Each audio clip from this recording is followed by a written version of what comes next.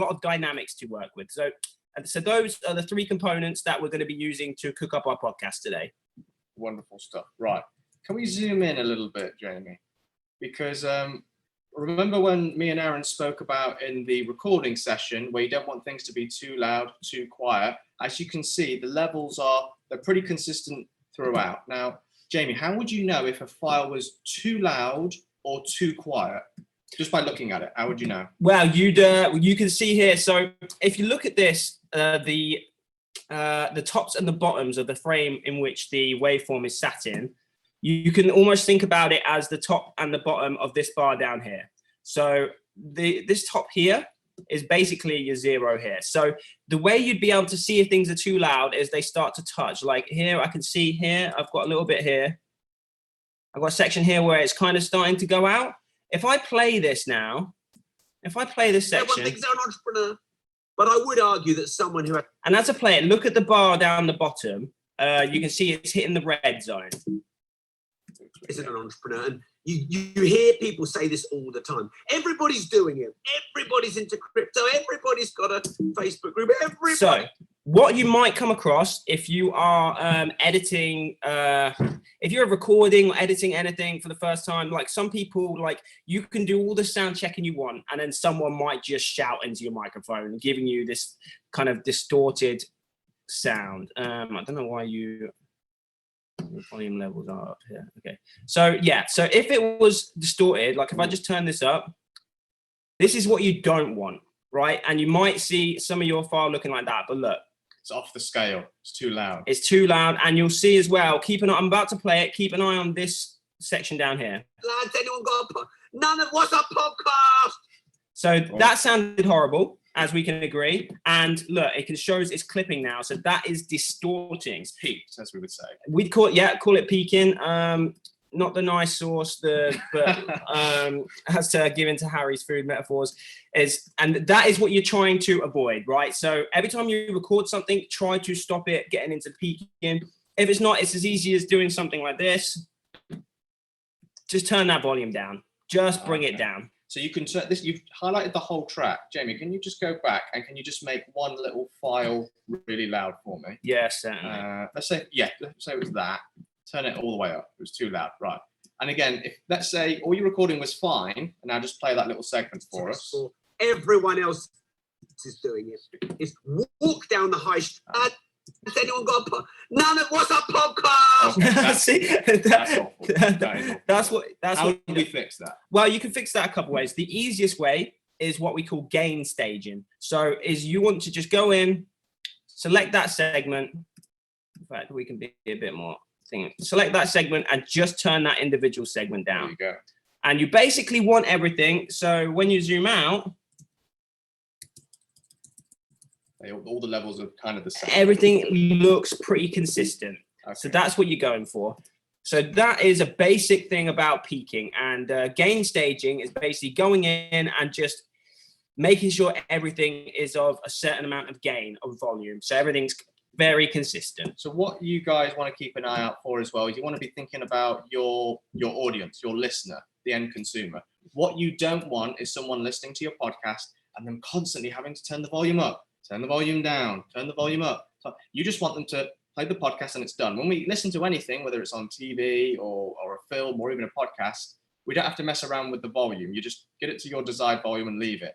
And that's that almost what separates the amateur from professional. If you're having to, as the viewer, as the audience, constantly turn the volume up and down because things are too loud, too quiet, it's not edited correctly. So again, you don't want any of that. You don't want any poor recording or poor editing to affect your content in your podcast. So this is why we would amend it, get everything all sorted in the editing so it would sound great and no one has to mess around with it. Yeah, like you know how like sometimes you watch TV and you're watching like a really intense dramatic bit and then an advert will come on and you'll be like, oh my God, like, God damn, why is this so loud? You don't want that when you're like right in people's ears, like, because then you're just projecting loudness into their brains. And then you don't want them to click away from your podcast. You want them to keep watching your podcast or keep listening to your podcast rather. So that's what we want. You want to come in and do a little bit of cleanup. Just basically, if you're worried, if you've got a lot of stuff going out of the bounds, there is tools in Audition where you can do an automatic declip. We're not going to go too much into that at the moment. If you do have any questions and you're a member of a podcast collective, just ask me in the Facebook group. I'm always willing to just help you one-on-one. But for now, we're just going to assume that we've gone through, we've tackled all. Let me just see if there's any more problem points. No, see, Rob's been doing this for a while now, so he's pretty damn good at it. Before we move on, actually, could we just play the first 30 seconds just so everyone can have a listen to it, kind of what it sounds like right now? Indeed. Stupid things entrepreneurs say, rant mode fully on. So as you can see, that already sounds pretty good, because like we said, we've got Rob's been doing it for a while now. He's getting good at what he's doing, which is an audio editor's treat. So let's just say, you're assigned to this edit, you're working on it right now.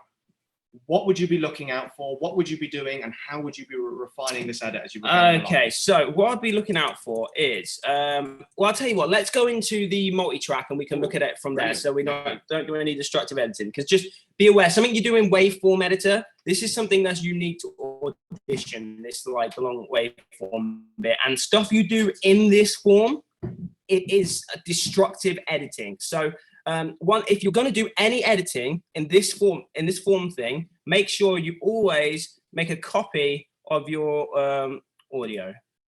So I'm actually gonna, just to be on the safe side, we're gonna go into episode one folder, and you can see that's our project file, by the way. The PKF is our project file that we put in there. This is WAV. So I'm going to duplicate this.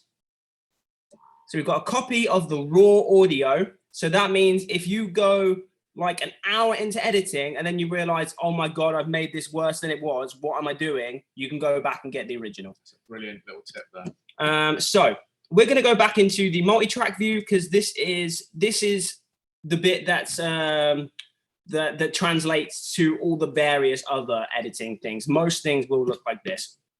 So let's bring in the start. The start of the podcast always has the ident, the musical number. Let's bring that first and let's put that on track one. So do people need an ident? Yeah, you don't need an ident necessarily, but audio branding is just as important at this day and age as visual branding. So when you listen to TDE, you know what you're getting in for, because you can hear the like, you're coming in for a TDE, and you hear that, and then you will recall, oh, that's Rob's brand. So it's good to have some sort of musical sting, something like that, that your listeners can very easily just recognize as that's your brand. It's a very interesting thing, kind of, you said that about audio branding, because it's been around for absolutely decades. It's something actually for Rob's brand we probably only started doing about 3-4 years ago. But when you think of famous audio idents, Intel, Ba ba ba ba ba. I'm loving it. Yeah, now I'm hungry. Yeah, exactly. So that's the important thing with an ident. It's worth, you can make a good ident out of getting some royalty-free music and speaking over it, but it is worth going on something like Fiverr or something like that, or if you are outsourcing your things, getting your editors to do it for you, and just get a little 10-second sting like made up. It's so for the long term, like kind of healthier brand moving forward, it's very, I'd say it's very important. It is. And you actually said something very interesting about music. This is again another question we always get asked quite often. Where do I find music? How do I find music? Now, it's a bit of a minefield when it comes to music. In theory, you can use any music you want, but if you want to start using Queen's Don't Stop Me Now, get ready for a nice lawsuit coming your way. So we do recommend going down the royalty-free and Creative Commons music. You can just search on Google and find many sites. The music we use, we do pay for it. So that's what's classed as royalty-free. You pay $50 once, and then you own it. You own a license to use it forever. Now, we use a site called Artlist, where you pay a subscription of $10, $20 a month, whatever it is, and you can use whatever music on there. That might not be the best start for you guys, so start with something that's free. SoundCloud have a Creative Commons option to search for, and you can get lots of free music from up-and-coming artists. Yeah, YouTube as well. YouTube, really simple. Just type in YouTube royalty-free music, and you'll soon get taken to a section where YouTube has now. Be aware, obviously, loads of people are using that YouTube music, so that's probably a good place to start. But if you really want something a bit more a bit less commonplace, then that's when you want to start to get into the paid stuff. But just to get started, get in there, grab some YouTube stuff you like. You can search by genre, you can search by mood, you can search by what instruments you want to be in it. So 100%, I agree with that. Yeah. So YouTube's a good place to start. So now let's flash forward. You've got your ident made. You're super happy with it. We're going to hear it one more time. Pumped, I'm ready. I'm ready. I'm ready for a Rob's rant. And so we've got our ident in there, and that's on channel number one. And we can see down here as well, we can see the sort of average volume it's playing at. Now it's kicking about the -6 mark. That's a very nice, safe place to play. You don't, when you're editing audio, to be on the safe side because of how much it gets pushed up when you upload it to different websites. Don't go any higher than -3. That's what I would advise. Try not to let it go any higher than -3. Basically, if you're dipping into the red, you've gone too far. It's like Goldilocks. You don't want it too hot, too cold. You don't want it too warm, too loud. You want it that yellow. Right? Yeah, exactly. Everything I know is just food. I love your analogy. So you can see that's starting to go red there, right, at the -6 mark. And that's as far as we want to go. So that's them. We bring in the next piece of the puzzle, which is our episode. And we're going to bring that in on a separate track, okay? So we're going to bring Rob's talk in. We don't want it there. We want it here. So let's put it all the way to the start. Let's see what happens. So you don't want it like this. Yeah, you want it on track 2, but what you don't want is this. It's just a mess, right? So it's muddled now, isn't it? Yeah. Let's play that one more time just in case. So we've got now just. Rob's talking way too early, isn't it? So he's talking to you. So this is where we need to get a little bit creative with timing, and we can easily do that by just clicking and holding on the waveform and just dragging it. It's really nice and user friendly. You just drag it, use it around, move it around, and you can even zoom in. I'm zooming in just using the plus and minus, by the way. You can just zoom in and you can very accurately get that to where you want to be. So let's just go here. Let's have a listen to what that sounds like. Stupid things entrepreneurs say. So there we go. We're in about the right place.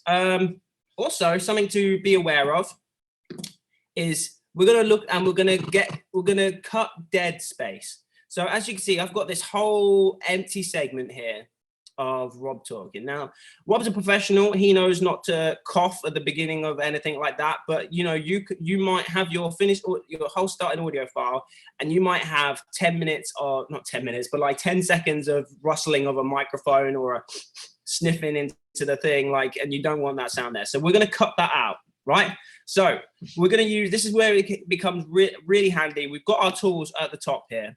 So you can see this is our arrow tool, a move tool. We've got a razor blade, and then we have this slip tool. Don't worry about the slip tool right now. We really just want the arrow and the razor blade. So I'm going to select the razor blade. If you're using Audition, you can easily select that by just pressing R on your keyboard, but I've got the razor blade now. So as you can see, when I hover over this file, it's got the razor blade symbol. So we're going to do easy. We're going to make a cut just by left clicking. And you can see that's now split that into 2 segments. So I can now go back to my arrow tool and I can move that around how I want. That's brilliant. Jamie, can you show us another example? Can you go find a segment, which shouldn't be very hard, of like Rob swearing or something that we want to cut out? How would we take that out? Okay, so first of all, I'm just going to delete this clear space by pressing backspace, and it's gone. Okay, so that's gone now. So let's hover around, and what's a good thing to do is sometimes you like to cut out a bit of air. So I can see there's a gap here, right, between Rob saying his thing. Ramp mode fully on. And there's a couple of seconds of dead air. Now that's not too bad, but sometimes you might get a longer segment. Kills the pace, isn't it? Even just that 1 second, it just slows the pacing down. Let's play it one more time. Say ramp mode fully on. So let's get rid of that. An entire second and a half of not talking here. So now you can also pretend maybe maybe there's a click that someone's made. Maybe your dog's come in and just bark midway through a sentence, and so that would be in this space. So what we're going to do is we're going to cut this gap segment out. So we're going to select our cut tool again, And we're gonna make a nice estimate. We're not gonna cut into any of the waveform. Now, this is very important. Don't like, so for example, if I make a cut here midway through the waveform, we're gonna have a problem where it's just it just pops in and out. We don't want that. So That's terrible. Yeah. I'm gonna undo that. Command Z, undo. Command Z is your friend when you're editing. Believe me, you will press Command Z more than any other button on here. So we're going to select our cut tool again, and we're going to cut this segment out here. So this is a gap segment, but you could imagine there could be a dog bark here. There could be a drop here, anything like that. So we're going to cut this out by, we've cut our segment out there. Now we're going to select it, and we're just going to hit backspace to delete that. So now that segment is gone, and it's just silence there. Mode fully on. If I hear any. So now what we're going to do is we're just going to left click on our waveform and just drag it a bit closer. So now we have a bit more. Say ramp mode fully on. If I hear any. And it's just quicker in there as well. Now you can really, if you are finicky like me and you're a big timing fan, you can sit here for ages being like, nah, it's good like that, and you can just keep playing it and playing it and playing it. But for now, we're just going to have that. If I hear any, and that's all good. One thing you can do with Audition, which is very handy, if you're using other audio software, you have to do an extra step with this. But what this does for you is you push that in. You can see it's got this crossing arches symbol here. That just shows you it's cross-fading the audio volume in. So what that's doing for you is leveling it out to make sure there's no sudden drop and then sudden pickup of audio volume. So if I hear any other, so there we go. We've made our first edit cut. So what I can do now is I can go through this and I can be like, okay, there's another gap here. I'm going to cut this gap out here. And there's another gap here. I'm going to cut that. I'm going to cut that, etc., etc.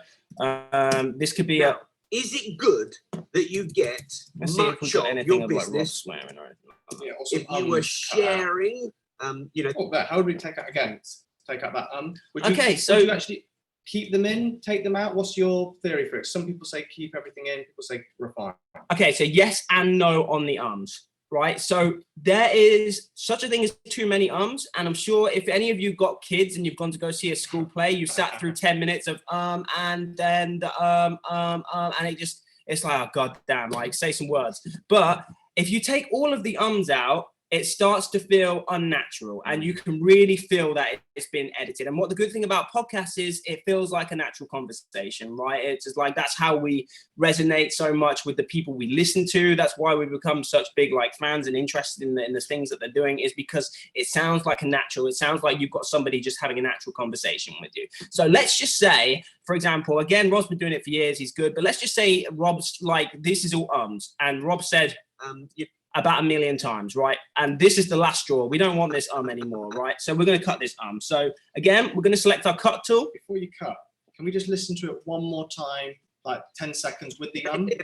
credit if you were sharing, you know, their services. Now that's more like an affiliate. Listen to it without the Okay, so we're just going to zoom in here to get us. I've lost the now. Here it is. We're just going to zoom in here to get as accurate as we can. So you can see here as well, we've got the further you zoom in, the more you can see where the audio waveform tails off. So we can see there's some silence here, so we're good to make a cut. There's some silence here, so we're also good to make a cut. We're not cutting into any pieces of speech, so it doesn't sound unnatural.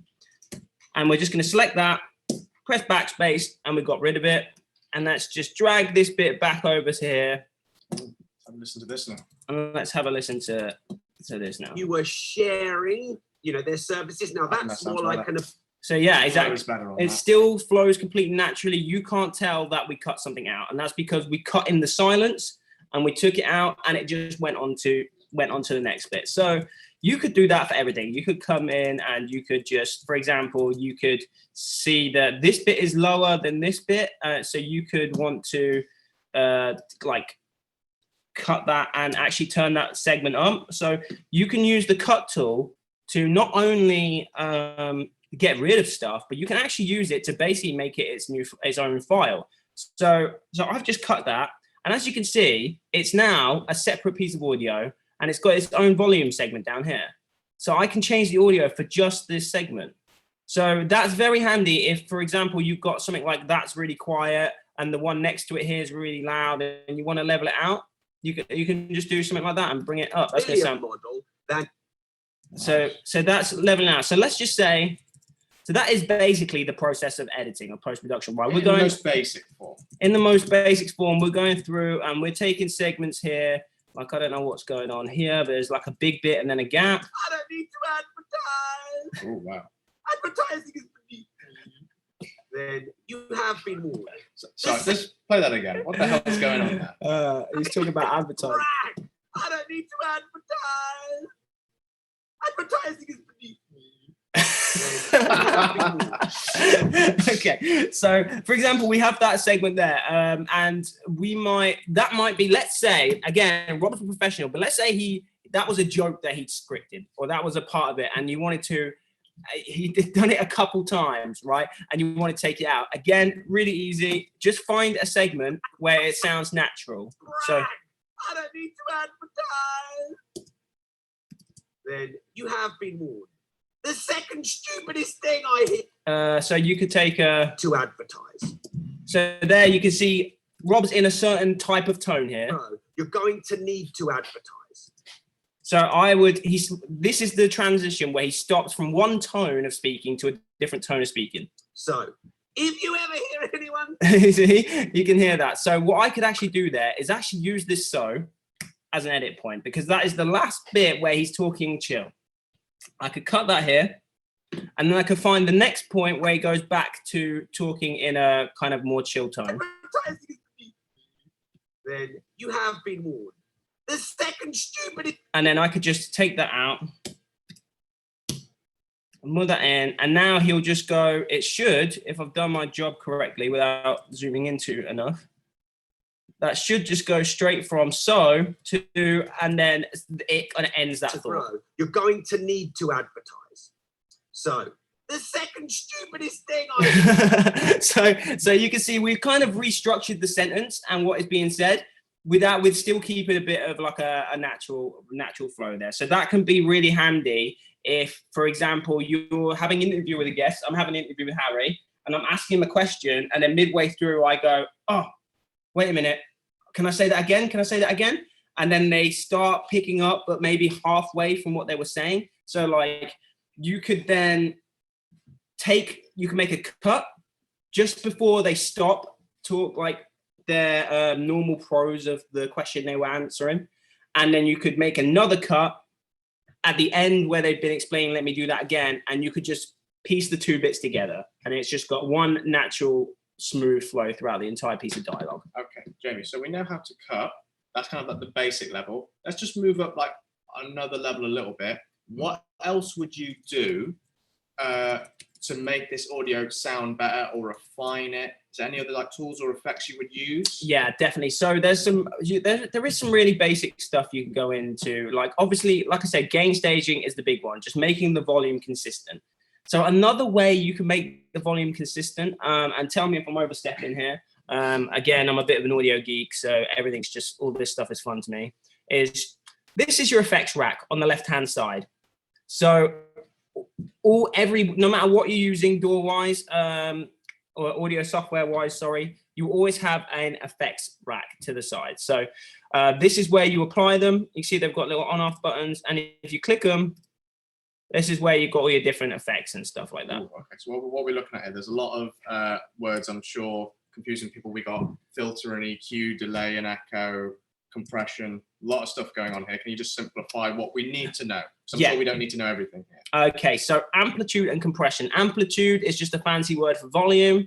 And compression is basically the act of squishing your volume. You're compressing your volume together. So you're compressing your, really quick thing of compression as a way to understand it. You are compressing your quietest sound, and you're taking your quietest sound and your loudest sound, and you're squishing them closer together. That's what compression is.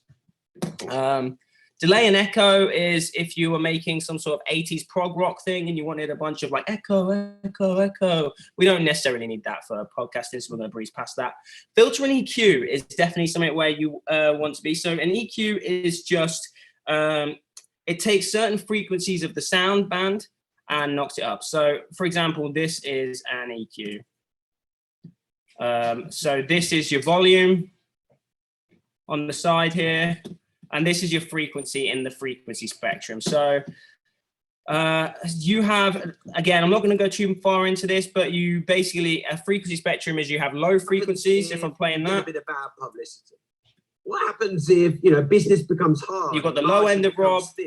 What happens if high you end. do need to grow quite quickly? And you do need to make more money in a short period of time. There's no You've way got the high end of Rob. So that's how you can see, this is your audio frequency spectrum here. And you don't need to worry about this too much, but here's a quick tip for you. This is also a way to make you feel like a master editor without actually doing much. And you can show your people I'm really good at editing, but it's not.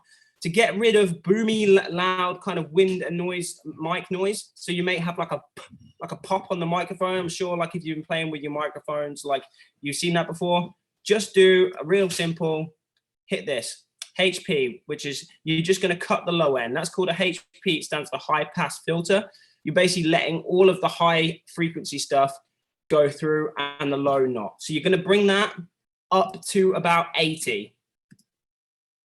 And there you go. You cut out wind noise and you're an expert mixer already. And now you can go away and start charging people for your editing services. Right. Let's say we wanted to make Rob sound like Barry White.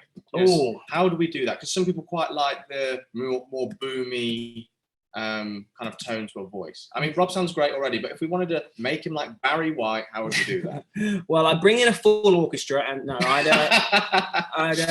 so this is something as well that you can do. If you have a cheaper microphone, it might sound a bit tinnier to you. So this is a great way to kind of get that lush radio deep end. So first thing you're going to do is you're just going to bump the low a tiny bit, right? A tiny bit, not much. Don't go over the top. You're just bumping the low end of the frequency spectrum up the tiniest bit, okay? But I want him to be full Barry White. You want him to be full Barry White. Okay, well, we're just going to do that now. We're affecting that tiny bit, and this is where compression comes in, okay? So we're going to hop back onto our effects rack, and we're going to take a piece of compression. Now, compression is so important, right? I don't know how much this goes into basics, but compression is so important because it's really going to help you get a level, consistent volume throughout the entire podcast. So you can have bits where people are talking quietly, as you can see in Rob's bit here. Here's a quiet moment. And you can see in this quiet moment, you can see the green down the bottom is we're all the way down at -26. But if I come here, it's all the way up to -6. So there's a big jump by about 20 decibels there. So what we're doing with compression is we're just reducing the amount of volume difference between the quietest point and the highest point, and able to get a consistent volume level. Very easy. Ratio is how much you're turning things down by. You will have in your settings whatever thing you're using. There will always be presets, and Harry, I'm sure you can attest to this. People think presets are cheating. Presets are a lifesaver. Okay, so I'm just going to click voice thickener. Here we go. Okay, so what this has done, just to show you, it's put a ratio of 4:1. So what that means is basically going to, for every part over this threshold, it's going to turn it down by 4 pieces. But let's just play what that is now. Our referral program, we call it our ambassador program, and our Radio ambassador like, program. isn't it? Traditional radio. Yeah, you can see. So it's like that proper proximity, close proximity effect, and you can see is also here where we have a portal. We have keeping a pretty consistent audio level here. So now it's only bouncing between like 2 or 3 decibels instead of 10 decibels. So that is a little bit of compression goes a long way. Just if you go too far, then you will actually sound like Barry White. So you can go too there's far. a You can balance. do all this, and it will turn it all the way We down. pay really nice commissions. But we just do want it to every nice- now be and nice and again simple. special. Okay, so now let's just say we have done all our editing. Is there anything fancy you want to do to this, Harry, or do you want to keep it as natural Let's as possible? keep it as natural as possible. Let's say, because we've only got about 10 minutes left. Let's say we've gone through, we've refined, we've taken out the ums, we've put the nice compression on. Let's say the edit, we're really happy with it. What's the final thing we would do? Okay, so first things first, we need to put our closing music on there. So I'm just going to move If this you can window. minimize that. Nice one. Yeah. So we're going to put our closing ident on there.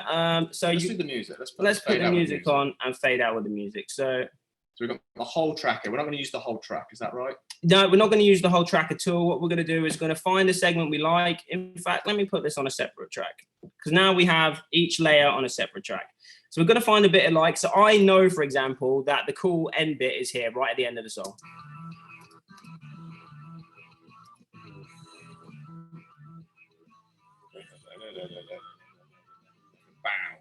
So what I'm going to do is I'm going to make a cut just before that. I'm going to get rid of the rest of the track. Anticlimactic there. So I've got the track here. So what we're going to do is we're just going to piece this onto the end. We've got Rob saying bye. You all, and remember, if you don't risk anything, you risk it. Everything. Okay, so we've got that there. So what we're going to do is we're going to drag this along. Okay, so you can see I've done this a few times. So I've got the time in already there. So he's going to say, you don't risk everything, you're going to risk everything. And You don't then risk anything, you risk it. We fade the music in. it's gone straight into it. Yeah, exactly. So you've got that segment, you found your bit where it's going to go into the actual bit you want. So what we're going to do is this, by the way, instead of cutting, you could just grab the end of your clip and drag it in and out. And all that's doing is basically, it's almost cutting it for you without deleting any of the segments. So what I would do is always bring it a little bit before, and then you can fade it in. So you grab the corner here, you see this little box? Everybody see this little box? You grab that and you just drag it along. And now that is our fade in. So if I play it now. Remember, if you don't risk anything, you risk it. You just keep playing with it until you're happy with it. It comes in nice and smoothly, and you keep playing that until you're happy with it. So now we have, I'm just going to bring the volume up so it's consistent with everything else. Remember, if you don't risk anything, you risk it. And now we have a finished podcast episode. We finished editing our first episode of our podcast. We're gonna Rogan, watch out. Yeah. Right. So let's say, like you said, we're done. We're happy with everything now. This is a complete edited episode of our podcast. How do we actually get it out of the software? Right. Good question. So what we're gonna do, right? We finished our episode. Everything's good. Now what we do, we go to File, and we're gonna go down to Export. So export. Now, be aware that if you're using some platforms, it might be called bounce. Bounce and export, basically the same thing. It's just an audio terminology, isn't it? Yeah, it just means I want this out the computer, please. So, so you want to go export, and we're going to go to mix down, multi-track mix down, but this might say project on whatever file you're using. Go to multi-track mix down, and we want the entire session. So that's everything, not just one track.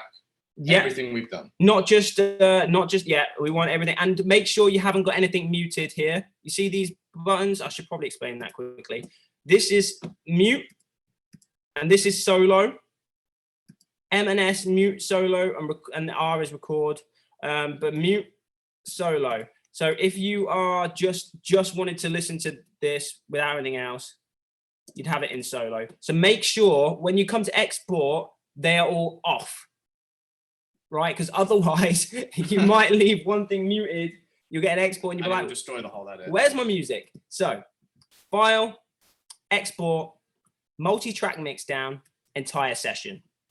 Right, what we're looking at here, there's lots of numbers and stuff like here. Okay, so this is basically it's telling you the format in which the file is going to come out the other end. So it's going to be called episode 1 Mixdown. Should we keep it as episode 1 Mixdown? Let's call it Rob's Rant. Let's just call it Rob's Rant.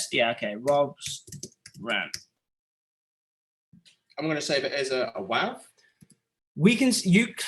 It's better to save it. Everything online is mostly distributed as an MP3. So to save any type of conversional errors, let's go straight to MP3. Brilliant. Another tip as well. We always obviously record in the highest quality as we can, WAV, but we always export an MP3. Remember, a lot of the people who are going to be downloading your podcast, pretty much everything's on phone using data. If you have a WAV file that's 500 megabytes and you're expecting people to download it, it's a big file size for them. Some podcast host platforms are going to charge you bandwidth. So you want your files to be as small as possible. And that's why every song on Spotify and anything you download on the internet is basically MP3. Yeah. So it'll be a nice small file, but still keep the quality. That's a very good point. Yeah. You are basically saving yourself storage space, and compression is so good these days that you don't lose too much quality. So don't worry about that. So we're going to keep it at 48,000 because we recorded in 48,000, and we're just going to keep that. We want that same quality level. So we're going to keep that at 48,000. And we're going to keep it at 16-bit because that's what we recorded at. And then I'm going to take away the markers and other metadata. I'm going to unclick that. And I'm going to unclick file, open files after export. Now I'm doing that just because I don't want any feedback on this stream. If you wanted to re-listen to them and watch them after you've edited it, you could have that, but I'm going to untick that for now. And I'm going to browse. And I'm just going to make sure it's in the right place. So I'm going to find my podcast episode 1, and I'm going to put it in the edited folder here. And I'm going to press save. And then, so everything looks right on this file. You double check everything. And then once you're ready to go, you press OK. And now while that does its thing, it's going to be exporting everything into one stereo file for me. So now that has done its job. Can we have a look at that file? We can indeed. So let's go over to desktop. Let's go into edited, episode 1. And there it is, Rob's Rant.mp3. Let's play the first 20 seconds of this. Stupid things entrepreneurs say. So there we go. Upload it straight to our platform, and away we go. And now you have your edited podcast episode. So if you were following along there, congratulations on your debut podcast episode. If you weren't, I'm looking forward to hearing yours once you share them in the podcast collective on Facebook. So from there, that's where you upload them to the distributors, and that's where you do your launch plan, which Rob's going to be talking about later anyway. That is right. Okay, everyone, we have reached the end of our segment today. However, we've still got about 10, 15 minutes left. This is your chance to get any questions you have in. You're going to have me and Jamie for about 10 minutes or so send your questions in. But I've got a question actually first for you, Jamie. As someone who's experienced, who's been editing podcasts for quite a long time, how long would it take you as a professional to edit a half-an-hour podcast episode? Ideally, if Aaron, my boss, is listening, I'd say half an hour. it can take, so really that would probably take, one episode would probably take me about an hour because I know what I'm looking for. I know a lot of the quality that we get from our clients is going to come in at good quality because we coach them to get that quality. But it could range, right? So when I first started editing, right, believe this or not, Harry, when I first started editing, guess how long it would take me? Oh, hours. Yeah, hours. Even sometimes I'd make YouTube videos that were already 10 minutes long and it would take me a week because you're getting your stuff all over this. So just a few things that are easy, right? Don't overdo it. Don't go over the top. Less is more. And it's always, again, you can save yourself so much time.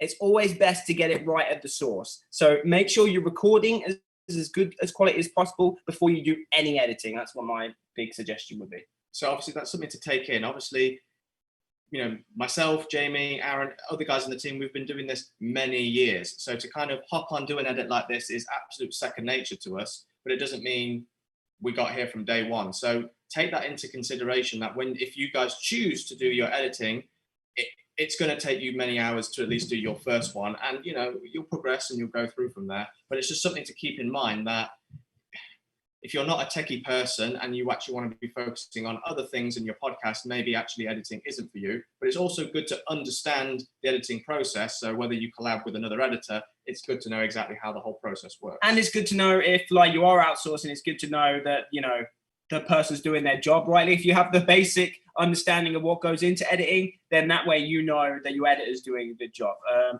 We've got a great question down here. Will you be able to tell if something has been adjusted? If yes and no.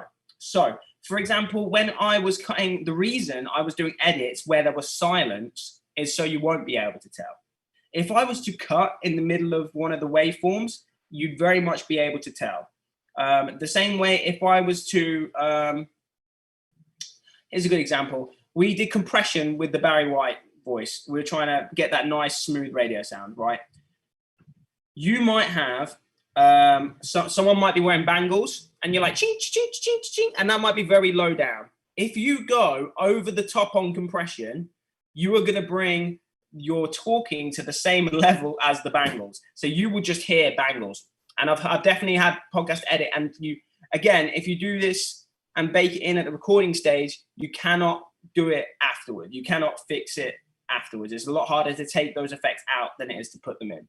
So that's just something to be aware of. Yes, there is too much audio editing. You can cut too much. And the great thing about podcasting as well is it's supposed to be natural, right? So the best you can get your actual conversation flowing without having to do too much editing, the better, because you basically don't want to do too much and make it feel unnatural. Got another question here. Can you use GarageBand to edit a podcast? Yes, you can. I'm glad I've got the GarageBand fam in here. Yeah, I'm a massive fan of GarageBand. GarageBand is it's basically industry standard light. It's so good. You will have the flow exactly how we had the editing window like next time. The only thing is it doesn't have the tracks for you. You just right click or alt click, depends if you've got the left click on, and you press add track, and then you've got all your tracks on GarageBand. You can do everything we've done in here on GarageBand, including it also comes with your compressors and your EQs. Everything you can do that, you can do it in GarageBand, yes. Okay, we've got an interesting question from Tobias here. If you have a condenser mic, do you already filter / put a bypass on at the recording, thinking of the Yeti Blue microphone? That's the USB one, isn't it? Yeah, it is, yeah. Limiting in OBS, that's a software, for example, while recording video and audio at the same time, even if it records 3 kilometers away. Got any kind of analysis of that, okay, Jamie? so that's a good example of trying to get your volume right at source. So you have a condenser microphone, which is a great microphone, good choice of microphone, by the way. But the thing about a condenser microphone is it picks up everything. It is very sensitive. It does its job almost too good sometimes. So what I would say, if you are recording with that microphone, you probably do have a low cut on there. And the low cut will kind of look like the square root symbol. And basically that does what I was doing earlier with the HP, with the high pass filter, when I was bringing it up on the EQ bit, if everyone remembers that cuts off the low for you. So yes, engage that. So that way you won't have any puffs of air. That also helps with the pop filter and just to stop getting low rumble on there. If you don't limit, it records the street 3 kilometers away. That's so true. Limiting's fine because it stops you clipping. What you don't want to do is over compress, because like I said earlier, if you're over compressing, that's when you're going to hear the neighbor's dog the same level as you hear you. So don't over compress. Like I would honestly, I know it's tempted to save time by just having all of these effects on at the same time, but you really want as clear, as crystal and as raw file as possible to start with, so you can add stuff to it afterwards, because otherwise you could have an entire 3 hours pieces of content that you've done and you're like, that's amazing, like this conversation is going to change the world, that was amazing, I can't believe that, and then you go to listen to it and it's just a mess and you can't undo that. It's better to just have raw and then edit afterwards. So lots of good questions coming in here. Probably only got time for about 3 or 4 more quick ones, but is Audacity good to begin with? Absolutely, 100%. It's a free software. It's very beginner focused. Yep. It's a good place to start. Like I said, eventually you will get to some limitations on it, but to kind of start editing a podcast, it's fine. It doesn't really matter from a basic point of view, it doesn't matter what software you use, whether it's GarageBand or Audacity or even Audition. But obviously we use Adobe Audition because it's industry standard and we can do anything we want to do. One thing to be aware, I've seen a lot recently with Audition, is there's been some sort of scandal about where they send your data because it's free. So Audacity. Yeah, Audacity, not Audition. No, sorry, Audacity. Sorry, Audacity, which is a free one. There's been some talk about it sending your data over to the Russians or something. So I'm not personally going to recommend that one, but it is there if you don't care where your data goes, which a lot of us don't anyway. So I would, again, if you've got a Mac, GarageBand's a good way to go. Yeah, or this is perfect as well. I've got another good question here. Can you take a video intro and use that as audio? So taking video and turning it into audio, into an edit. Yes, you can. Yes, you can. So you can take the whenever you put a file into an editor, it's going to separate the video and the audio file for you. So what I would do with that case is, if you've got, for example, if you've got the Adobe Creative Cloud, right, you will have access to Premiere Pro, which is a video editing software, and you will also have this, which is your audio editing software. Take your video clip, put it into your video editing software, and you'll see it separates the audio file and the video file, and there'll be two separate waveforms. What I would do then is I would unlink the two, and you could delete the video and you just have the audio, or you can, the same way we have the mute buttons on Audition, you have kind of like an I, which is like a mute for video. Press that, turn the video off, and then basically just export just the audio. And then you can drag that in at the same way, and it will look just like we got the idents and the music on here. I think time for just one or two more questions. I'm just kind of going back just to make sure we haven't missed. Yeah, I saw that one about you've got GarageBand, Logic, and Adobe Suite. I love Logic Pro. I make all my music in Logic Pro. It's a fantastic piece of kit for dialogue and for spoken word. The amount of free tools that come with Audition and the Adobe Suite is second to none, because I could have got into it for hours, but there is, like, for example, you can it uses AI to listen. You can select a piece of wind noise. So say you're outside and it's like, you can select that piece of wind noise, and you can use Audition's AI basically to notice that throughout the rest of your track, and it can remove it. It's really amazing. So I would always recommend Adobe Audition. Right, what other questions we got, Harry? One final question. Do you want to choose one, Jamie, or shall I? Yeah, go on. You throw one at us. Do you use things like a de-esser? De-esser, yes. Okay, so de-esser is, I didn't put it in there because Rob didn't need it. De-esser, so sometimes you'll listen to something, depending on how your mic is set up, you'll hear a lot of harsh sibilants, and that's what's called sibilants. So basically it's words where you got a lot of build up in high frequency, and it's normally kind of pushed. It's to do with like pushing air out your mouth, right? That can get very grating, and you can get what's called fatigue in your ears. So a de-esser, what it does is like the compressor, but a de-esser listens to the area of the frequency spectrum where your S's sit, and it will bring just that section down for you. So it will, like, you'll say, I'll be like, sizzling sausages, said Sam the Serpent Senior, and it would be like, it would take it down as you're saying it. So yeah, definitely use a de-esser. Wonderful. Right, we have reached the end of our editing session and the end for myself and Jamie here today. It's been an absolute pleasure. Just some closing thoughts from me. I know a lot of people watching this might not necessarily be technical people, but whether you use an external outsourcer to edit or you edit yourself, it is vitally important to kind of know the process of editing. So you kind of know, if you're working with an outsourcer, you know when they're, excuse my language, bullshitting about how long edits take or what can and can't be done. It's a very important process, editing, knowing how it works. Again, like what Aaron was saying before a few days ago, you don't want to go into the edit having to fix 90% of things. You want to make sure your recording is fine, so you can just spend 10% of that time, getting the edit, good and smooth, and get it out there. So is there any closing thoughts you have, Jamie, for wonderful people about editing. No, I think that's basically the 101. I'm sorry if I went too much into stuff. Again, I'm a geek and I love this stuff, so I can maybe talk a bit fast. For everybody in the chat asking if there's going to be recordings for it afterwards and stuff, and if you've got extra questions, jump into the Podcast Collective Facebook chat. Just type in Progressive Podcast Collective. Ask to join that page. I moderate that page, so I'll be available for any questions that you have afterwards.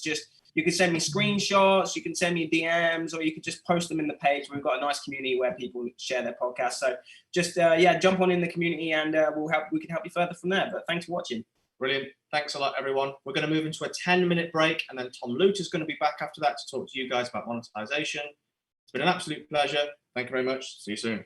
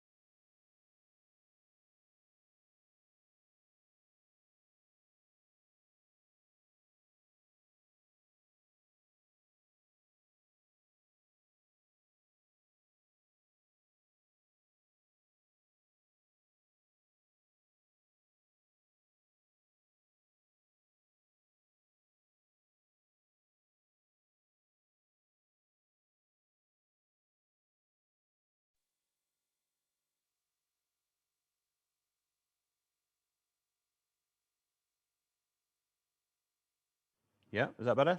Yeah. Fantastic. Good afternoon, good morning, good evening, everyone. Our wonderful global audience. Nice to see you again. I hope you enjoyed our first session of the day with James and Harry, and you learned a little bit about editing, even if it's not something you're going to do yourself. If you have any questions then that you didn't get a chance to ask, they're not back on again today, but they both are in our podcast collective Facebook group, so you can ask questions there. Hi again, everyone. Hi, Tiffany. Hi, Betty. Hi, Scott. I hope you're all doing well today. Yes, well, I'll crack on so I don't overrun, because yesterday I overran, and that kind of threw the agenda off for the day. I want to make sure we can finish on time today and get through everything, so I won't spend too much time monologuing here at the beginning. What I'm going to talk to you about now, before we then have, is it a lunch break after my slot, Callum? Fantastic. So next up, I'm going to be talking about monetizing, further ways to monetize, very specifically the stuff I specialize in, which is premium content and then using ads if you wanted to use ads. So we talked a decent amount about ads yesterday, but a little bit extra on top of that about how you might price your ads and structure your ads, etc., if you want to go down that route. And then after that, you'll have a short break for lunch or whatever, wherever you are. And then Rob's going to come in and he's going to do everything about launching and marketing your podcast. So now you've built this wonderful content machine that puts out a great episode every single week, how you can consistently market that, and also how you can launch it and make it epic. And then he's going to close the day with a new session, which is, this is the first one we've done these. What's great is we've been running a version of this podcast course for 3.5 years now. And when we started, it was 1 day, and then it was 2 days, and it was 3 days, as you know, and we've evolved the content. And it's really exciting to be doing training in what is a growing and changing industry, because we get to talk about new things all the time. You know, this slot I'm doing now, for example, was completely rewritten in April this year. Because stuff changed and Apple and Spotify released stuff. So it's really exciting. And Rob's doing a whole new section that we haven't done before about repurposing your content and looking past your concept of having a podcast and more to the concept of having a show, which is available on all different platforms. So that's going to be really exciting as well. And you get to talk about that. Callum, I can see some people asking about replays and stuff. Do you mind replying to them? On whatever that situation is. Cool. All right. So let's get started. So what I'm going to cover in this slot.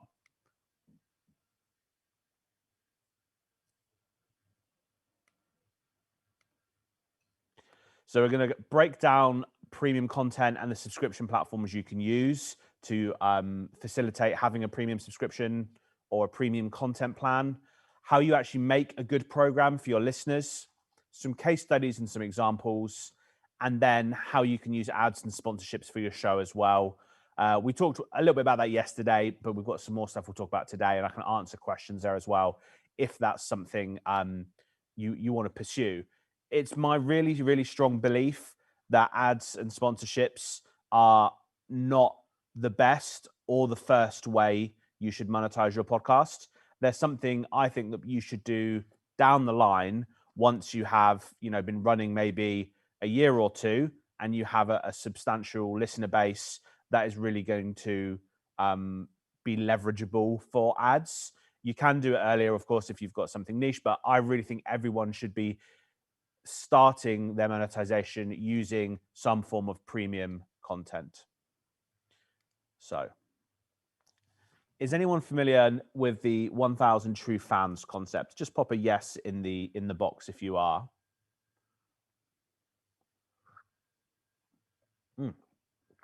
Awesome. So I can see a few people are, a few yeses, a few nos. Okay. So the 1,000 true fans concept, it was probably been around for longer than this, but was originally popularized in recent memory by Kevin Kelly, who's one of the founders of Wired magazine. And the theory goes that to make a healthy living, you don't need to have a fan base bigger than only 1,000 people, because if you can get $10 off of 1,000 fans, you've got $100,000, and that's a pretty healthy living. And then if you can do that every month, or you can get $15 a month of these people, all of a sudden you're making a really substantial living off of what is not a massive amount of people. And it's good to frame this to think that, okay, is there anything in the world that doesn't have at least 1,000 fans? And that can be worldwide. It doesn't have to be local to you, because podcasts aren't local products. They are products that can be listened to by anyone in the world. So if you think that in the entire world, there are at least 1,000 people that can listen and enjoy and be passionate about your show, you've got a foundation for making a living off that. So in the UK, if people, if each person of those, sorry, I got my math slightly wrong, but if you're using a premium subscription, which is what I'm going to talk about here, so the idea of sharing an extra level of content that is behind a paywall to your fans, and you had 1,000 people who each paid you £8.50 a month, you'd be making £100,000 in a year for just 1,000 of those people. Think about how possible that is, even in a single city.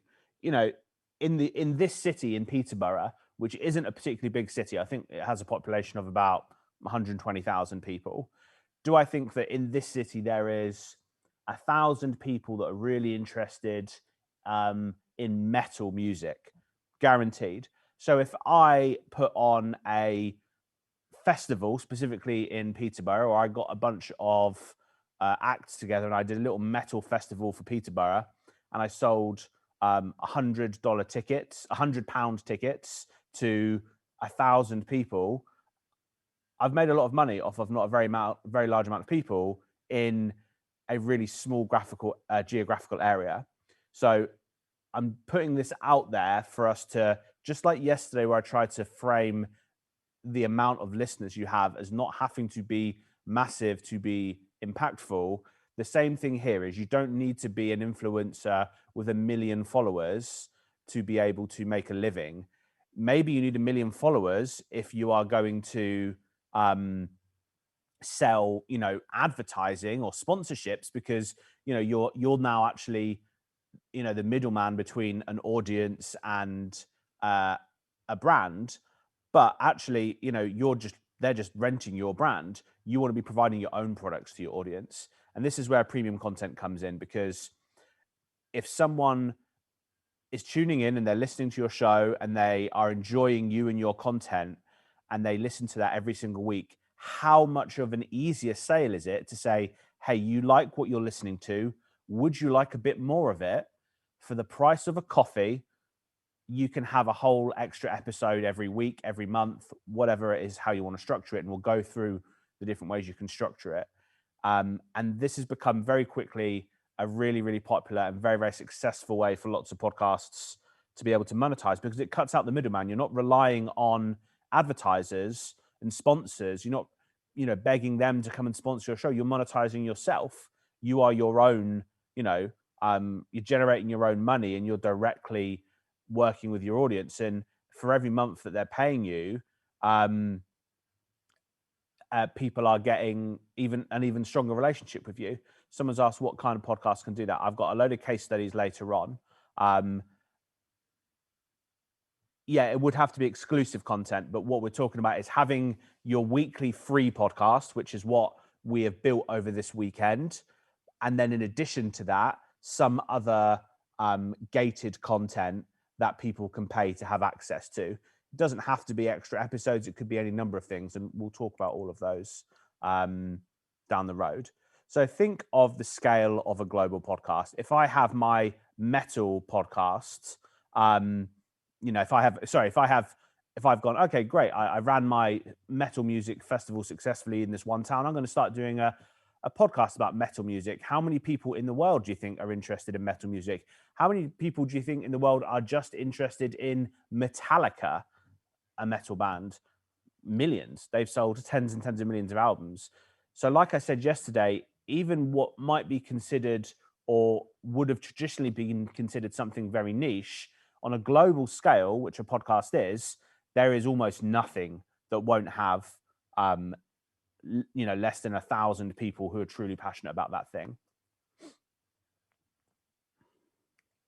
Great. So premium content. So this is a catch-all term that I'll be using for any paid or bonus program that you offer. So it used to be that there was only one or two ways to implement how you do this. And now there's a bunch. But when I'm using the term premium content, what I'm talking about is any situation in which on top of your podcast, you are offering some consistent monthly payment in exchange for some other value. Now, it might not be extra episodes, it might be any number of other things, but it's a consistent monthly fee that people will pay to access some extra value from you. They are a fan of you, they're a fan of your content, and you're going, want a bit more of this for a little bit of money. So when I'm talking about premium content, it's a catch-all phrase for anything that you might add additionally. It doesn't have to be just more and more episodes. So you're going to provide some form of extra value in exchange for payment. There are lots of different platforms that can facilitate this. You originally had Patreon as the biggest one. This year, in fact, in the last 8 weeks, Apple have launched their own subscription platform where people can now pay to be a subscriber, as well as maintaining obviously free subscriptions. Spotify launching it. You've got platforms like Supercast. They all work in a very, very similar way, which is someone signs up and, as long as they're paying, they get access to some extra content. These platforms are designed to be able to help podcasters set up these programs, and they are very easy to use. You don't need to be a techie person or someone that knows a lot about, systems and payments and stuff. What these systems do is they offer all of that for you. So Patreon, for example, they take a small percentage of all of your fees, but they then manage all the payment processing, all the billing. They provide somewhere where you can give that content. They manage people who are, canceling. So there is no work for you to do other than just go, oh, here's the extra thing that I'm providing my people, upload it to Patreon. They sign up through Patreon. So that's what these platforms are for. I'm not going to do a deep dive today specifically on the technical intricacies of all those different platforms, because I don't think that has a major value. Because they are all relatively straightforward to use. It's the kind of thing we can cover on our quarterly masterminds. And I believe all of you that are here today have access to those. So that's a quarterly event we run for people that are in our podcast community. And myself, my team, Rob, and we get other keynotes in every quarter as well. And we talk about more in-depth, more maybe specific or niche parts of podcasting, and we do industry updates and all that kind of stuff. Because like I say, it's an evolving industry, and learning all of this stuff just once, there's big changes that happen all the time. So if it's something you would like, a really specific breakdown of the actual, technical details of the different payment platform, different subscription platforms, please ask for that in the collective and I can add that to the next agenda. But I don't want to take up 45 minutes to an hour of today's agenda going through feature lists of websites. But just trust me, they are all pretty similar, and they all facilitate a customer paying you a monthly fee in exchange for you giving them something, and they're all the middleman in that process.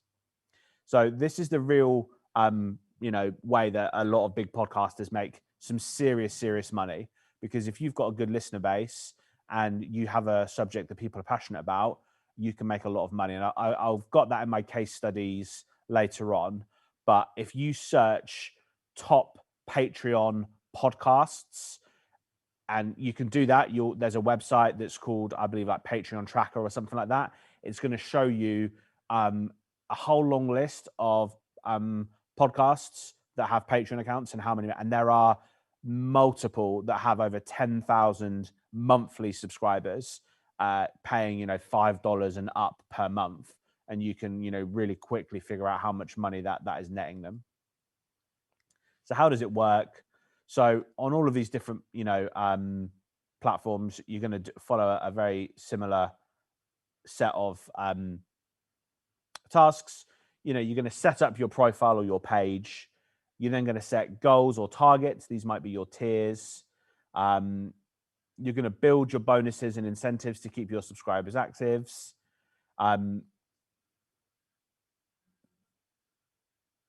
Yeah, there you go. Yeah, Candice, it's crazy, right?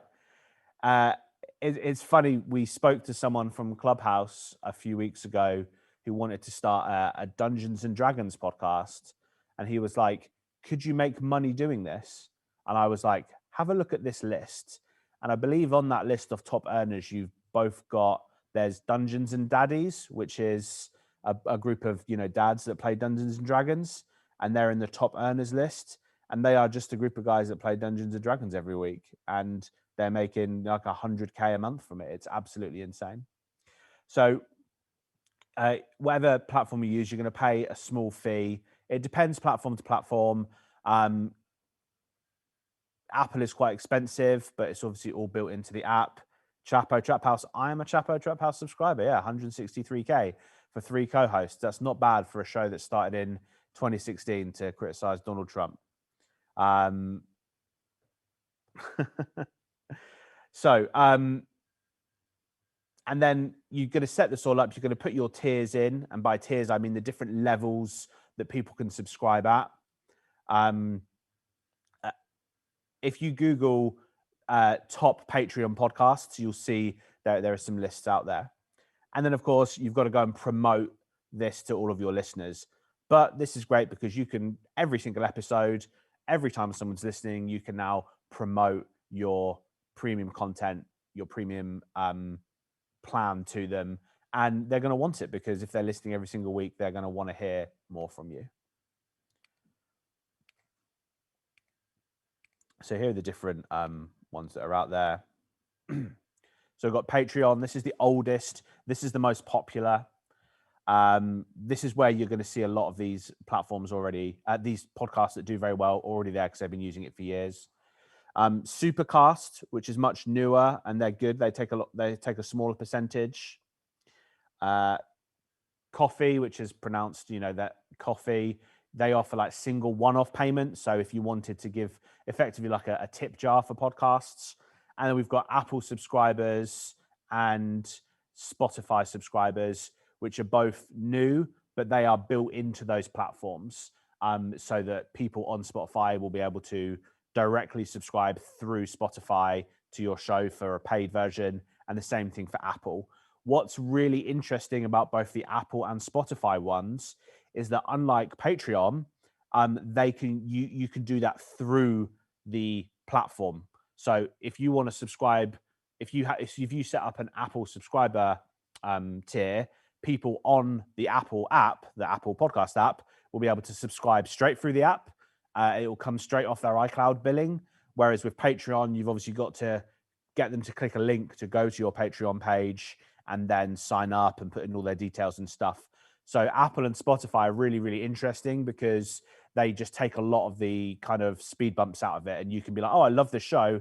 Oh, I can click one button and upgrade. Yeah, that's really easy for me. And anyone that's worked in e-commerce or marketing will know, the more steps someone has to take, the more drop off you get. So Apple and Spotify building that in makes things a lot easier. And we'll probably see a huge growth in the number of shows that are doing this, and the number of people that are open to doing this as well. So why would you use a platform rather than saying to people, please PayPal me £5 a month and I will email you a new episode? First of all, that's a huge amount of extra work for you. So why would you use a platform? You're going to leverage a trusted brand. They're going to handle the hard stuff. Patreon's going to manage all the complex and expensive billing, data protection, servers, all of that stuff. And it's a really great first step to train your fans to become buyers with the low cost tiers.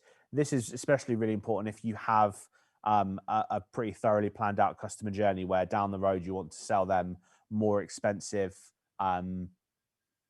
products, which might be courses, mentoring, etc. It's really good. We often talk about the concept of having a staircase of products, and you don't want your first step from turning someone from an unpaying but engaged listener to becoming a customer to be too high. So you don't want to go straight to, all right, if you're interested, here's my 997 product. No, if you're interested, you can sign up for £5 a month and, learn a little bit more. And then you go, okay, well, here's the next thing. That's, £100. And using one of these premium content is a great way to make money, but also start to train your listeners to become buyers, and also get them somewhere that you can talk to them more directly. Because remember, everyone that's listening to your podcast, they're listening, but you don't have any of their data. You can't speak to them, you can't email them, you can't contact them. Whereas if you have a premium content platform, you can see all those people's names, you can see who is subscribed, and there is a lot of good ideas around having a very, very low scheme, even something that's like, say, 99p or $1.99, just to get people's details so that you can start talking to them. I heard of someone who pays to get a podcast without the ads. Yeah, this is really popular. I've got a case study later on that covers this. It's phenomenal. It's actually, I'll spoil it a little bit now, but it's a super magic methodology if you can get it to work, because you have a podcast and they'll go, great, let's say we get 10,000 downloads a month. So I can now start selling advertising because I've got a good number of listens. And then so you sell your advertising, and then you say to your listeners, hey, if you don't want to have to listen to all the ads, join my premium content and I'll give you a version of the show without the ads. So you get paid by the advertisers, and then you get paid again by your really diehard fans to not have the adverts. So you get paid twice, which is just absolutely crazy. And I've got a great example of that later on. And yeah, it's a really, it's the reason people pay for Spotify Premium. It's a reason that people pay for YouTube Red, which I think is called YouTube Premium now, because they don't want the ads. Would the advertiser be ticked off? You'd want to be upfront with the advertiser, but not everyone will ever become a premium content subscriber. Normally, you see a conversion rate of anywhere between like 5 and 15% of listeners become paid content. So, you'll still get the vast majority of your listeners will still hear all the ads. So why is it great for podcasters? So if you're already creating regular content, subscriptions and premium content is the perfect next step. You're already doing the hardest possible thing, which is consistently, regularly creating quality content. All you got to do is build a bit more of that and sell it, and you've got it already in existence. Why is it great for podcasters? You're starting to build a dedicated, contactable fan base, which is something you don't get if you don't have this, because the listeners are always on the other side of the app. You don't have any of their info other than seeing the number that listen every single week.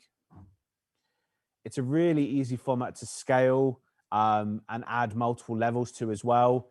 You'll see a lot of podcasts, they might start with just having one tier, but over time they'll add multiple tiers into the process, so that, you can see somewhere they have tiers of up to, $100, $200 a month for their super fans.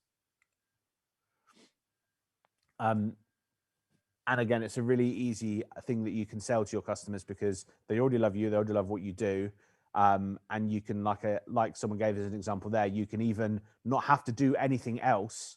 The people that are paying to have the ads removed, they're not giving you anything extra. They're just taking away ads. So there's, the amount of the effort to earnings there is really low, which is great.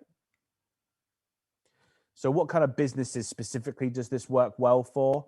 As in what business, what topic or business do you have that you're using your podcast to support?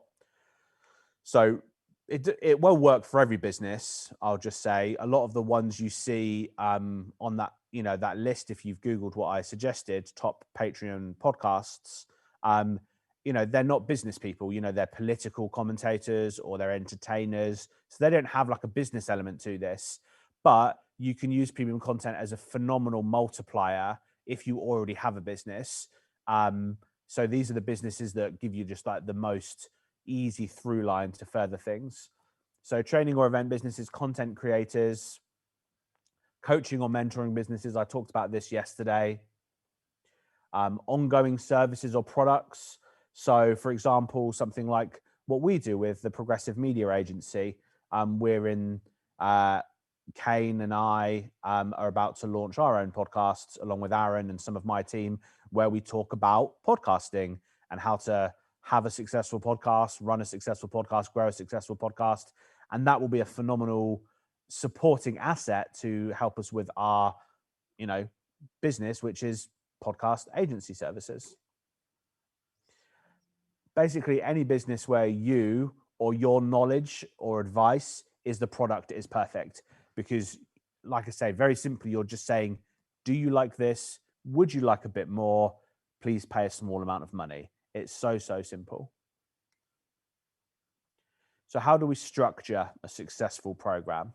So I'm going to run through an example of that. So let's go on a case study. So you need to have, case studies on the next slide. When we're building our program out, so you're going to need to have scalable, valuable bonuses to your subscribers. When I say scalable, you don't want to promise, say, I'll do a hour-long mentoring call with everyone who pays £5 a month, because once you get, you know, 100, 200 people on that, that's not very scalable. But, you know, so you need to think of things that are easy for you to consistently do and that are leverage and scalable for you. And valuable, of course, just means it's congruent with what your show's about. You know, if you've got a show about psychology, you wouldn't want the bonus to be something completely unrelated to that, like I'll come car shopping with you, because it doesn't make any sense. So think of how scalable it is, think of how valuable it is for your audience as well. Whereas let's say you had a classic car podcast and you said, actually, what I will do for you is I'll help you source really specific cars. That would be a really good idea. Or if you had a podcast on psychology and you offered, you know, coaching to people that were psychology majors, again, or that would be really good, or exclusive lectures. So you just got to think about what's scalable and what is actually valuable to your audience. Yeah, so if you had a Facebook group that you did a live event for once a month that they had access to, yes, I will just say that you will run into admin problems because Facebook groups aren't gated. So if they're paying in one place and then having it fulfilled in another place like Facebook, you've got to kind of manually compare those two lists every month, because if someone doesn't pay, they won't automatically be removed from the Facebook group. You've got to manually do that every single month.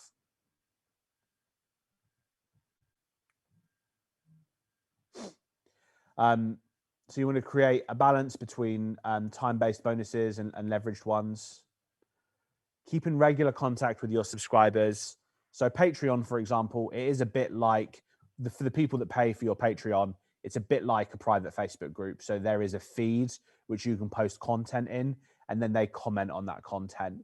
So you can deliver, you know, video, you can deliver audio, you can deliver polls and everything through there. So time-based versus leverageable. So what do I mean by that? I mean, for example, it would be really high value if I offered to do a phone call with everyone to support them on their podcast, but that takes a lot of my time. So I want to think of what stuff takes my time, but is super valuable, versus what is actually leverageable and scalable for me, if that makes sense. So for example, instead of doing calls with everyone, saying I'm going to do a group Zoom lecture once a month where I will answer all your questions about podcasting and we can go through accountability and you know, speak about your challenges. That's a bit more scalable, because I can now maybe deliver that to 50 or 100 people with the same 1 hour that it might have taken me to deliver it to one person if I did them one-on-one, if that makes sense.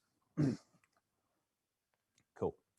And it's always worth to put time into writing good copy for your welcome page, whatever platform it's on. You know, we don't want to miss out the fundamentals of marketing here. You know, if someone has listened to your call to action on your podcast, they've clicked to the page where they subscribe.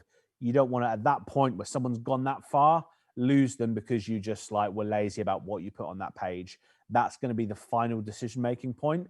So whether it's Apple Podcasts or Patreon, they all have a sign-up page, which you can edit, put some effort into making sure that is good and that it really sells why they should sign up and why they should, you know, join your program. Remember, initially, you know, for the first month, they're only paying $4.99. Let's say, you know, if that's one of the very standard amounts people use. But if they stay on for 12 months, 24 months, 36 months, 48 months, all of a sudden, actually, yeah, it's well worth putting the time into that page because, you know, you're not just helping people make a $4.99 decision. You might be helping them make a $499 decision, depending on how long they stay with you. So put that effort into making sure your sign-up page has got good copy and that you're really selling, you know, the value of your program. So let's look at some examples of the kind of bonuses people use. So the most standard one is just exclusive content. So this is what you see all of the time. So some of those top ones, I know from off the top of my head, podcasts like Chapo Trap House, True Anon, they have a very similar model where they basically just go, there is a free show every single week, so a weekly free podcast. And if you sign up for $5 a month, there is a second weekly podcast. So you get double the amount of content, 2 episodes a week instead of 1 for just $5 a month. And it's a really easy sell. It's really simple to explain and deliver. And it gives people very fundamentally more of what they want, which is listening to your show. So Chapo Trap House, True Anon, a bunch of the others in that top list, if you look at it, all do this, which is the very basic model of, do you like what I listen to? If you'd like another extra episode every single week for just this fee, you'll get that. You know, and if you do roughly say hour-long episodes, you know, it's 4 hours of content every single month, 4 extra exclusive hour-long episodes every single month for just $5 or £5, cost of a coffee. It's nothing to get an extra 4 hours of content from your favorite podcast. Personalized voicemail, I've seen this used as well. You can record voicemails for people. Live chats and Q&A. Again, these are a good one because they don't require a lot of preparation from you. You know, logging on and answering your fans' questions is relatively low effort for you. It takes your time, but you don't have to do lots of preparation for it, like you might if you're giving extra content. Merchandise and recognition. You see this a lot on YouTube as well, where people pay to support a creator and the creator will list out all of their names at the end of each video that they create, or they'll put the names on their website. There's a podcast that I listen to that have recently introduced a tier to their Patreon where if you sign up to their highest tier, which is a $50 a month tier, they'll actually interview you on their show. You know, they're not a massive show, but you know, they've then, you know, every other week they do a listener interview. And what's great is they're a podcast that's a literary podcast. So they talk about a specific author. So it allows that listener to come on and share their opinions on that author as well as part of being an interview. So yeah, recognition, merchandise as well, a really, really strong way. You know, you can have merchandise available to everyone and then they can pay to have some discount on that. What I also see is people that will do a consistent monthly merchandise bonus. So I see a lot of ones that do pin badges, and each month they'll send you a new pin badge that will be related to something they talked about that month, or they'll do, you know, custom designed postcards, and every month you get a new postcard. And it's great because it allows people to build a collection and they feel really bought into it. You know, and if someone's paying, you know, let's say £5 a month and you design a postcard which costs, you know, 20p to be printed and £1 to be sent out, you're making £4 profit, and then you scale that up by the people that are there, and it can be really, really healthy. Input on what content you produce. There's some really big creators where the most basic level of tier that you can sign up to might be something simple like $2 or $3. And what that allows you to do is to vote for what content they cover.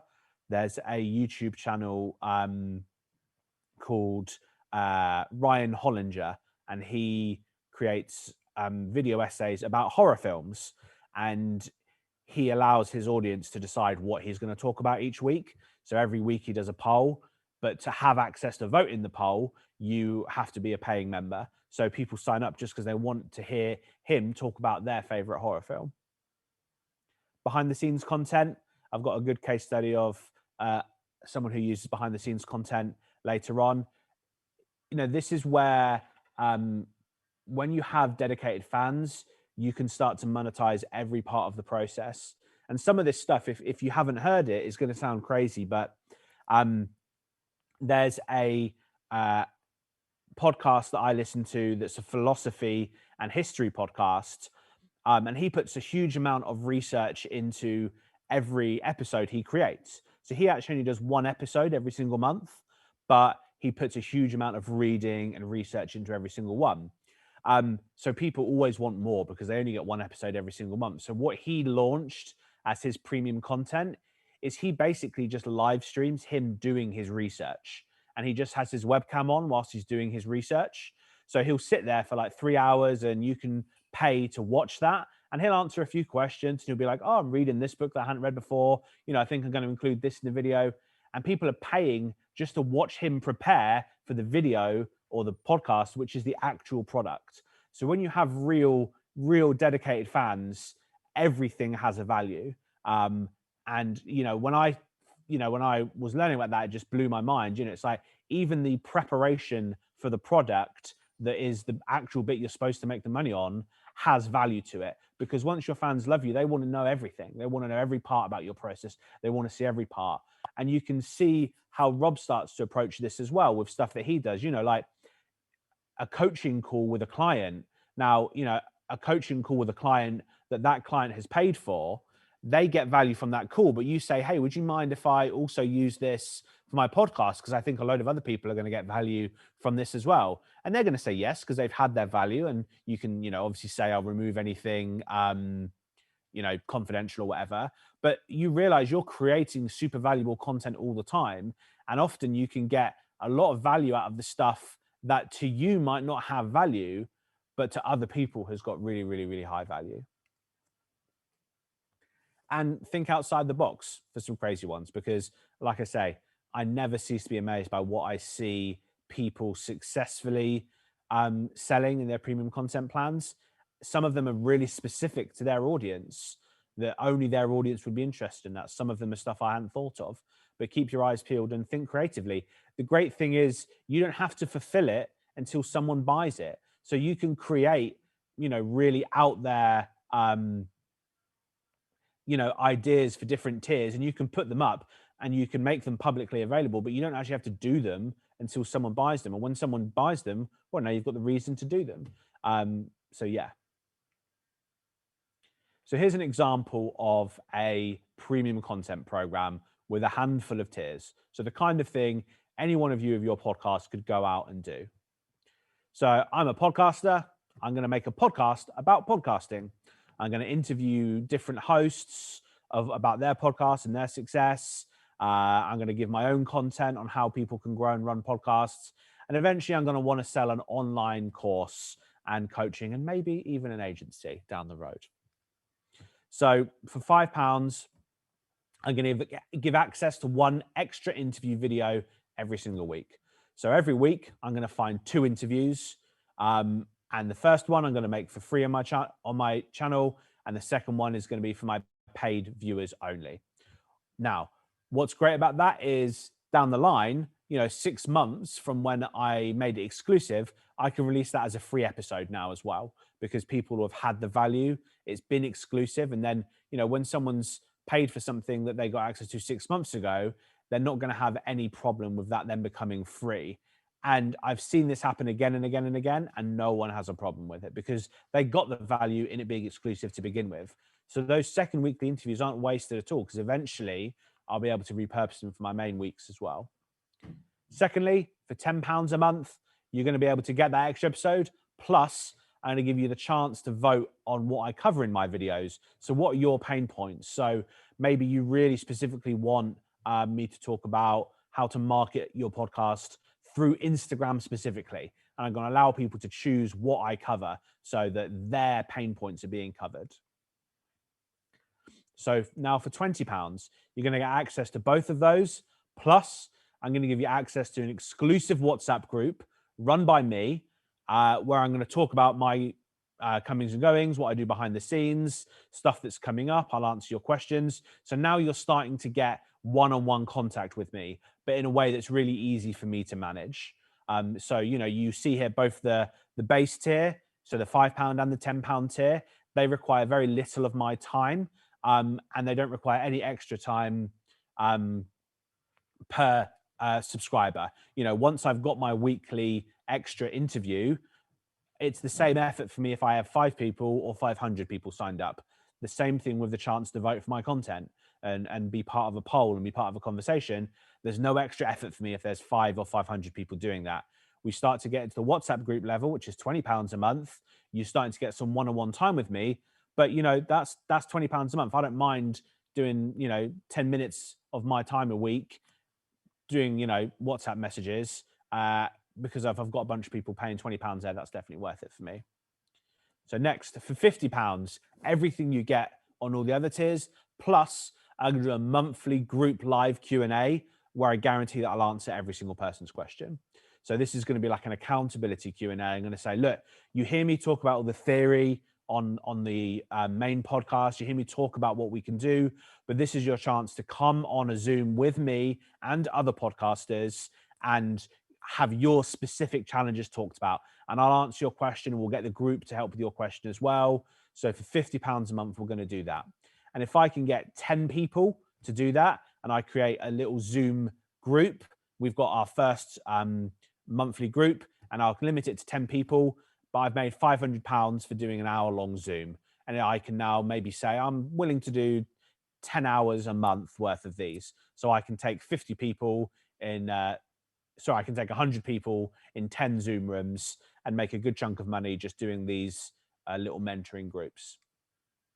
And then lastly, for £150, I'm going to give you a shout out in my videos, and you're going to get a monthly unique coaching call with me. So I'm going to call you in for half an hour. We're going to do nothing but talk about your podcast and your challenges. No one else involved, private between me and you, and you're going to get all that extra love. So we've got a nice range of stuff here, from £5 all the way up to £150. Stuff that is very scalable, stuff that involves some of my time. And you'll see as we go up in price, you get more and more access to me and my content and my time. And by the time we get up to the point where you can have a direct personal conversation with me, that's well worth me doing, because that's £150 a month for maybe a half an hour long phone call. And again, you can cap all of these amounts as well. So, you know, you can say, I only want to have 10 people on the £150 level so that your time isn't overwhelmed. So here we go. I've got something for everyone in here. I've got, you know, very basic all the way up to very involved. So people that are a little bit committed, people that are really committed, people that want to go. And of course, people can upgrade and downgrade every month as well to what suits them. So I've got a really broad, very diverse offering here that I'm really happy with. And this is the kind of thing you can model for your own podcast and just kind of change out how this works for you. So yeah, exactly. Like, you know, this could be the equivalent of 1 or 2 days work a month, but you might make several £1,000s from doing this. And in my case studies, which we've got coming up soon, I'll be able to go through all of those for you as well. But, you know, I'm hoping just to frame for all of you that, you know, you don't need thousands and thousands of downloads. You don't need massive sponsors. If you're getting good fans and you're using premium content right, you can monetize a podcast very, very early. And one of the things that makes this so worthwhile is the value of what you're selling, your premium content plan, only increases every single month, because every single month you add more content into that pool that they have access to. So it's so good to start this from month one, even if you have no one there, because once you get your first sign up at, say, month 3, they've already got 3 months of content to go back to. And by the time you've been doing this a year, you know, your product only gets better and better and better, because people that sign up at the 1 year point, well, they've got a whole year of extra content to plow through. So it's got that other little touch of magic, which is a product that actually increases in value over time and will do every single month forever, as long as you run it. So let's have a look at how this might work out for me financially. So for my podcast, I get a modest 3,000 downloads a month. So I'm getting in the region of 800 or so downloads a week, spread out across all the episodes that I have. So I might be getting something like 600 downloads an episode, maybe 500 or 600 downloads for each episode the day it drops, and then there's a trail and a spread out across the other episodes there. So kind of 5 to 15% of these people are going to convert to become subscribers. So if we go in the middle and we go, okay, roughly I'm going to get about 210 subscribers from my 3,000 downloads. Obviously there's going to be a mix of the levels, you know, some people 5, some people 10, some people 20, all the way up. So, you know, obviously you'll have more people on the low end and more people on the high end, but mixing that up with that conversion, for my 3,000 downloads, I'm going to be probably quite easily hitting £6,000 plus per month. So this is my job now. I don't need to do anything else. I just need to run my podcast, make my podcast great, and grow my subscribers to my premium content. So I'll just leave that slide up just whilst I get a quick drink, so you can see, in my opinion, how very achievable it is that if you commit yourself to it, you can make a premium content plan work for what would normally be considered a very modest sized podcast.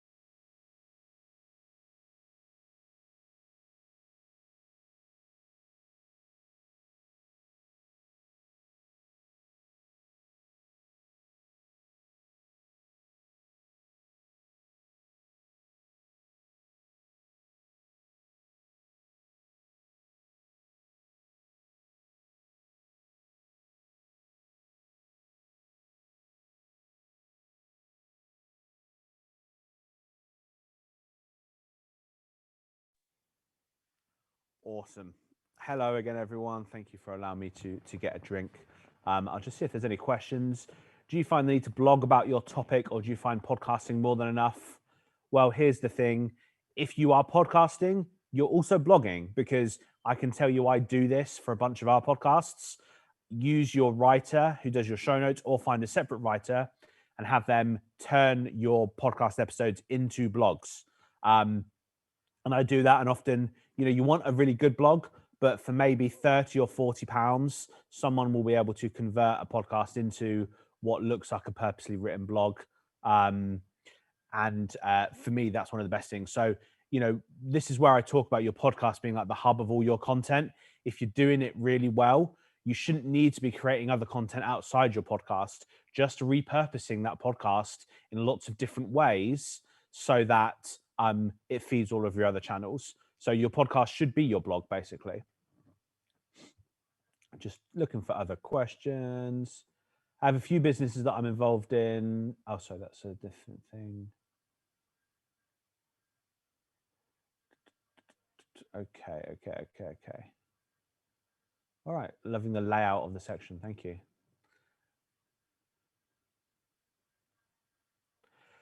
Do you recommend building a listenership to 1K? No. Launch your listenership, launch your premium content from month 1, and make sure that what you're offering is something that is something that people down the road will get value from. So launch it at month 1 and make it extra content that can start to fill up your premium feed, so that eventually when you start to take people, when you have, say, 1,000, they've already got a bunch of stuff to get access to.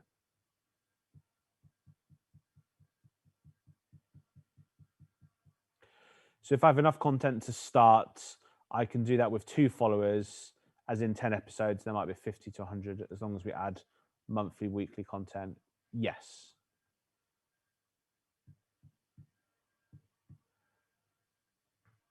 So you have to Donovan, you have your premium content behind a paywall, and you have your free content free, and you use your free content to promote your premium content.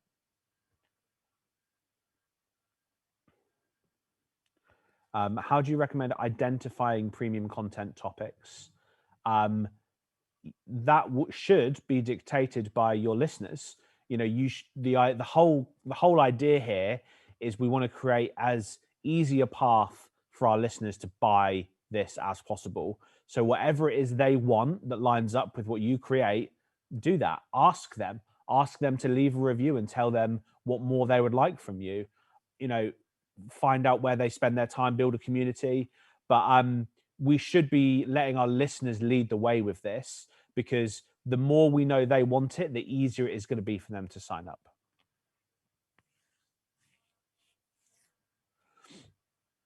Okay, great. All right.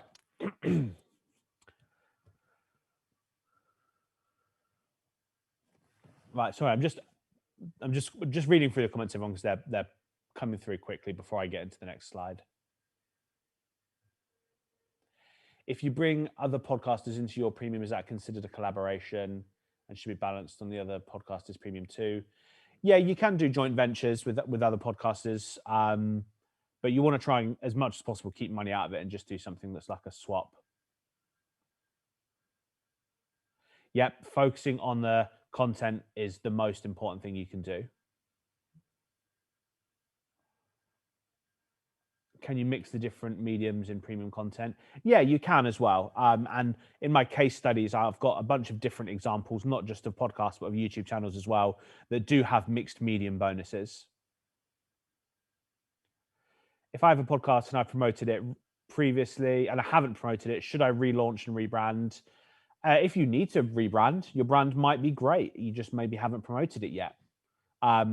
But if you feel the need to, go for it. It won't harm your podcast by rebranding, especially if you haven't promoted it massively.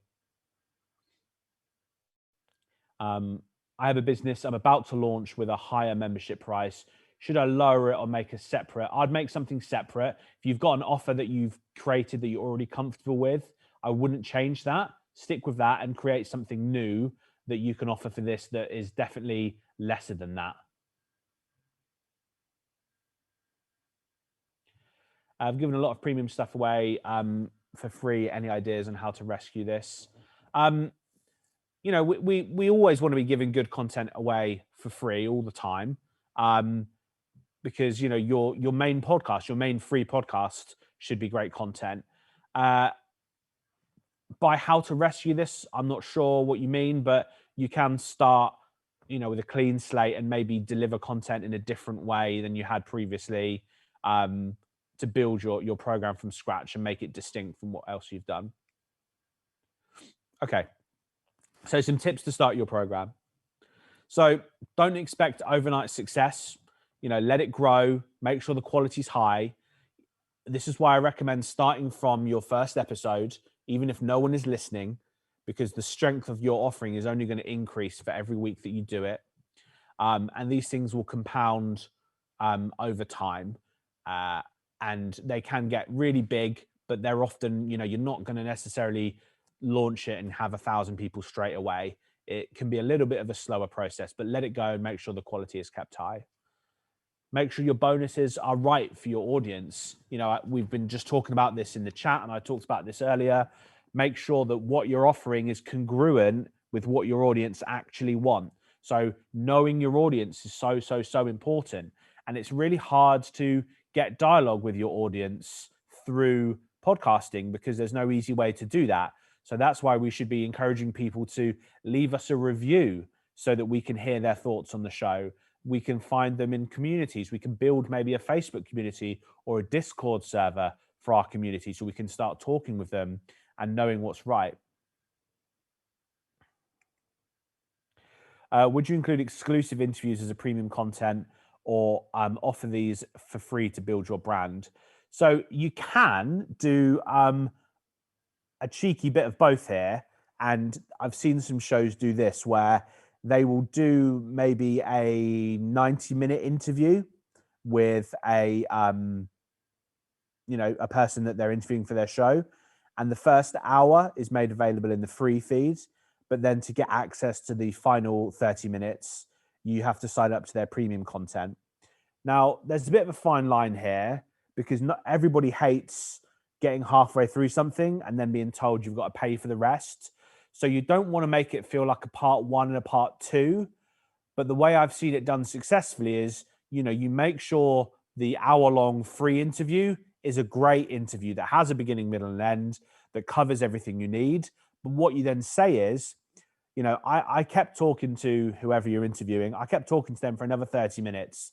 And, we talked about a bit more personal and sensitive stuff that isn't necessarily appropriate for the main free podcast. If you want to get access to that, where I ask them some more personal questions and we dig into some, maybe less relevant but more interesting stuff, you can sign up to the premium tier to get that. So not a part one and part two, because that makes people feel like they're having the wool pulled over their eyes, but like a distinct second section to the interview, which you can sell as not appropriate for the main feed, which of course makes people really intrigued to want to listen to it anyway. So make sure you do your research on other creators, model what you see is working. There's a reason there's a bunch of people that do very similar tiers because it works, but always try and put your own unique spin on it. So for anyone that didn't do it earlier, Google top Patreon podcasts, and you'll see a bunch of articles and a bunch of lists that tell you those. One of the great things about Patreon is that it's really transparent. You can go on and you can see everyone on there. You can see how many people subscribe to them. And for some of them, you can even see how much they earn, and you can see all their tiers as well. So you can go on there and you can see, okay, who in my space is doing a Patreon? Can I do something similar? What are they doing that works? And you can build out from there. We've run through what a successful program could look like, but make sure you do your research as well. Be transparent and keep your promises. There's no faster way to kill a burgeoning fan base than to lie, mess them about, or mislead them. So we're going to do some case studies now. So we've talked about the theory. We've talked about all the different ways that you could model it yourself, the ways the platforms work and what you can do. And we're going to go through some case studies of creators, not just podcasters. We've got some podcasters, some YouTubers in here, but how they're using premium content to generate money. So first up, the infamous Jordan Peterson. So he's a best-selling author, lecturer, psychologist, and he sold recordings of his lectures and his reviews of other lecturers' work.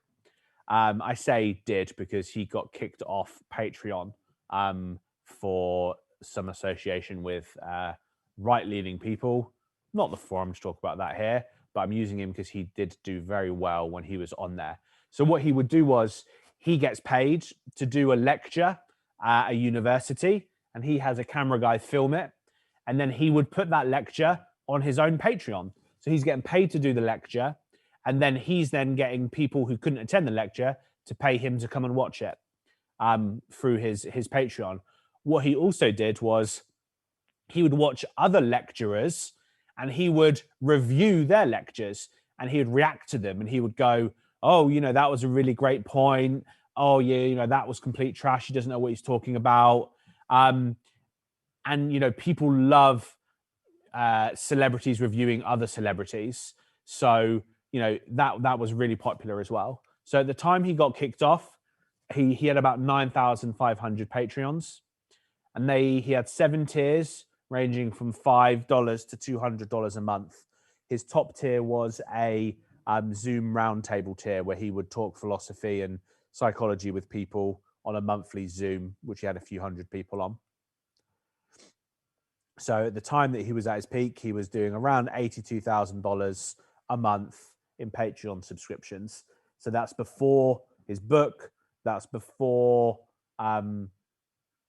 his lectures, that's before any of the other things that he did, just through his Patreon. So, that's pretty impressive. Cool. All right.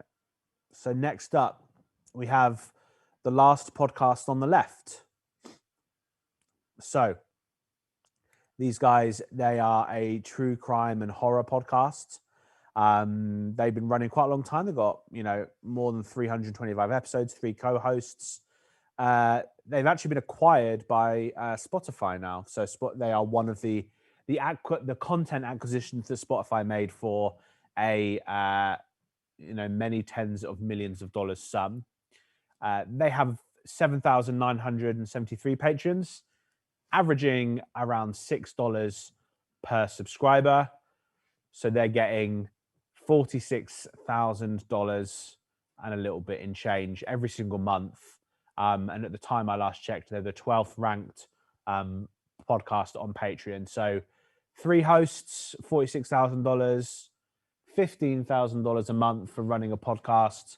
Not bad work. They had 6 tiers of membership: $1, $5, $10, $25, $35, $50, with dozens of tailored bonuses. They did, in fact, include, because I saw someone mention this earlier in the chat, signed crime scene photos as one of their bonuses, which they would purchase at police auctions. They then signed, and if they had talked about the case, they would then sell them, which is grim, but cool and totally unique and in line with what their podcast is about as well. They also do live tours.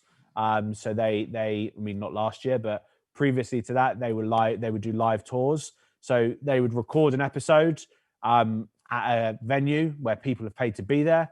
So they're getting paid, they're getting tickets paid for the venue before they've even recorded the episode. Then they're producing the episode that they're going to put onto their Patreon.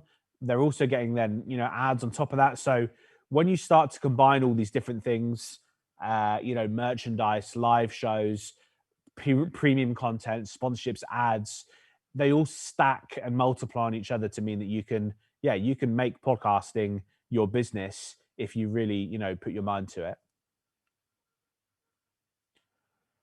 So these guys do something we talked about earlier. They're a football podcast. They have over 11,000 Patreons. They just have one tier, which is €5. And all you get for that tier is no ads. That's right. They are one of those podcasts where they have ads on the show, and by paying them, the ads get removed from the show. So they're, for all of that money, for nearly €60,000 a month, you're paying them to just not have the ads in your version of the show. They don't do any extra work for that whatsoever. And they're a football podcast for Irish football specifically. So we've seen a different variety of podcasts there, different things that they do.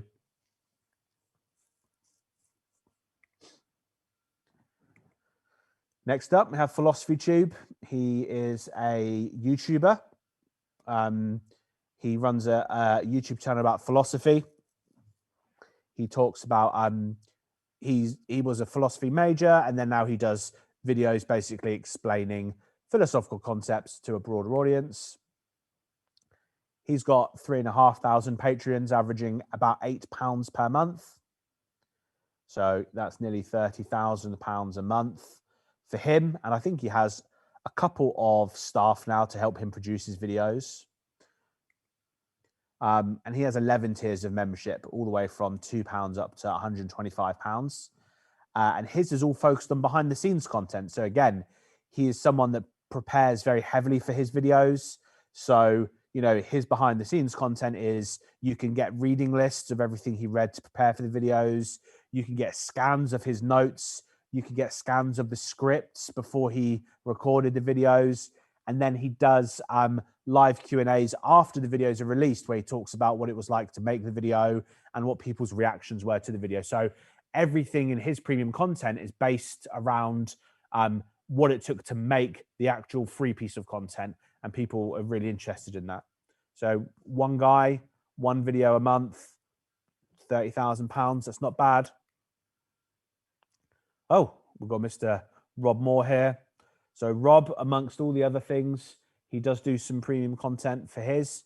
It's not the main driver of what we do, but we'd be remiss if we didn't have a go at it. So we have around 4,000 paid subscribers combined between our Facebook supporter program and our Rob.team platform, which is basically our own version of Patreon, which we built ourselves because we're fortunate enough to have the team to do so, but it basically functionally does the same.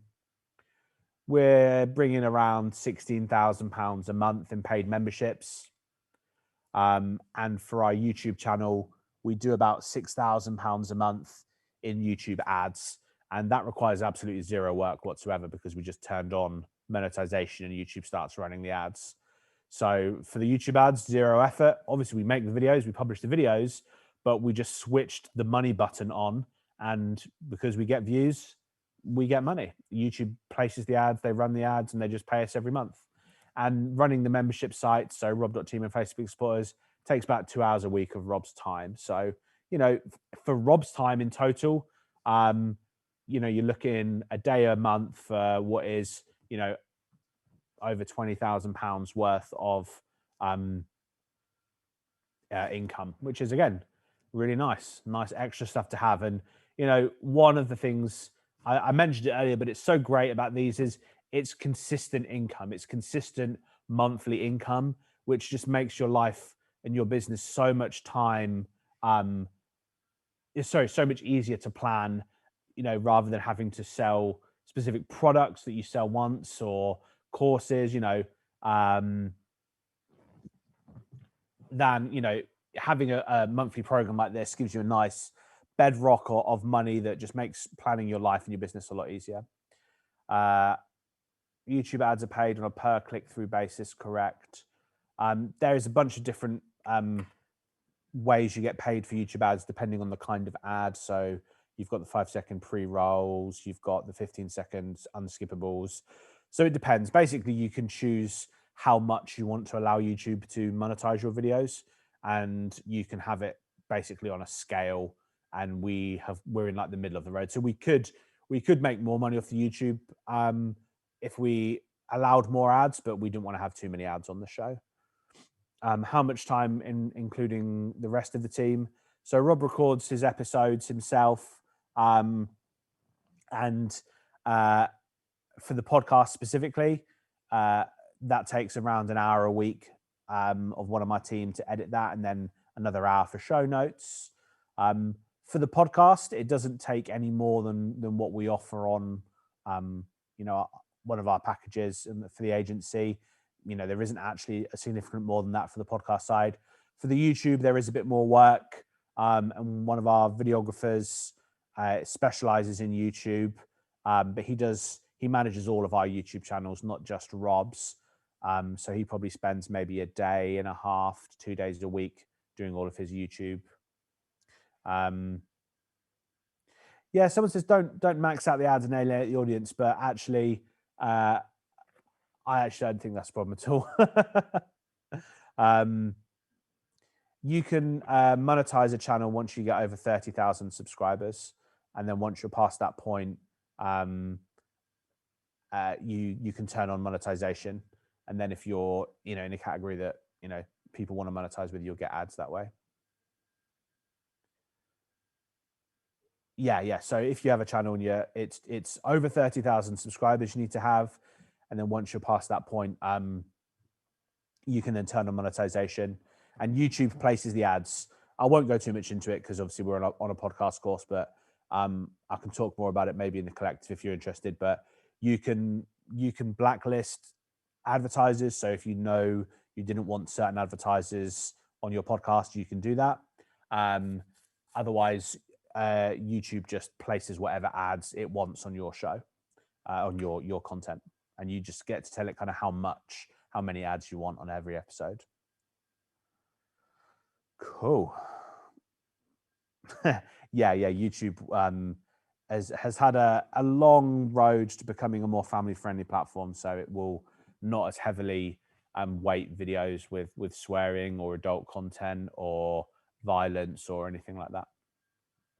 They want kids to be on YouTube all the time. Okay, so the next section, which is the last part of my talk, I'm talking about ads and sponsorships. So I'll just pause here if anyone has any questions on the premium content and how that works, how that is modeled, before I move into ads and sponsorships. So if anyone has a question on that they want to ask now, if they can't think of one now, that's fine. I can, I'm in the Podcast Collective Facebook group, so you can ask me there. I know it's obviously quite a dense content to get through. I don't think we'll do a 5-minute break right now because this next section is probably only about 10 to 15 minutes. And then after that, we are having a kind of longer lunch break. So you will have an opportunity there, Melinda. How long does the premium content need to be?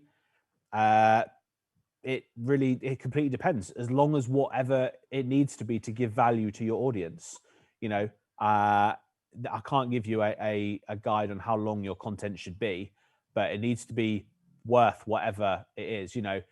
If you're a very direct show and you're giving very specific advice, if you can give £5 worth of advice in 5 minutes, it only needs to be 5 minutes long. So it kind of really depends, but it's basically whatever is going to suitably give value to your audience. Does premium content have to be audio content? No, it doesn't. Some people would have a different medium, like we've talked about. Your premium content might be you doing Zoom calls with people. It might be access to polls, but of course it is congruent and relatively seamless if you have podcast listeners and then you say, if you would like more podcasts, sign up and you'll get extra podcasts. So there's a reason that is often the first tier for everyone, because it's that very seamless, just buy extra content from me for this level, but it doesn't have to be that.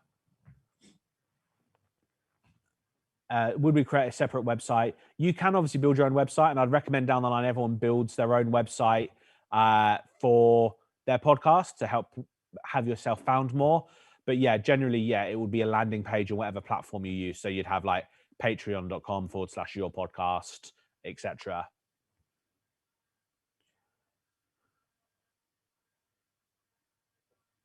Is it better to go from a blog to a podcast, reverse engineer it?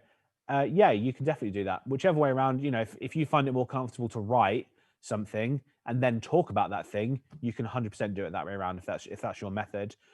Either way, you're fundamentally creating one piece of content that you can then turn into another piece of content. Cool. All right. So ads and sponsorships. So hopefully you're all going to ignore this section and you're all going to go and start premium content channels.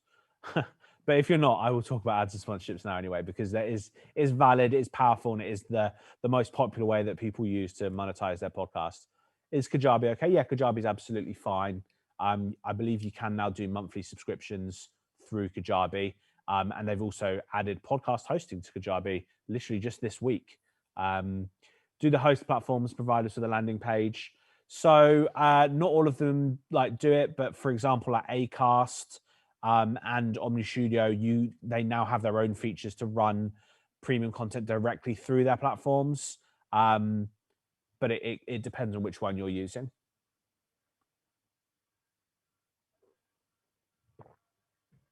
Great. Okay. So ads and sponsorships. So these are the traditional way to monetize a podcast.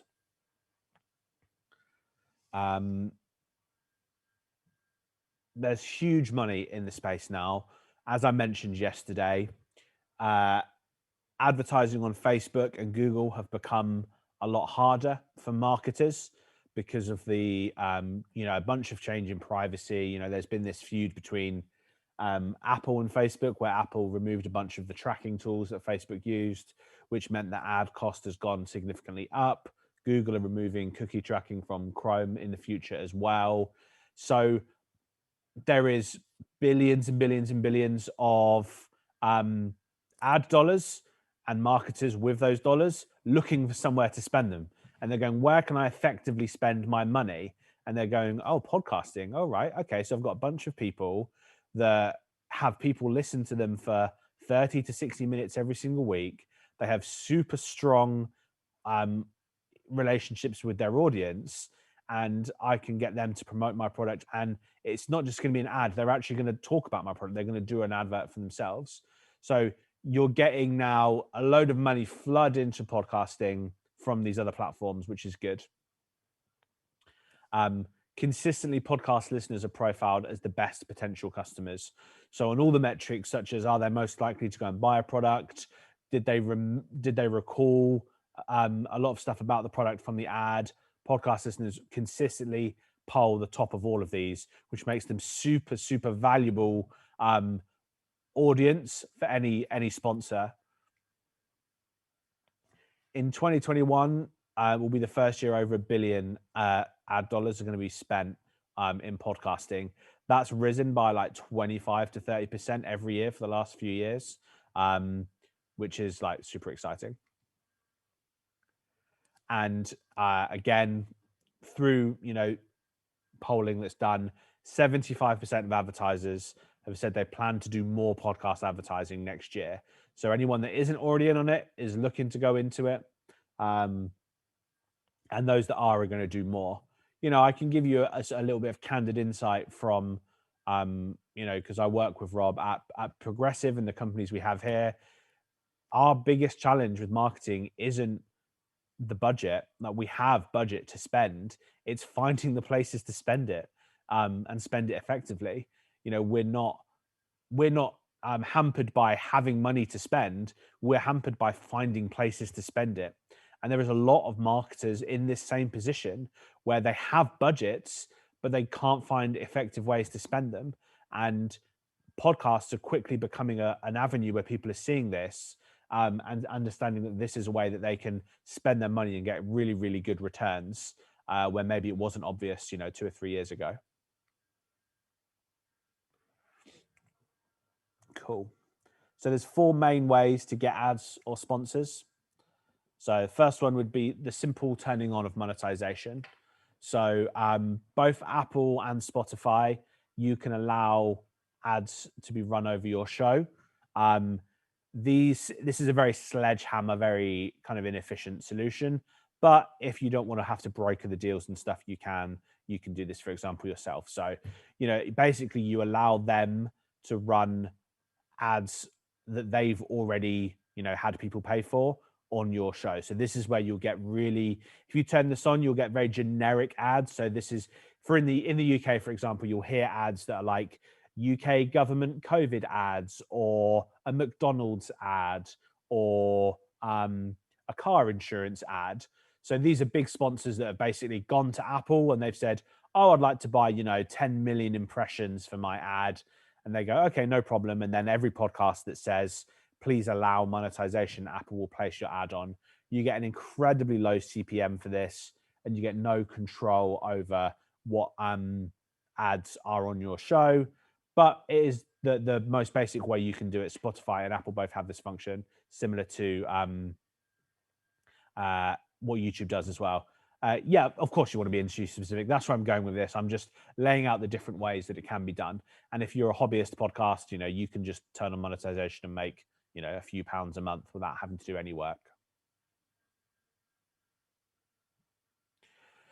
So you can join an ad network. So this would be something like mid-roll. So this is where you basically approach a network who are effectively the broker, and you say to them, hey, here's my show, here's my audience profile, here's my downloads and everything. Can you help me find ads? And they go, no worries, we will find advertisers for you. They will have like a marketplace. They'll have access to a bunch of existing advertisers, and they'll say, yeah, we'll put ads on your show, and we'll take a cut of everything we put on there. So again, it's less effort for you, but you're putting another middleman in the process, and they're taking a cut of that for you as well. And again, you're likely only going to be making meaningful money off this once you have like a real sizable listener base, and I'm talking like in the tens of thousands to make it feel like impactful to your life. How do you profile your listeners to negotiate a better deal with advertisers? So that is one of the challenges with podcasting, because it is quite a one-way format. So to profile your listeners, you need to ask them questions. You need to find a mechanism to get them to give you feedback. There is a podcast that I listen to called Darknet Diaries, that does stories about the darker side of the internet. And he did a listener survey, and for a month, every episode, he asked his listeners to go and fill in a survey. And he didn't offer anything. He didn't offer a bonus. He didn't try and trick people. He just said, I'd love to learn more about my audience so I can provide better content for you. Please go and fill in the survey so I can find out a bit about you. It's anonymous, but it will help me build a profile of what my listeners like. So you can do something as basic as that. You can try and build a community through a platform like Facebook or Discord, where you can start talking to your audience one-on-one. If you've got a premium content platform, you can also reach out to them through there. But it's going to involve some form of direct audience interaction so that you can build a reasonable profile. Through your podcast analytics, you will get some information. So you'll get stuff like, for example, their location, so like what nation they're in, what device they're using, but nothing really specific enough to make a kind of a meaningful audience profile that's going to help you with advertisers. There's going to have to be a bit of legwork there from yourself. But of course, if you do that legwork, that's what then unlocks getting really, really great CPMs from working with advertisers. You can simply wait for companies to approach you. And once you hit a certain size or notoriety, this will happen. But this is obviously like, the most passive possible approach. Might happen quicker if you're in a really specific industry as well. I mentioned yesterday a fishing podcast where I've spent some time talking to the host, and he was approached directly by sponsors. But, unless, ads and sponsorships are a zero level priority for you, I wouldn't worry too much, but it is one of the ways you can get them. And then, of course, lastly, the most proactive, which is approach companies directly yourself. Don't wait for people to reach out. Do the research, do the legwork, and start reaching out to companies directly and saying, hey, here's my show, here's my audience, it fits your product. Let's figure something out. And of course, this again is work and effort for you, but you're going to get the best deals doing it this way as well.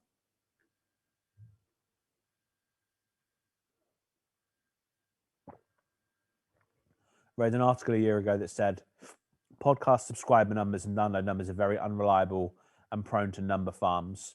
Is that the case? So somewhat it has been the case. In the last 12 months, Apple has done 3 major algorithm changes that are changes to its algorithm about how it calculates podcast downloads, which has seen people effectively see their downloads go down, but they're not really going down. Basically, Apple has just got a lot better at removing false listens and stuff like number farms. They've got a lot better at it. We had someone who we used to work with, and they paid for downloads, and Apple was able to detect that and had them removed from the Apple directory within a week. So they are pretty good at it now. So the numbers are much more reliable than they used to be. This is the technology catching up. And what we'll see is this, as more money comes into the space with advertising, more tech exists to facilitate that advertising, like we talked about with dynamic ads yesterday. And then, of course, more, specificity and accuracy to the analytics will also come in to make sure that advertisers are getting what they need.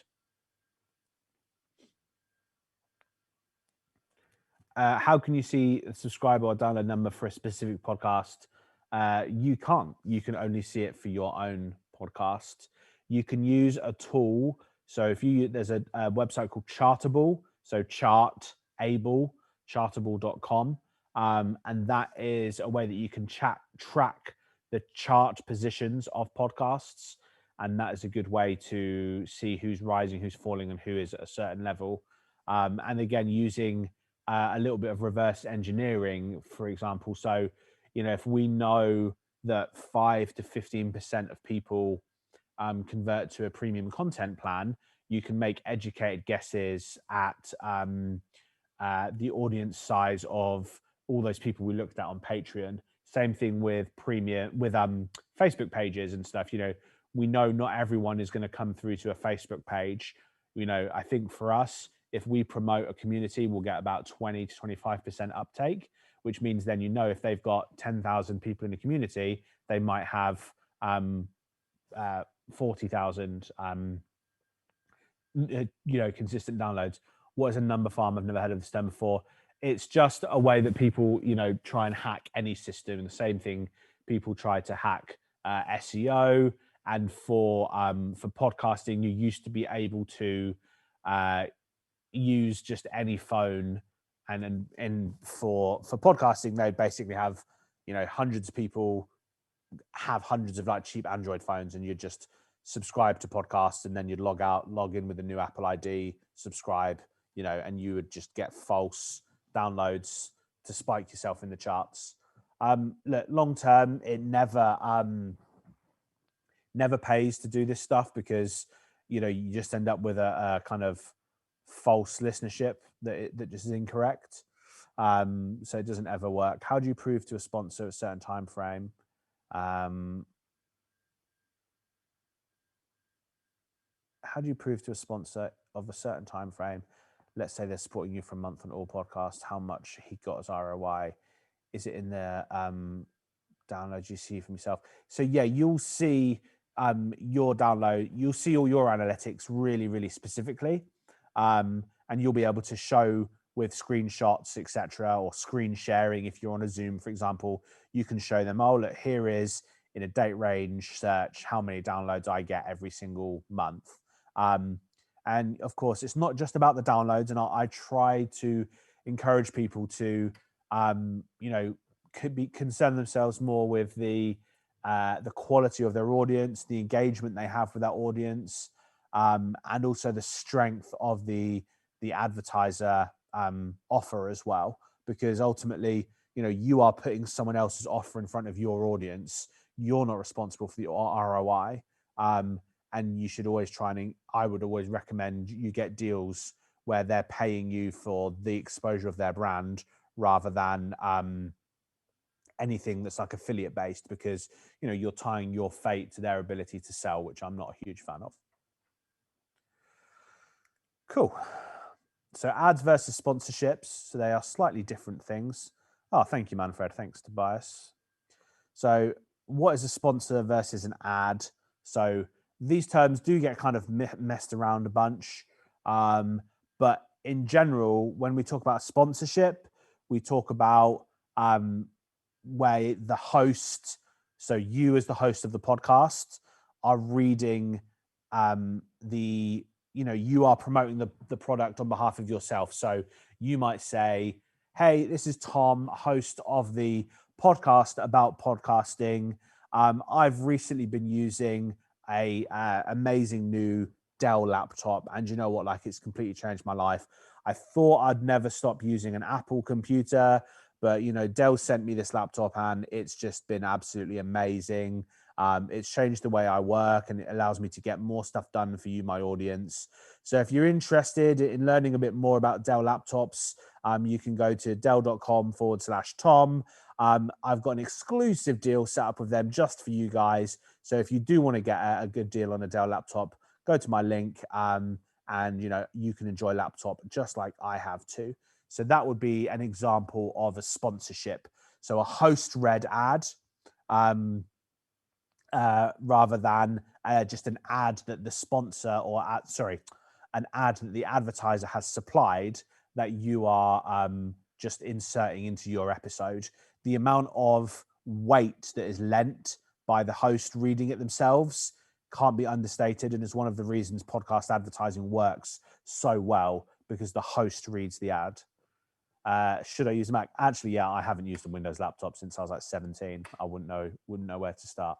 So yeah, I would unfortunately be using a Mac only. Cool.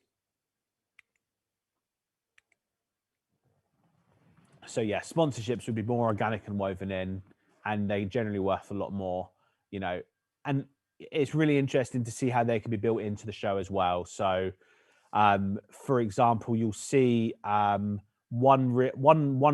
business that has done a lot of podcast sponsorships are the meal services, like, for example, HelloFresh, that provide the meal kits. And I've seen podcasts that I listen to effectively do like a 10-minute long ad, where they're reviewing a meal kit, and they're like, they've got sent the meal kit, and they're like, oh, and then I made that, and like, you're actually listening to a 10-minute long ad, but because it's the host that you like and they're doing it in an entertaining way, you don't skip it and you end up listening through the whole thing.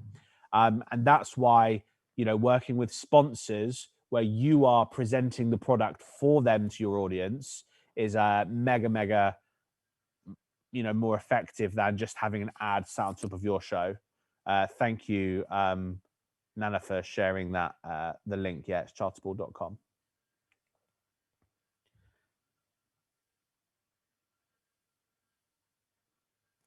Yes, exactly. Radio hosts who talk to their entire families, drive a certain car, juice programs, etc. Yeah, totally, exactly. So here are the different kinds of adverts. So we have our traditional hard inserted adverts. So this is the very old-fashioned way of doing podcast adverts. So this is where I say, hey, Melinda, please could I sponsor your episode? And you go, yes. So I record an advert and you go, okay, I will put that into the MP3 of my episode, and it will be in that episode forever, but in no other episodes. And I pay you like a one-off fee for that. But I've got my hey, if anyone wants to promote progressive media, give Kane a shout. We're always looking to grow. So that's the traditional way podcast advertising is done. A hard ad inserted into the audio. And when I say hard inserted, what I mean is doesn't go anywhere. It's there forever. It never disappears. It's not dynamic in any way. So we're now starting to see dynamic ads become a lot more common. And again, I talked a little bit about these yesterday, but basically this is where you insert ads a layer up from where your actual podcast audio is, so that you can control things like frequency of play, location of play, timing of play, and you can instead start working with advertisers in a situation where you can say, hey, I can sell you all listens in the US region for the next month, and every episode that anyone listens to in the US will get your advert, but no one else, and after a month your advert will disappear. And you can sell campaigns, which means you can sell the same episodes again and again and again and again. And if you have a global podcast, you can sell it by region as well, and you can sell something specific to your UK listeners, something specific to your US listeners, and you can start getting a whole little business of ad selling going just on your podcast, and you're now monetizing stuff that you produced 6 years ago, which again is great. Why I love the leverage of podcasting. There is no other content creation platform where you actually still get value from something you made 6 years ago. Dynamic. So this would be added on at the host level. So at the Omni Studio level is where you create your dynamic ad campaigns. So yeah, many new advanced tools, geolocation, weather, time specific. So there's lots of really, really cool things. I saw a case study where Spotify talked about how they did a campaign with McDonald's for their McCafe range of drinks. They had released like a new strawberry lemonade or something. And they were like, oh, we only played it to people when the temperature was a certain amount and it wasn't raining at a certain time of day. And that's the kind of really amazing thing we can do now that we didn't used to be able to do before, which is cool. And it's still evolving, and I don't expect necessarily any of you to jump straight to that level of complexity, but it's really good to know that it's there and that that's the kind of future. We are at the minute running campaigns. We're not doing anything as specific as like weather or time specific, but we are doing like month-long campaigns where we are promoting specific products for a specific period on certain sets of podcasts. So is it something that we can choose to switch on and off? Yeah, absolutely. That's what's good about it. You have complete control over it. So you can sell, you can say, hey, you can run an ad for just 2 days and then have it taken off and no one will ever hear it again. You have that top level control of it. So pricing your adverts. So there's a lot of bad information out there about how ads should be priced. So just so everyone knows, if you do start working with advertisers, the standard kind of metric that everyone uses is CPM, which is the cost per thousand. So it will generally be like, oh, we offer $20 CPM or $100 CPM, etc. So at the moment, I'll be really, this is my strong opinion, but I believe this is factual. Podcast adverts are very undervalued. The audience quality is better. Your audience has a much stronger relationship with you as a host than they do a random ad inserted on top of a YouTube video. And crucially, the ads get longer value as well if you're not running campaigns as well. Because if someone buys an ad and if you sell stuff in the old-fashioned way, which lots of people still do, rather than doing dynamic campaigns, someone buys an ad slot and that stays on that podcast for 5 years. And if someone had bought, when we launched Rob's podcast nearly 6 years ago, if someone had said, oh, I'll pay you £500 to sponsor episode 1, I would have been like, awesome, that pays for all the kit I've just bought. But that person would have by now had hundreds and hundreds of thousands of downloads and exposure to their ad, whereas at the time I thought they might have got a few hundred. So the standard metric that gets put out there is between $10 to $30 per 1,000 listens. I personally think this is bullshit. This is what you'll get with like the generically inserted ads, and of course this is what advertisers are going to try and tell you is standard because they want to make it as cheap as possible. Realistically, we've been able to get up to $120 CPM. If you have a good audience, if you have a good niche, and you know what you're talking about when you speak to your advertiser. So we've run campaigns on Rob's podcast, The Disruptor Entrepreneur, where we got over $100 CPM. And a gentleman I mentioned yesterday, Rob, another Rob that runs a mining podcast, he got over $100 CPM for working with a mining specific recruitment company. So, you're probably going to get, if you do want to work with advertisers, there might be lowballing up front, but the closer you can bring what an advertiser is selling to your audience, the higher that CPM is going to go up. If you're trying to get a mattress ad on your business podcast, there's not a lot of congruency there. But if you're getting a advert for QuickBooks on your business podcast, that's a lot stronger. No, CPM is cost per thousand. The M is the Roman numeral for 1,000, not month. So that's why it's CPM. Awesome. Right, so that is the end of this section. Hopefully now you all have some understanding and ideas in your head about creating your own premium content plan, and also an understanding of how you might approach working with adverts and sponsors down the line. How do you find your actual number of downloads? So whatever host you end up using, you'll find all your analytics through your host. Thank you, everyone. Very kind words. So this is my last section of the day. You've got Rob talking all about marketing for the rest of the day, marketing and launching your podcast. If you want to talk to me further, you can find me in the Podcast Collective, or you can sign up to the agency and you can speak to me on the phone. Otherwise, you'll also find me on the quarterly masterminds that we run every single quarter. So please make sure you're all in the Podcast Collective. We're going to take a working break now. So Callum has very kindly queued up a recent interview that Rob did for his podcast, so that you're going to be able to see him in action for the next 45 minutes or so.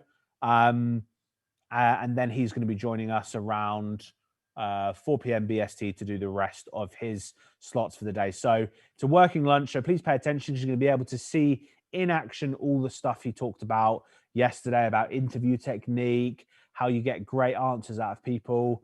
And then you'll be in person with Rob at 4. Thank you very much, everyone. It's been an absolute pleasure. For those of you that have joined the agency, I'm really looking forward to working with you and helping you make money from your podcast and growing your business and your audience. It's going to be an exciting ride. Take care, and you'll have Rob in about 45 minutes. Lauren. Hi, guys. Can you hear me okay? Yeah, how are you? I'm so good. I hope you are. It's so good to see you. Yeah, you too. I'm looking forward to this. It's been great to get to know you on Clubhouse. You guys have the best room there. You know, the very best. There's nothing else better. I think it's the only thing that's authentic anymore. Lauren, look, it's been such a pleasure and privilege to get to know you on Clubhouse. Clubhouse is, I've met so many amazing people, and I'm not going to try not to be a bit of a fanboy here, but I think you are one of the coolest people I've met on Clubhouse. Oh, I love you. I feel the same way, just so you know, about you. Now, is it true that your company does $1 billion in sales a year? And we do. Wow. We do. We really do. And it's been an amazing journey, 30 years. And I know how successful it is, because I just finished I just began my estate planning, I should say. And everybody's just like, no, you're making too much money. I've never had anybody tell me that in my life. It's amazing. It's been an amazing journey, one that I'm really grateful and blessed for. Can you take us back to the start? Yeah. Tell us how you built what you've built. Yeah, it was back in 92. And, I was pretty much fresh out of school, at a high school, I was at a high school not too long before that. And I remember my husband saying that one day people will buy their shoes, their clothing, their vitamins, their cosmetics online. And I just thought that was preposterous at the moment, not because I didn't believe it true, it's because most people didn't have computers. And, for those of us who understand and remember back then, and you're far too young, Rob, we went to the library, to check out our books. And we had the Dewey Decimal System where we read, that's how we checked out a book, with the little numbers on the card at the library. And we went to the library to borrow their computer. So, to think about people buying stuff back then seemed preposterous. But I think, we were young enough and I guess not corrupt, and we could believe that anything was possible. And we did. And so we thought, okay, if people are going to buy online one day, what are we going to sell? And we really focused on that and didn't really realize what we would encounter. you know, mostly people who didn't have computers. People thought it was crazy. Nobody wanted to sell us product, because who wants to sell you product to sell product online? Who has customers online? In 92 is the same year Amazon had started. And, you know, it seemed like there was no competition. We were both in a mad dash to get things on the computer. And it was a real journey, but one that nobody would ever believe that anyone would do. And, you know, there was a lot of naysayers, a lot of people, as you know, how the world is, you know, people would rather tell you why it won't work rather than why it will work.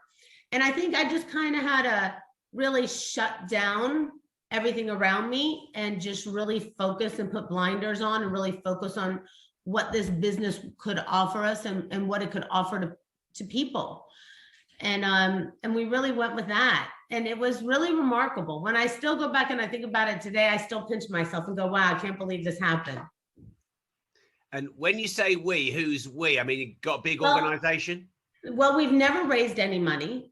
We did everything ourselves. You know, we didn't have any money, but we basically started with blood, sweat, and tears. So my husband and I, who had just, you know, started dating a few years before, weren't married quite yet.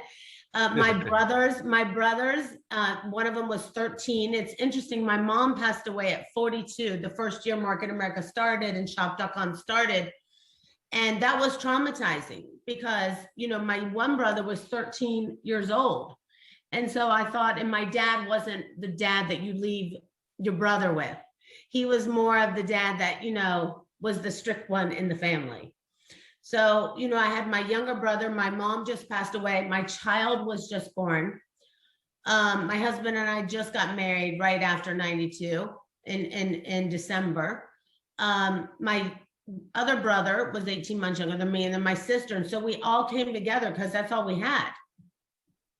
And we said, let's start this business. But we were all, you know, young and wet behind the ears, weren't sure what to do, but we knew one thing, that we weren't going to stop till we made it. That nothing was going to stop us until we did it and what we set out to do.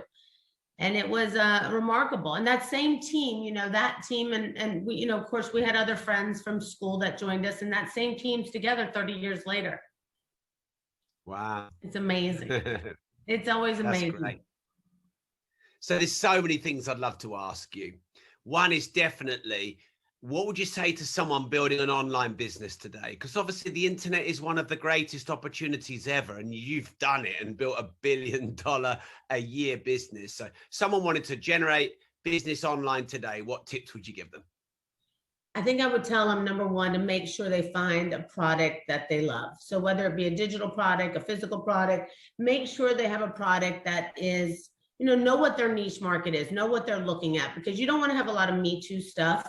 There's a lot of Me Too stuff out there. You got to know what separates you from somebody else. And I always think that that's really important, because everybody's like, oh, I'll just come out with this product. And, you know, you don't want to have a product that everybody has. You want to have something that stands out. And I also think, you know, that people need to not try to reinvent the wheel. There's a lot of people who try to come in and say, oh, you know, I'm gonna, you know, do all this work. And there's people that you can plug and play now. Back then it wasn't like that. You know, we had to build our websites. We had to understand what SEO and SEM and all the organic and non-organic search was. But today you can actually, you know, go into things like shop.com, Shopify, Amazon, and they do a lot of that work for you. And that's really cool because, you know, you don't have to go back and learn all the things that we had to do. When I think about, you know, all the things that we had to learn over the years, I was like, whoa, you know, that was a whole nother education in itself. And I think that now it's so much easier to do that. Don't try to reinvent the wheel when you don't have to. Spend the money to do it the right way with people who have already done it. But find a great product that you know, that you like, that you trust, and that you wouldn't mind sharing with other people. And share it, talk about it. You know, part of the problem with, I think, a lot of people is that they want to have a business, but they don't want to talk about it. They don't want to do the work. Everybody wants the reward. They don't want the risk. Everybody wants the rainbow. They don't want the rain. Let's face it, right? People, they don't want to have to work that hard. They're not willing to put in what you and I put in on a daily. And that really is what it takes to become what you need to become, right? That's what you have to do. And so it's it's not made for everybody. I always say, if you don't want to put in the work, you don't want to work that hard, don't do it. Don't even try to do it. I think most people are so used to breaking commitments to themselves. When you think about it, most people don't follow through, and it's because they've never followed through for themselves. They have excuses. They're busy. We're all busy. We all have the same amount of hours. People always say to me, well, do you have time to fit it in? I always try to make time. And I'm so busy. I mean, I did like 6 meetings before this one today. I'm always busy, but I always make time for the things I want to do. And I think that's important. So if somebody's really committed to doing something when they're starting out their business, they really do have to know what it takes to do that. Finding a great product, having the right SEO, having the right marketing behind it, having the right, shopping cart. That's all really important. How do you scale a business like you have over 30 years from nothing? I mean, it must have been so exciting when you did your first million and then 10 million, then 100 million, and now you're $1 billion. So scaling over a long period of time, how do you do that? Give us some tips. For us, it's pretty simple. It's not simple. We don't rush into things. Like, one of the things I can say is, because some people say, oh my God, it's taking you guys 30 years to get to $1 billion, and Amazon has done so much more. We're not trying to compete with anyone. We're trying to be better than we were yesterday. We really focus, number one, on who our customer is.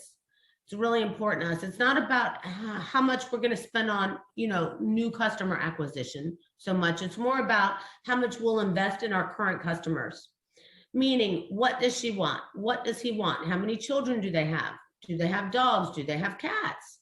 Do they drive to work? Do they, take public transportation? We want to know everything about them so we can offer them everything they need. And that, of course, really has helped scale our business, because we haven't had to add constant influx of new customers, new people we constantly grow. Every quarter, we have record growth. Even during COVID, we had 25% new growth. And the reason is we're always focused on what the customer really wants and needs. Now, when we're talking about scaling to a much bigger scale, we open up in other countries. So we always look to see where people are. Where's the demand for online shopping? Where do our customers know people because we always get like, oh, we wish you were open in Africa. We wish you were open here. And so we look to see where the biggest demand is, and then we'll open there. So our last country that we opened was Malaysia. We're doing phenomenal in Malaysia. We're very big in the Southeast Asia and have done very well, but, grow through additional products and through additional countries have always meant more people, more customers for us. What does someone who does $1 billion in revenue a year know that a mere millionaire does not know? I'm always fascinated between the difference between people. That is such a great question. What a great question. I mean, you're asking me that on a time where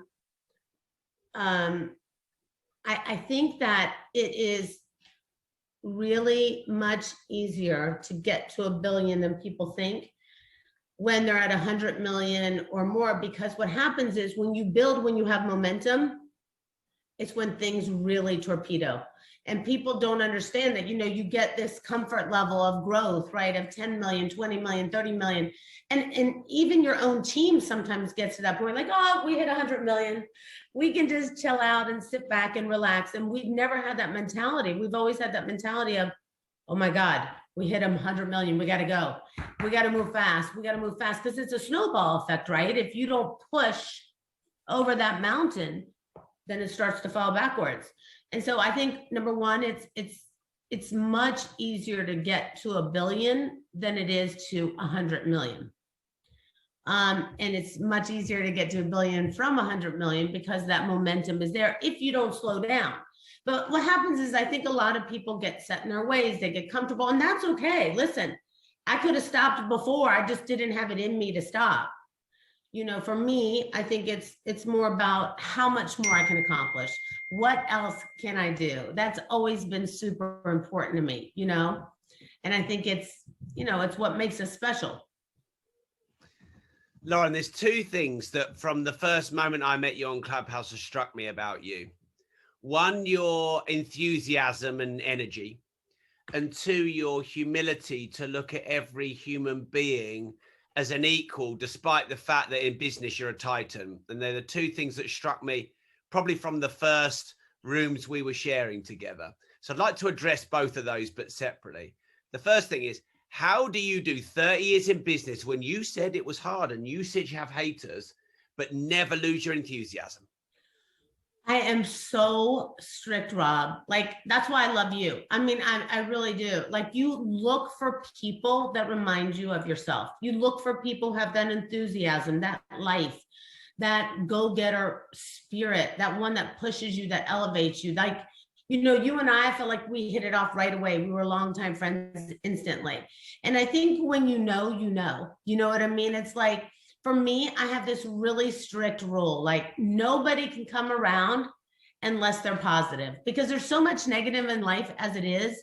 Why put ourselves through that? Like, even tomorrow, like we have July 4th here, so we're celebrating Independence Day, and we're going to our yacht in Chelsea, in New York City, you know, to watch the fireworks. And, you know, my good friends, Alicia Keys is going to be there. And a lot of my close friends, like 5 or 6 really close friends with their kids. And everybody's like, before they bring anybody, they always like vet it through me. And I think it's because they know how strict I am. Like, I'm really particular and cautious of new people who enter without getting like a full rundown of who they are, because, you know, you want to know that you're hanging out with the right people. And I don't think people put enough value on the friends that they hang out. Like, we don't get to choose our family, but we get to choose our friends. And so for me, I'm super conscious of it, super protective of it. You know, I make sure that those are going to be the people that are, you know, go get them, baby. Let's do it. You can make it happen. And all of my girlfriends, my guy friends, we're all in different industries, but we're all pushing each other to make it. And I think that's such a major factor of life, because it's short. And why not hang out with the people you want to hang around with? You know, even my own father was always skeptical. I remember when I was growing up, he used to think, oh my God, you got to go to college, and, you know, this is what your plan is going to be. And he tried to lay out my future. And I told him, Dad, this is not what I want to be. That's what you want me to be. And I think everybody comes to a crossroads in their life where they come to this conclusion and they say, you know what? I'm not going to be this. I'm going to be me. And until you can do that, most often you meet people who are living somebody else's life. I wasn't willing to do that. And so for me, it was more about what I'm willing to do for me. And so I think when you kind of cut people out of your life, they're giving you the scissors. You know who they are. You know, when you cut people out of your life, it's okay. It doesn't mean you don't love them. It just means you've got to take a mental vacation for a minute and do what's good for you. I love that. And then on the humility part, I mean, let's just cut it how it is. You're in these clubhouse rooms and listening and learning and sharing when, let's be honest, you're more successful than most of them put together. So how do you remain humble and not get ahead of yourself and treat people so equally? I just think it's one of the secrets to success, to not forget where you came from, to not forget who you are. Remember, I didn't graduate or go to college. My parents couldn't afford to do that.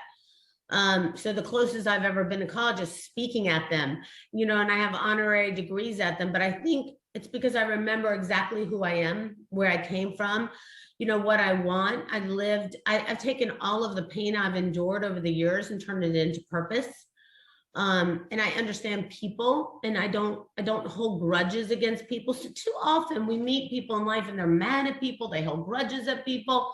You know, listen, I didn't come, my mom was amazing, my dad was amazing. He wasn't perfect, but he gave the best he could. He gave me all he knew how to give. And people sometimes, often, that's what they do, right? They give you the best they can give for themselves. And we can't be mad at that. Like, we have to understand that some people are just made that way. And I think when we stop judging people, you know, because I really try not to judge people. If, you know, one of my friends says, tell me what you think of this. I'll judge a situation, I'll help give them advice, but I never judge people, because people often give us what they've been taught themselves. And I feel like we have to give everybody a chance. And there's so much, sometimes I just want to hear from people, because I truly believe, and I know that, Rob, you're an expert at this, so you're asking me a question that you can answer probably better than anyone, is that you guys give people an opportunity to speak and make them feel important. And you often have more belief, and I see you do this all the time, you often have more belief than people have in themselves. And I think that's a magic formula for people making it, for pushing people to success. Let's face it, most people never grow up and are told, hey, you can be something special. You know, they're told, oh, go to school, you can be a doctor, you can be a lawyer, you can be a school teacher, you can be a firefighter, you can be, you know, whatever. And that's all wonderful. If that's what you're set out to do and that's what you want to be, fantastic, be the best at it. If you're going to be a roofer, if you're going to be a plumber, if you're going to be any of those things, be the best at it.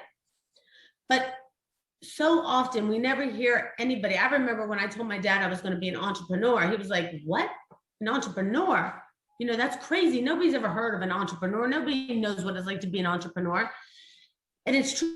Back then, nobody was teaching about it. You know, he thought I was crazy. So I do think it's so important not to forget where you come from, to listen to people, to have belief in people. Because let's face it, most people don't have any belief in themselves. And you're the best, you're the master of it. Thank you. You are. You've mentioned a couple of times in our chat here that, you know, you've had some hard times. People are definitely inspired by people who've overcome hard times. So do you mind sharing a time in your life or an event that was really hard for you and how you overcame it? Yeah, two major ones stand out in my mind more than anything. One, in our first year of business, my mom passed away. And she was 42, and I had just had my daughter, who was, you know, 7 months old at the time. And that was a really tough time because, you know, the person I hoped would help me watch my child, because I couldn't afford to hire anyone. You know, we were flat broke. We didn't have any money, wasn't there anymore. And then I had this 13-year-old brother who needed to be raised, and my dad wasn't going to be there as, you know, much as I wanted him to be.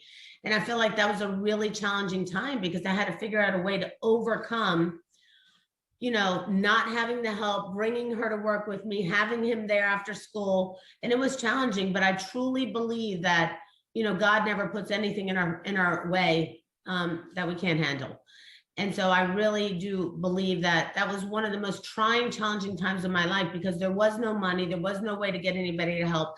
And we all basically passed my daughter around the office when we didn't have a meeting, and she would go from playpen to playpen or crib, you know, crib to crib in the office. And my brother too, he grew up rather fast because, you know, he didn't get to have the regular life of, you know, going to school and home, and, you know, his sister was raising him. The second time was about 8 years ago when, you know, I was having everything. I've been very fortunate. Everything I touch really, you know, I work really hard for it to turn to gold. You know, I really am very self-motivated, self-driven. I have my own goals every day. I said I have a wall of little sticky notes, and those sticky notes, every one of them represents a month of my life that I have to live. And they're so big that I make sure I accomplish them. But about 8 years ago, when things were going really amazing, I had an episode where I had brain pain, and I found out I had a big brain aneurysm in my head. And that was a really challenging time for me because, you know, I didn't know how to deal with it, and it was big, and nobody wanted to operate on it because it was massive and in a dangerous location of the brain, and I was having already symptoms.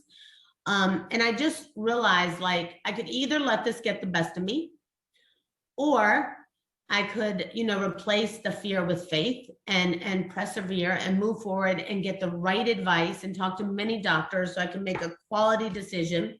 And I did just that. And so it was like 2 weeks away from my convention, which is always about 30,000, 25,000 people. And I went to the doctor who I finally found out I wanted him to do the operation. And he said to me, well, we should do the operation right away because you're already having symptoms. You're already having leaking. I was already, you know, clearly having episodes that were dangerous. And I said, well, I can't. I have my convention next week. And he said, are you crazy? You can't go to your convention. And I was like, no, I have to go to the convention. No matter what, I'm going out a winner. So I got to go do this. And, you know, I really prayed on it a lot. And I did not want anyone around me to suffer. I'm not the type of person who I have a philosophy, take it for the team. So I take it and I don't need to share that with anybody else. So if I'm going to go through it, no reason for everybody else to feel it. You know, oftentimes you'll have somebody will be like, well, if I'm going to do it, you got to do it with me. And for me, it was like, no, I didn't want anybody to suffer like that. So, you know, I made sure I didn't want my family to suffer. I didn't want them to feel that type of pain. I was very quick and swift. And I told the doctor, as soon as I land, from convention, I'll go straight to the hospital. And I did, and I had a very successful surgery. And but it was still a trying time for those few weeks, and probably one of the most scared moments, I think, for the company's organization, because, you know, we had never really planned, you know, what would happen and what if, and, you know, you have just as many things go wrong when you're doing brain surgery as you do if you don't do the brain surgery. So I think, you know, the fact that we didn't have time to think it through, but we made quick, swift decisions, which might have been risky for most, but for me, it was the way to handle it. And it was just a scary time, but we have endured over the 30 years of our business, you know, bow and arrows and gunshot wounds and, you know, blood, sweat, and tears. And, you know, Rob, nobody makes it. There's no straight line to success. It's always a roller coaster. You know, I always tell people every morning I wake up, the first thing I do is eat problems for breakfast. You know, I make sure I handle the problems first. Why? I want them out of my way. You know, I want to get all the problems out of my way. So each day that goes on, I can stop my day at 1 or 2 o'clock and enjoy doing a conversation with you and hanging out with you and do the things I want to do. So I try to do the things I have to do first thing in the morning so I can make progress. And then I get to do the things I love to do. And people get that confused. They put the things they have to do in order to succeed last, and then they never get to them, as you know. And that doesn't work, right? You have to do those things first. You have to put the big rocks first. And then you always have time for all the other things. Wow, that was a great answer and a great little journey. Thank you for taking us on that. You're welcome. So I've got one more main question, and then we'll do a little fun quick fire round. I love that. So in society, in business, on social media right now, I see this new first world problem of overwhelm. So many social media channels, everything thrown at us. How do you deal with overwhelm? Because you manage so many things. How can people get rid of that overwhelm and be focused? I think, I'll be honest with you, people often ask me like, hey, what's the formula? What's the magic formula? How are you not panicking or overwhelmed or frustrated or falling apart? We all have our moments, obviously. We're all human, right? I mean, I don't have a lot of pity parties. You know, I don't do that because I don't think it accomplishes anything. I also think that worrying accomplishes less. Worrying about anything accomplishes nothing because it's really just an emotion. It doesn't change the outcome. And so if I have something up against me or if I'm overwhelmed, I really spend my time writing it down and putting in perspective. So I write down, what am I dealing with? What is it that makes me afraid? What is it that's overwhelming me? And I really try to put it in perspective for what it is, because when we really put things in perspective, right, and we look at it as a whole, we realize it's not as big as we're making it. We have a tendency as humans just to amplify everything. You know, we do that. Oh my God, the house was so big, or, you know, the journey's so long, or, you know, there was so many people, maybe there was 30. You know, we have a tendency as humans to exaggerate everything in life rather than just seeing it for what it really is. And I think that, you know, I really do try to put things in perspective. I really do try to say, you know what, it's not as big as I think. This is not that big of a problem. I've handled bigger. I've had conversations with myself in the past where I said, you know what, those things that I thought were so hard, I'm here today. They seem very small later in life. And so I think when you really put things in perspective, it's very important because it really keeps you on track, because we do have a tendency. We get overwhelmed. We see what other people have, what other people are doing, and think, oh my God, how can I be like Rob? How can I be like Lauren? How do I do this? Oh my God, Rob has so many books. How do I do this? Oh my God, I got to write this. Rob's got so many social media followers. How does he have so many people following him on Clubhouse? How can I be like him? And you just need to stop and take a deep breath and realize that nothing happens overnight. Nothing happens without hard work. I don't care what anyone says. There's a process to everything. I have never been successful at doing anything without the process. Nobody's ever going to get out of this life alive, or at least I haven't met them, right? Everybody wants to go to heaven, but nobody wants to die to get there. Think about it. So the truth of the matter is that we're all having to go through the process. Right now, we're all in line. We have no idea when God's going to call us. When our time's up, we don't know when that is. Nobody gives us a notice. Nobody gives us a heads up. Nobody tells, bye, sweetie, I love you guys. My grandkids are coming to say goodbye. Love you. Mwah. See you later. I'll see you tomorrow. Say hi. Bye. Bye. Yes, bye. I love you. Mwah. I love you. There's my little grandkids. I'll see you later on the boat. They're all going to the city. Bye, honey. And so I think, we're all in this line, Rob, and we don't know when God's going to call us, right? And so for me, it's all about the journey. How much can we get done? And I know you're so similar to me. It's like, I see death as the biggest motivator in the planet. For me, death is the biggest motivator in the planet. I'm standing in line. I don't know when I'm going to be called. Don't know what he has on his mind, but I'm going to get as much done as I possibly can, which is one of the reasons I love to learn, to listen to other people, to embrace other people. That's why I like meeting new friends like you who motivate me, inspire me. And I think it's so important when you realize that you don't need to be overwhelmed, that those are worthless emotions that will do nothing to change the outcome. And that's hard because everybody's like, well, how do you really do that? Because I keep it in perspective. I write it down. I know what it takes to get this done. It doesn't have to be harder than it's meant to be, And I think it grows with time. You get that as time goes on. And, we all handle things differently, but I really do believe I've never really panicked, even with my own branding or aneurysm. I never panicked out the outcome. I just wanted to deal with things head on and take them for what they are. Let's not make this bigger than it is. Let's not get everybody in the family all worked up. Let's not do things that are not necessary to do. Let's do the things that make most sense. Amen. Exactly. Right. Let's do the quick fire. Let's go, babe. I'm so grateful for you sharing the time here, Lauren. This is I brilliant. love you. You know how much I love you. I would do anything. Thank you. So, best advice you ever remember receiving? Oh my God. Never, if you don't know what to do, don't make a decision. Worst advice you ever remember receiving? Stop dreaming so big. Biggest regret? Biggest regret. Gosh, I don't have a lot of regrets. Maybe just taking time to enjoy the roses along the way. I really am a workaholic. I love to work hard. And sometimes it's good to slow it down and take a look around and realize how amazing your life has become.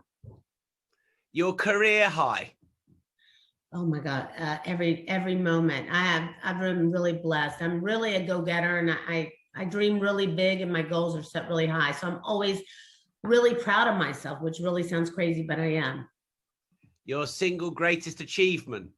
My daughter, the best thing that ever happened to me. I have a podcast called The Disruptive Entrepreneur. I'm sure this interview will end up going on there, but we've got a couple of other places we're putting it first. But what does the word disruptive mean to you?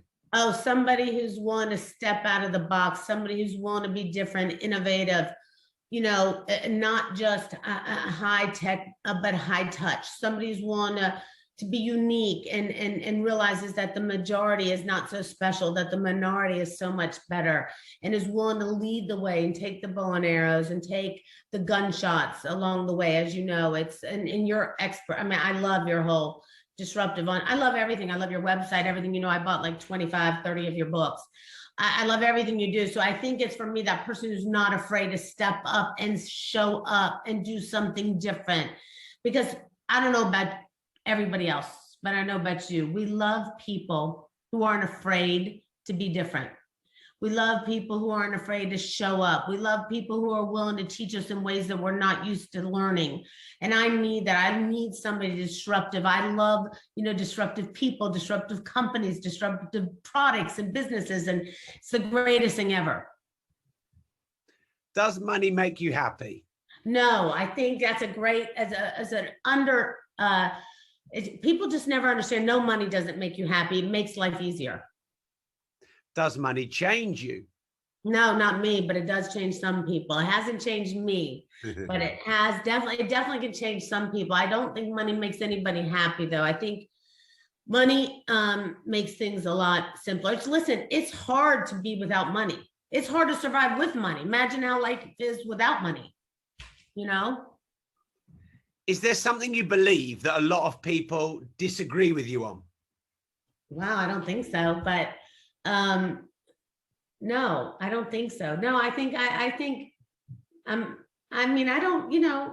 think so. No. Is there something that you used to strongly believe that you've recently changed your mind on? Lord. Yeah, maybe. Sorry for these hard ones at the end. No, it's just I'm laughing because I literally just started my estate planning, and the lawyer said to me, like, you can't make any more money.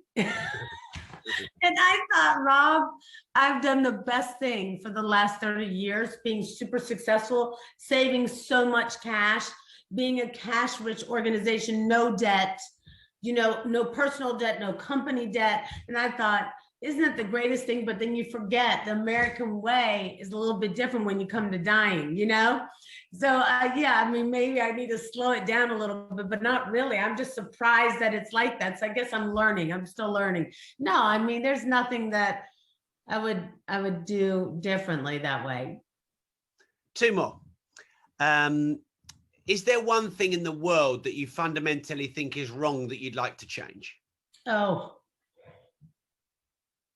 I mean, yeah, there is. But I mean, I wish that people would treat people with kindness. It really drives me crazy. That's one real pet peeve of mine. People they're rude, they're quick, they're in a hurry. They never take time to think about what somebody else is going through. And it literally takes a second to be kind to someone. So that's one thing. And number two, politics. I hate it.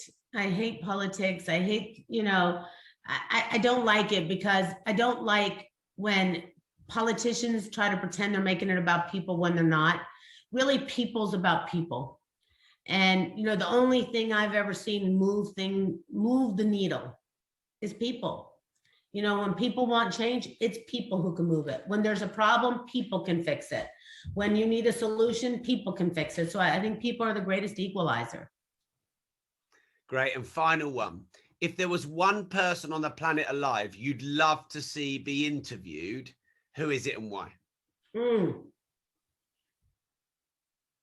I'd love to see, I mean, this is just very self-serving. I'd love to see, I'm not going to give you a business thing. I'd love to see Princess Diana being interviewed after the fact to see what she'd say, because I'm always so fascinated by her lifestyle, or Jackie O. I'm always interested in to see women who have kind of given so much of their life to something else, to see how they feel about it today. Because I do think that is a part of the world that we don't realize. Sometimes women give so much of themselves and they've sacrificed so much of themselves that you wonder if later in life they resent it or they regret it. And I think that's really important. I always tell people, I need to be the best version of me so you can have the best version of me. And I think, sometimes people live their whole life for somebody else. And, I look at my own mother, she did that. And I think it's really important for people to love themselves before they love other people. I think one of the reasons I love other people so much is because I genuinely love who I am as a person. I genuinely wake up and like Lauren. I like Lauren. I want to be Lauren. I admire Lauren. I'm proud of Lauren. But because of that, I can love other people with everything I am. And it makes me a great friend. And it makes me want to love other people more, What an absolutely amazing way to end. That was just very special, that moment. Thank you, Lauren. I love you. Where should we follow you? Where are you hanging out on social media? I'm always, of course, and if I'm in Clubhouse, I'm only in your room, of course, on Clubhouse at Lauren Reitinger, and at Lauren Reitinger on Instagram and Facebook, and of course, Twitter. So I'm everywhere at Lauren Reitinger. I'm always anywhere where Rob is. Thank you, Lauren. And if we want to go and shop with you, justshop.com. Shop.com. Oh man, that website must be that URL was amazing. It's funny, when we bought that URL, my husband called me from California and said, Lauren, this is a pretty big expense. Should we consider doing this? I said, no, it's not he was talking about the business of shop.com at the time. I said, no, it's not a big expense. Just think about the 4-letter domain. It's probably the best 4-letter domain in the planet. You need to buy it. And we did. And I'm so grateful we did.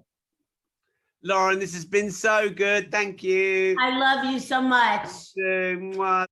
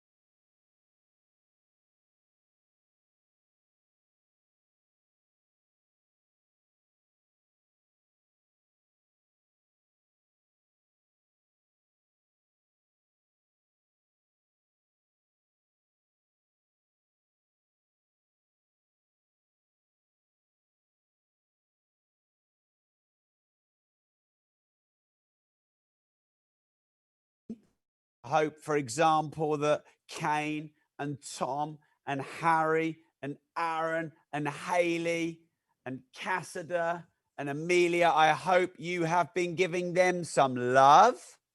So we are now moving on to scaling your podcast, growing your podcast, getting listeners around the world.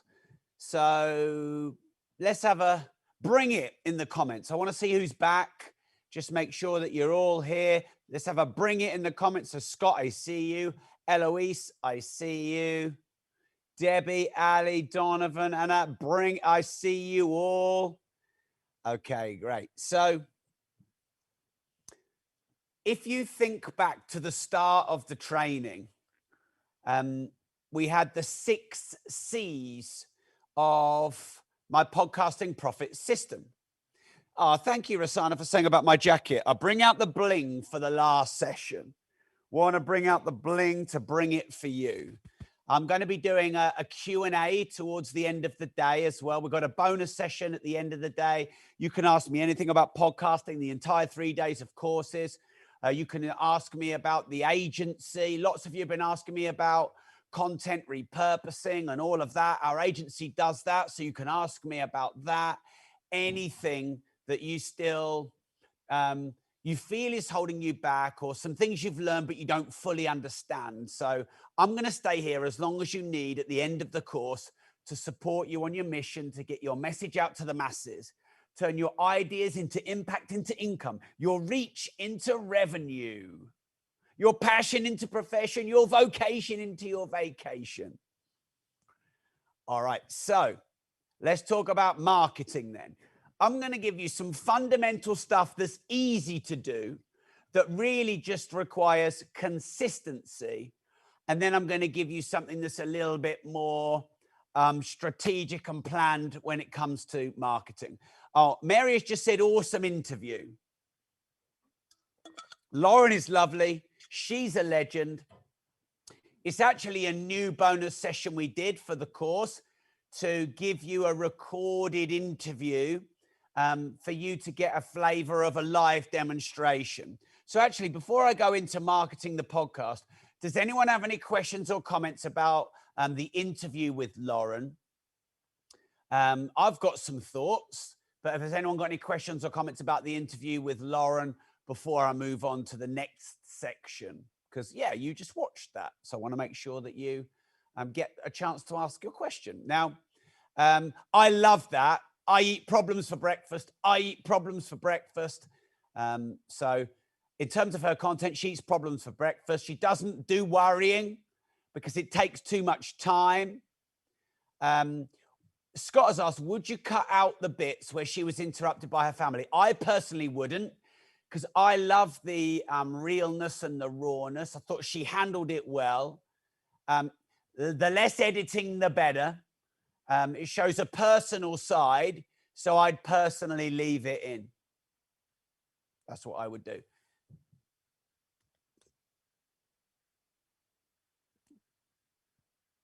Even for audio only, yeah, I'd leave it in.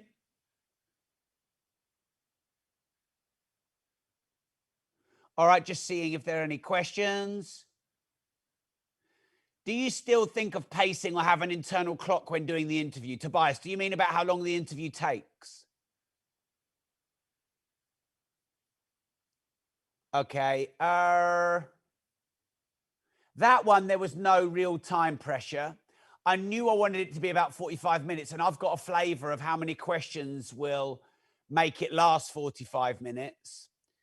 And by the way, you should have probably anywhere between 5 and 25 questions. So with Floyd Mayweather, I did 29 questions in 23 minutes. And with David Icke, I think I got 2 or 3 questions in 2 hours.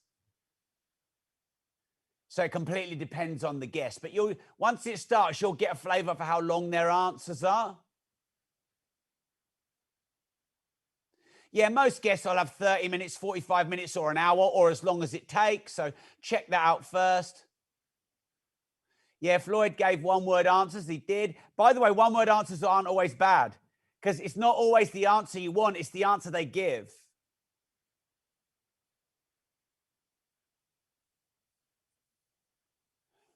So do you have to do an extra 5 or 10 minutes of show? So after editing, the show is 30 minutes. I'm not bothered about making it 30 minutes, Deborah. I know that that's the ideal length, but if it's 40 minutes and it's good, it's better than taking 10 minutes of content out. If the guest, so I'll just make it as long as it is, Deborah, which is linked to Melinda's question. The two Melindas who are on the podcast agency. Want to say thank you, love you. If they ramble on too long, I'll try and jump in there. Yeah. Did we use Zoom? Yes, we did. How long did I prepare for the interview? So I get Tom and Harry and my VA to go and find questions for my guests and do all the research. And then from there, I'll assess and judge the questions after that. So, I have a bit of leverage there. I like 3 different people doing research because then I get different views. Do you remember I said there are 5 different things you want to weave into questions? Contrarianism, what they're known for, high volume keywords. Now, Lauren was on the social media summit, so I was angling it towards social media. Nathan, Roger Saul interview was pretty epic. You just let him go. So yeah, with Roger Saul, who is the founder of Mulberry, I had about 7 or 8 main questions, and then I had about 12 quick fire. And I knew after the first question, we were never getting on the 7 or 8. So I just thought, I'll let him do 3 or 4, and then I'll go into quick fire. And did you notice I said 15 seconds and guided him on how long the quick fire should be? But then he started taking longer and longer, so that then I'll bring him back into the 15 seconds again. Mary, you were amazing interview and maybe gave so much more. Thank you. Yeah, so I let them speak. I stay quiet. I either thank them or just stay quiet and then move into the next question. And that took a lot of time for me to learn. So I've definitely practiced that. The quick fire part is good because it changes the energy if you need to bring it back. If their answers are taking ages, you can speed it up.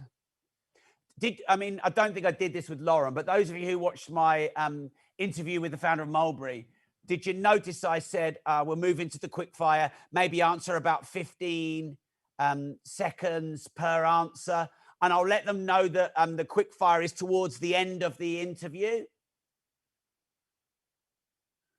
Have you ever had an interviewee turn on you? Yes, Afam. Go and watch my interview with the first Pablo Escobar's son, who looked like he's probably a fraud.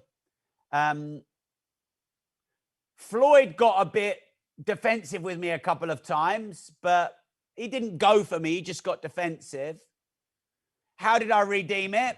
If they turn on you, like he said, oh, you're like those media guys, you're trying to trip me up, blah, blah. And I said, I'm not trying to trip you up. I'm just asking a genuine question.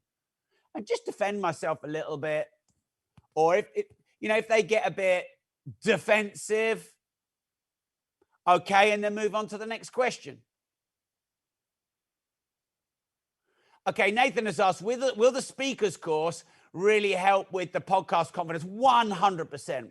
The Expert Speaker Revolution, the 5-day, £3,000 course, will massively help with your speaking, your confidence, your volition of delivery, your belief in yourself. Now, look, interviewing and speaking are different. Scott's excited for that too. So guess Nathan and Scott, you are on the influencer level. Afam as well. Cool. It's a pleasure to work with you guys, by the way. Thanks for your faith in me and us.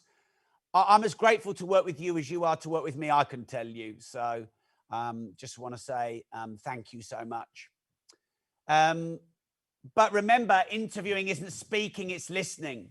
If I were to summarize the key things, number 1, really listen, say nothing, listen with your eyes and your head tilt and your nods and your smiles. Like, I'll give you an example. My face, I don't really like this about my face, but my face, my mouth, as I get older, drops a bit. I notice in my mum especially that it does that. And I can see over the years as I've got a bit older, my mouth slightly drops and it doesn't make me look like I'm really interested. So I sort of try and keep like, not a smile because it's cheesy, but try and lift my mouth slightly because it looks like I'm more interested. I've been trying to work on my eyes, my head nod, my body language, because you can't do the ahas, ums, and oohs, and ahs, and yeses like you might normally in a conversation. Okay, we've had a question here, Callum. What are the different levels and how much again for the podcast agency? I think we should not talk about that again. Maybe we'll do it at the end. I'll tell you what we'll do. At the end, when we do the bonus Q&A with me, if you've got any questions about the agency, if any of you didn't apply, if any of you have applied but you've not heard from us because we haven't been able to get through, or if there's anything about the agency you want to ask, or if there's a reason you didn't apply but you want to ask me about that, let's cover that at the end. Is that all right? This was, I don't know how to pronounce your name, if it's Sagar or Sagar. Is it okay if we talk about that at the end in the Q&A? Because I want to keep it, just let me know. Any of you got any questions about the agency? I know some people have been asking us about, Rob, can you do video editing, content repurposing, manage our social media, all that? Let's do that all at the end, if you don't mind. Give me a yes if that's okay. Yes. Just give me a yes. Cool. All right, awesome. So now I'm going to move then into the marketing. And you can ask me anything in the bonus session towards the end. Right. So if you don't yet know the concept or title of your podcast, ask me at the end. If you don't yet know who your ideal listener is, ask me at the end, because I've done at least 2 live coaching sessions on that. So I don't want to labor that. Okay. Now, I'm going to ask you all a question. Are you ready? Are you ready? Are you ready? Please put in the comments what one thing is holding you back from starting or scaling your business. Let me know in the comments what one thing is holding you back from starting or scaling your business. Time management from Scott. Training, but now Mia's got it with us. That's great. Nothing from Manfred. Hosting from Dion. Not sure on my content. Getting more guests. Insecurity. Finalizing the product. Reaching customers. Belief. Fear. Time training, staff, raising capital. Content, right topic. Bit of confidence. Training videos. Too much investment. Okay, cool. Callum, let's make sure in the dealing with critics section, we do a little section on confidence.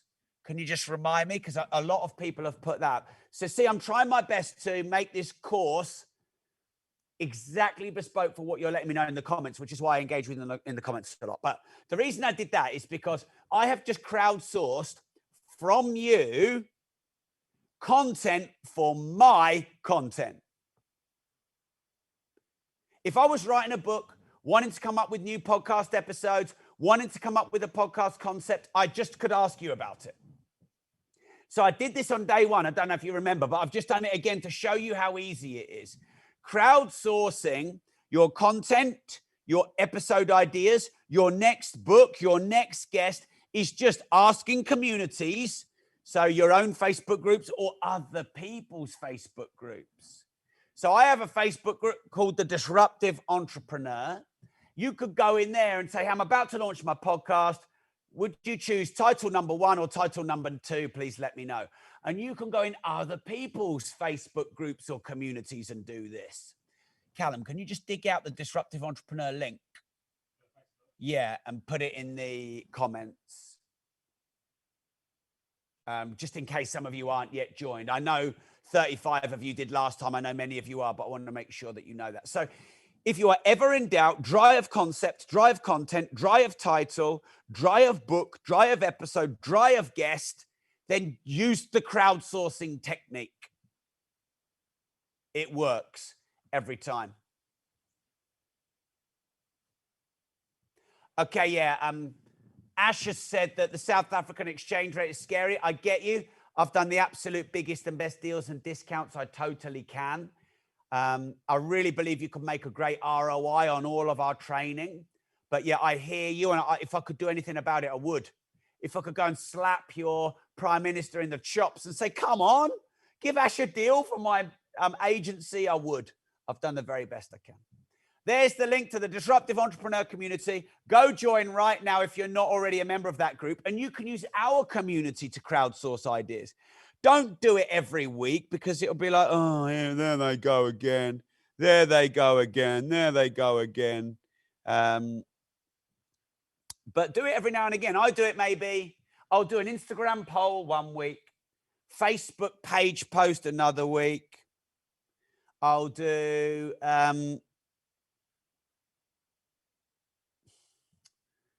I'll do a question in my Disruptive Entrepreneur Community another week. I'll email my database another week. I'll post some of my WhatsApp groups another week. All right. That's what I was doing. Distracted there. Hey, mate, how you doing? I am talking live to my awesome podcast live stream masterclass, Podcast Profit System Legends. Honestly, this is like one of the best groups I've ever spoken to. They're all legends. They're all signing up to the podcast agency, nudge, nudge, wink, wink. I've just given them the link again for the Disruptive Entrepreneur Community. Could you accept them in? I guess you won't get many because most of them are already a member. Cheers. I just let him know because he only lets people in if I say, because you get spammers and scammers and all sorts of nonsense. So we try and protect you from all that. Okay, right. I do not do this enough, and I will always hold my hands up and say where I should be doing more. You should be encouraging your listeners to hit the share button or refer your show.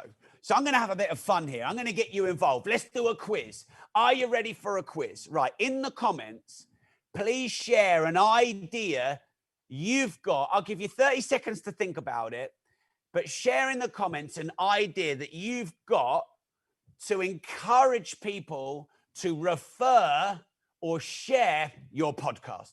Go. Callum, when we go back over in the editing of this course, any good ideas, let's bring out and do a slide on it for the next course. Look at me, I'm crowdsourcing course content off you. I should be paying you. All right, so Jack has said a 3-month subscription on his club. Great idea. Yeah, free membership on the Patreon, Scott. Great idea. You could offer people to jump on a Zoom with you. First 50 people to share my podcast get a special Zoom mastermind with me. A few months free on the supporter program, some free information, a free group coaching call, a chance to win some merch and goodies, a free chapter of the book. If you do not share, then you will suffer a long and painful death. Manfred has said, if you do not share, you do me a disservice. Honor my work, share me. Who do you think you are? Don't you know who I am? Free hugs. Okay, now, I interviewed, well, no, actually, she did a speech, but she was on my social media summit. Jessie Lee. She's I Am Boss Lee on social. And she'll shout at you, scream at you, ask you, love you, beg you to share. She'll give random gifts. She'll come up with a load of fun humor, but she's always asking you to share her content. And did I tell you my stats on sharing? I get 400% more shares when I ask. 400% more shares when I ask you to share. All right, let's have a look on let's go on my Facebook.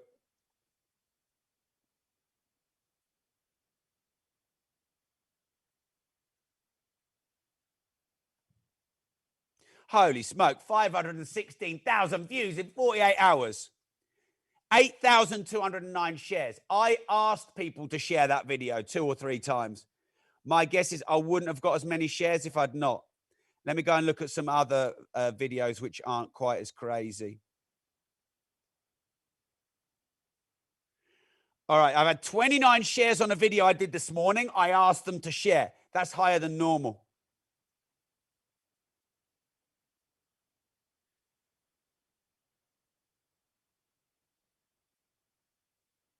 So ask them to share. What else have we got? If you don't share my link, I'll take you off my list. But do you know what? You could say in a very funny way, look, if you don't share me, I'm going to be so offended. I'm probably going to go home and I'm going to get in bed and I'm going to cry for 3 straight days. I mean, why wouldn't you share me? Have I done something to upset you? Is my content not good enough for you? Am I not worthy of your love? It's just one little share. It doesn't cost anything. Come on, give me some love. You could give tickets to events. Exactly. All right, cool.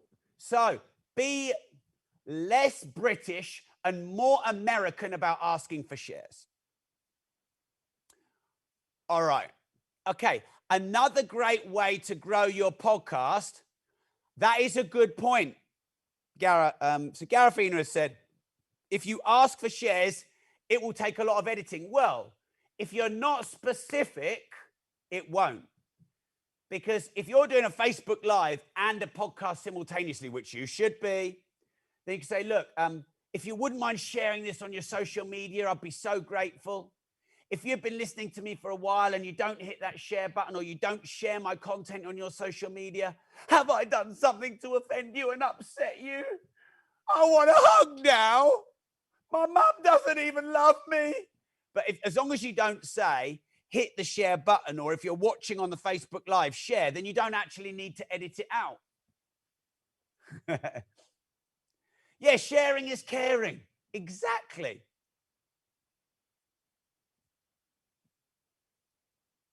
Right, competitions. So gifts and competitions. We've already said now a few rewards and incentives for sharing, but you could run a competition. Anyone who shares my podcast and tags me in, I will pick someone out at random on X day at X time and you will win Y prize. So make sure they tag you in so then you can see it on your socials.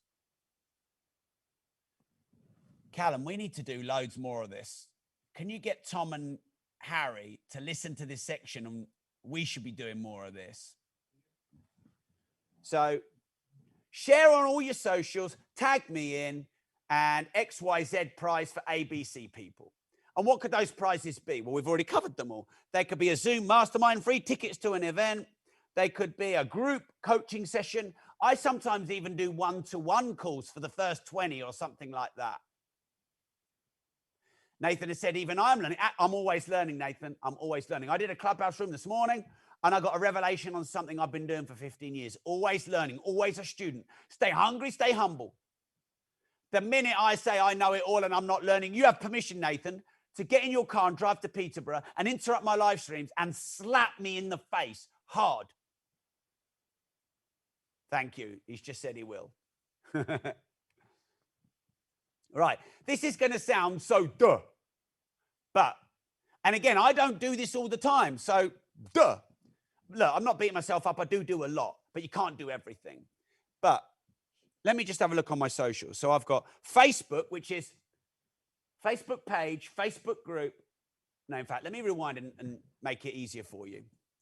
Publish every episode on every channel. Repeat after me. Publish every episode on every channel. Repeat after me. Publish every episode on every channel. Publish every episode on every channel. Every week, publish every episode on every channel. That is logistical. That doesn't take genius or smarts. Now, if you want help with content repurposing, if you want help with the administration of that, in the Q&A at the end, I'll take any questions on that because our agency can do that for you too. Now I'm going to tell you what those channels are.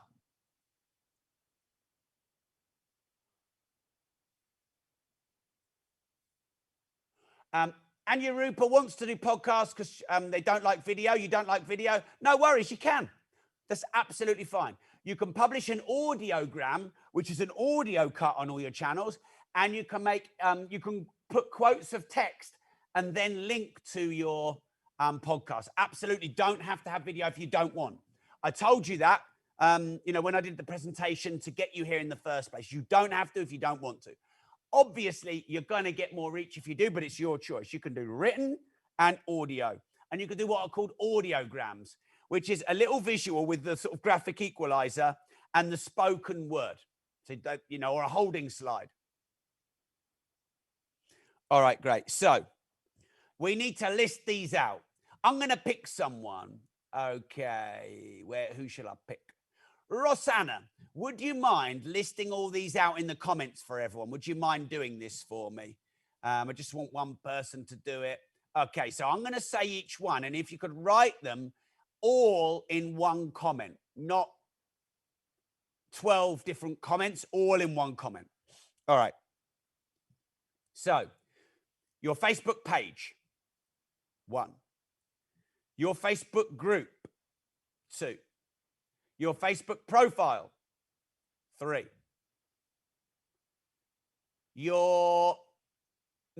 Other people's Facebook groups, 4. Your Facebook story, 5. Your LinkedIn main feed, 6. Your LinkedIn story, 7.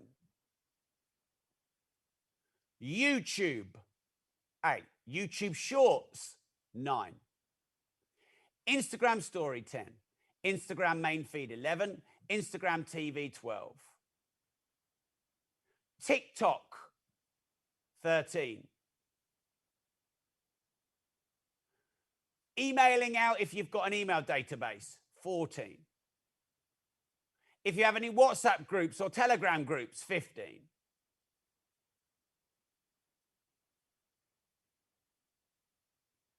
I think I've covered them all. They are places where you could post your episode every single week.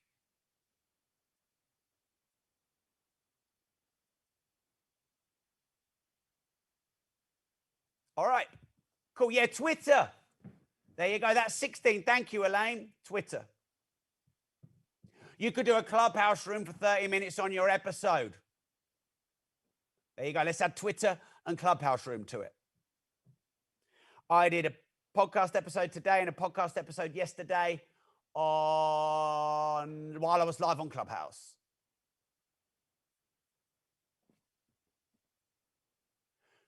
Okay, there you go. Rosanna, thank you so much. She's put them all in the comments. Now, I would do these across the week, different times, different days, so you don't just spam all of your social media on Monday morning. And you could vary the excerpts if you wanted, but you don't have to. You'd probably need content repurposing help from people like us if you wanted to create the variety or the scale.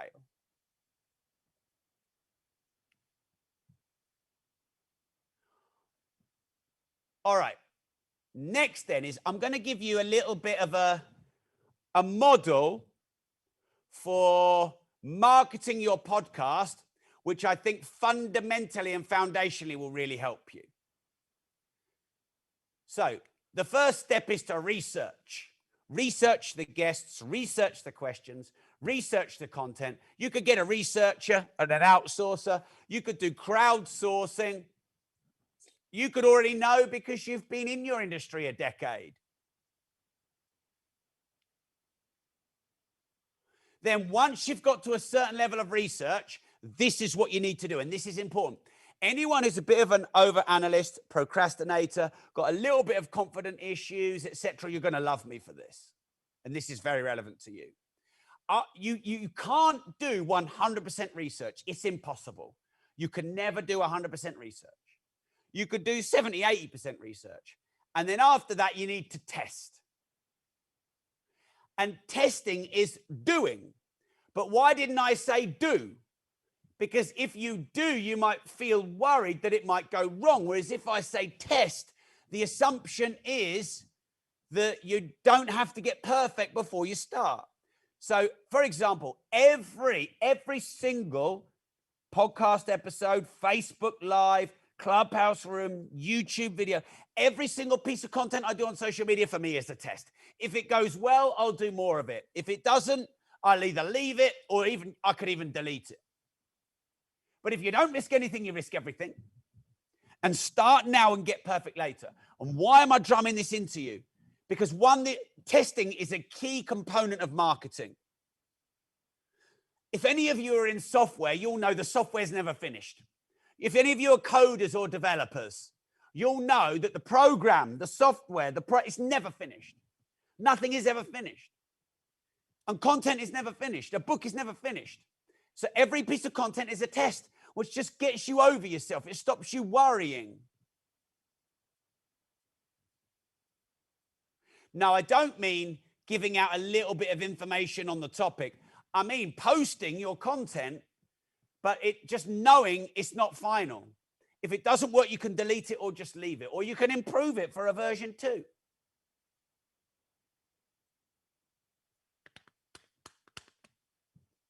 By the way, when it comes to your content, what works well, you do more of. What is average, you try and improve. And what doesn't work well, you do less of. And if you did one piece of content per channel, per day for a year, do you think you'd know way more what doesn't work, what's average, and what does work? 100%. You'd know the nuances of all the channels, the best times of day, the best lengths to post, the type of editing, the type of content. I'm going to give you an example.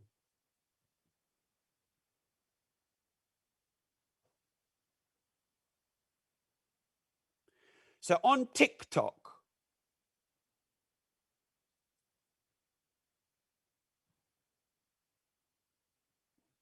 I did a piece of content called The 3 Types of Millionaires.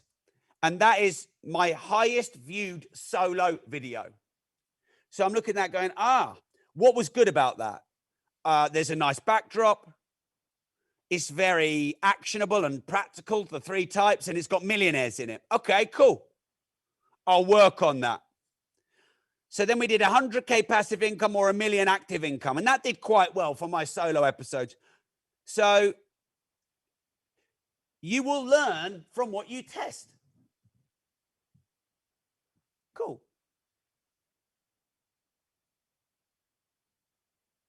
Now, I don't recommend going back and replacing or re-editing an episode. I'm not sure that you can do that, but you can learn forward. So you've done your research. Basically, everything that you do, turn action into test. Then you review. How did it go? All right, let's go through our TikTok videos. I'm doing a TikTok video a day. How are they doing? That one didn't work so well. That one did. That one did. Why did that one? Okay. And we can start reviewing what we do and feed that forward.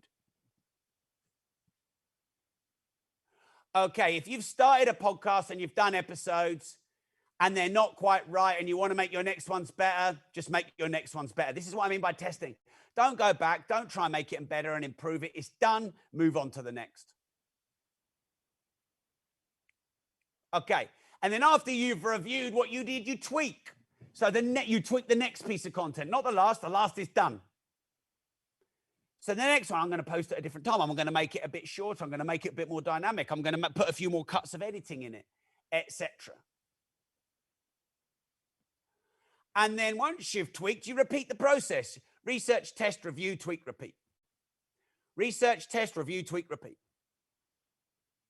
Research, test, review, tweak, repeat. And then once you've done that a few times, then you scale. Local to national to global to intergalactic.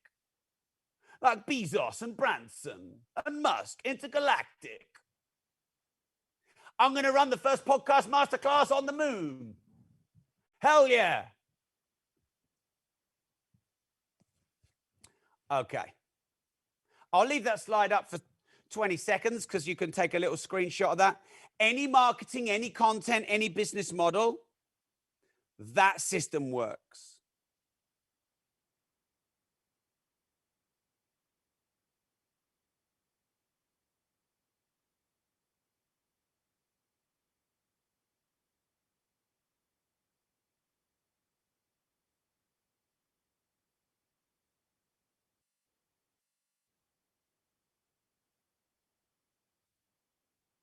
Son just won his tour, won his Order of Merit in the golf. Had a good round today.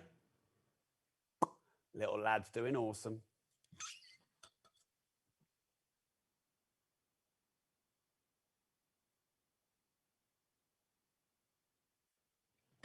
Right, I'd like to move on, if you don't mind, you legends.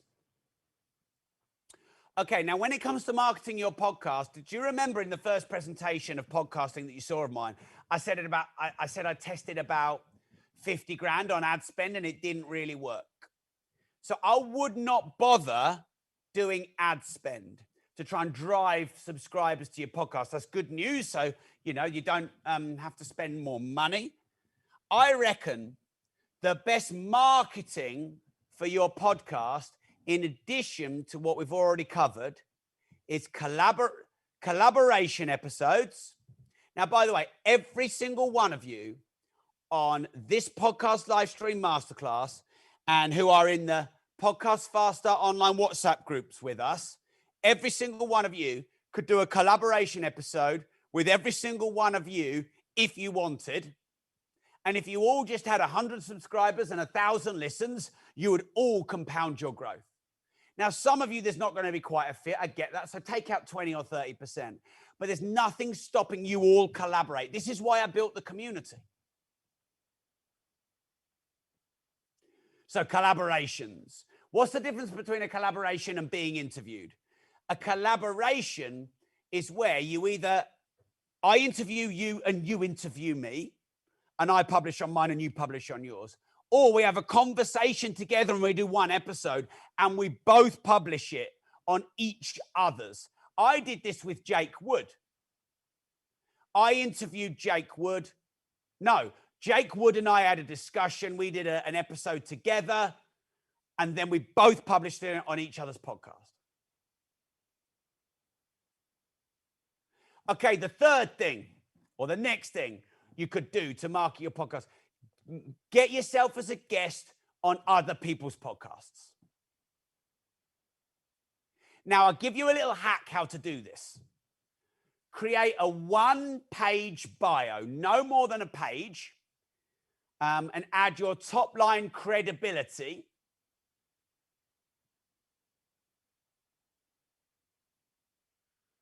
All the uniqueness you bring, your CV or results, it's got to fit on one page.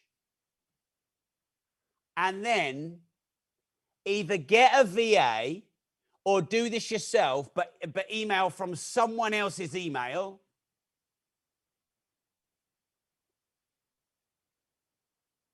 Now, there's two ways to do this. Way number one is you email from what appears to be your PA or your VA or your agent. Hi, I represent Rob Moore, the disruptive entrepreneur. He's been on many podcasts. He's a very popular guest.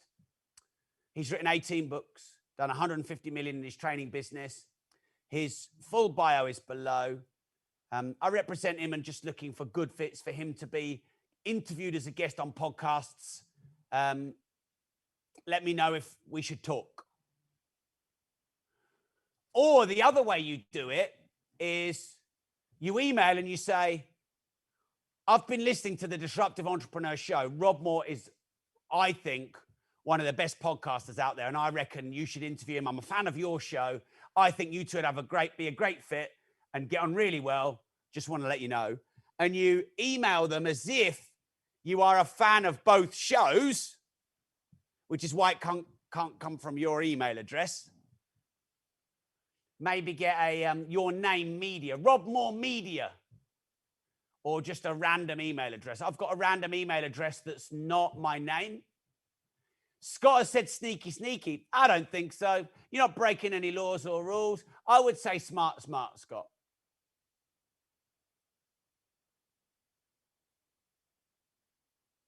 Thinking outside the box. Exactly, Tiffany. Now, look, if you don't want to do any of these things, that's your choice. Anya Rupert constantly does that for their PR clients, but not themselves. Exactly. Why not do it for yourself?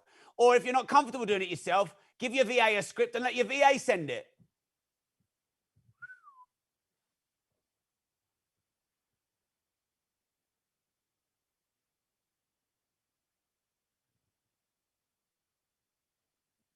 All right, cool.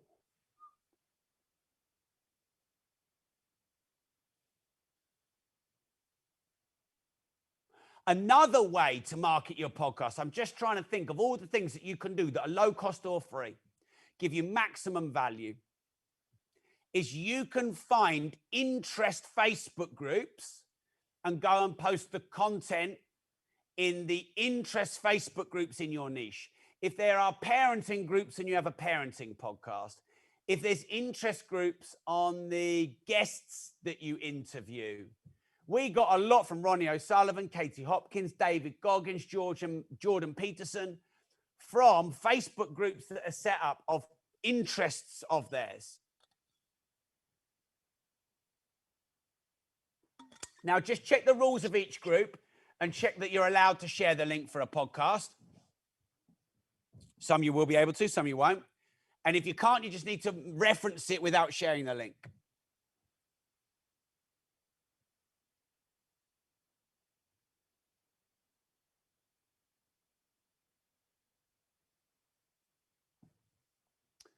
Okay.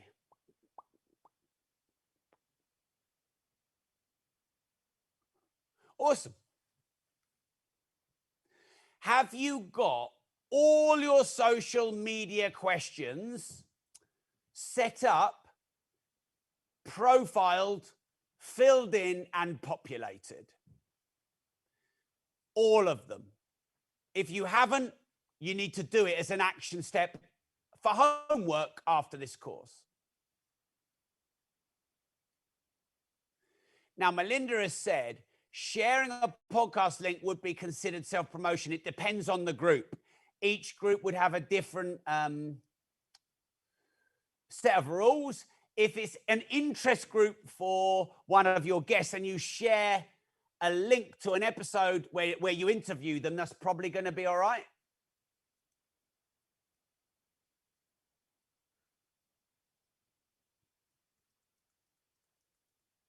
So you want to make sure every single social media platform, at the very least, you're set up on it and it's populated. Now, what I do is I get my VA to go and populate and set up a new platform.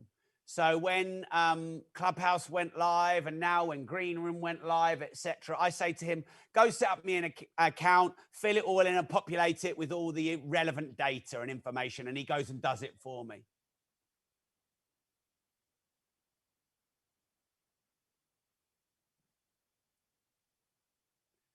Should you populate all your social media with the same bio, photo, intro?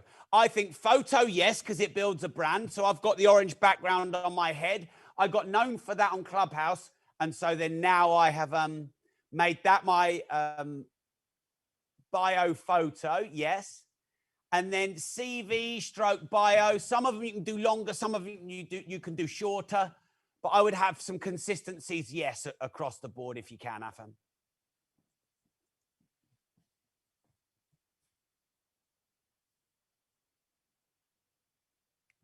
Now, there are many social media groups.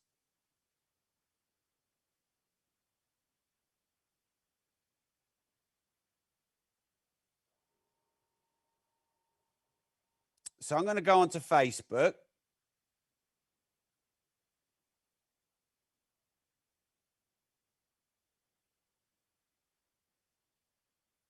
Groups. Search. Okay, let's do parenting. Search.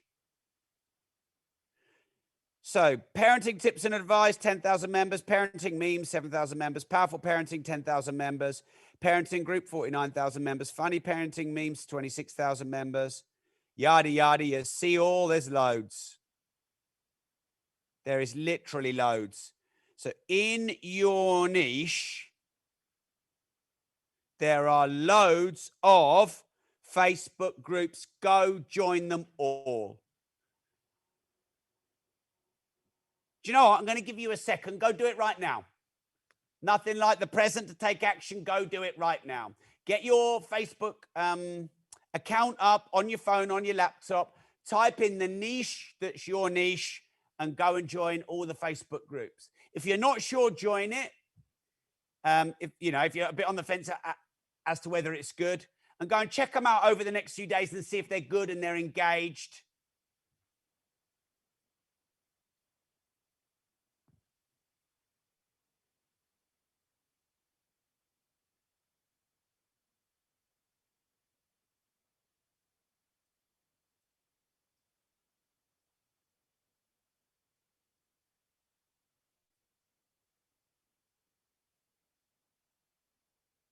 Give you 30 seconds to go do that.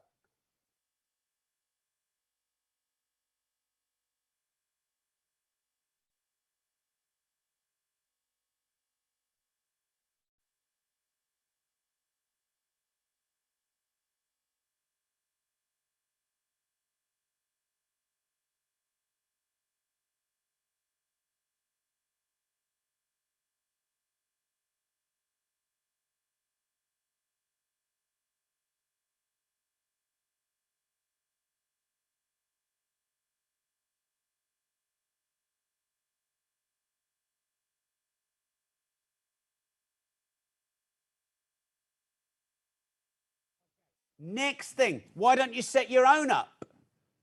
Why don't you set your own niche group up? I have the Disruptive Entrepreneur for entrepreneurs and people who subscribe to my podcast.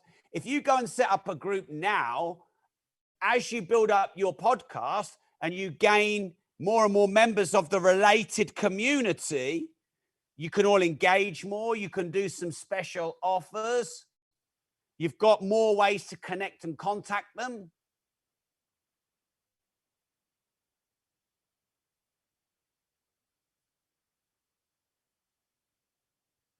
So I definitely set up your own.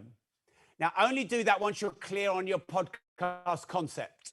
And I recommend don't call it the exact name of your podcast unless your podcast is a broad niche. So the Disruptive Entrepreneur Community is about entrepreneurs, but it's also got the same name of my podcast. The Progressive Property Community, it's the same name as my company, but it's also it's obviously about property. But you want something that's quite general in your niche if you can.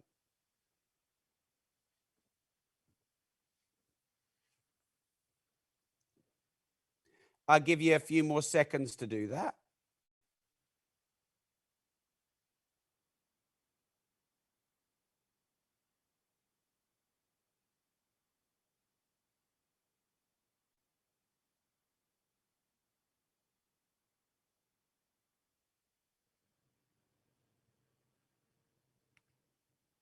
Okay, the next thing you can do is Instagram split screen lives.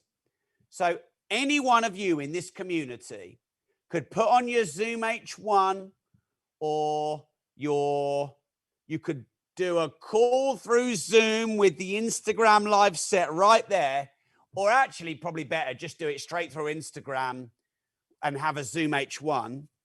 And you could do a collaboration through Instagram split screen lives. And then you could record that for the show. Obviously, their H1 and your H1 would have to be edited together. You used to be able to do Facebook joint lives. I don't think you can anymore.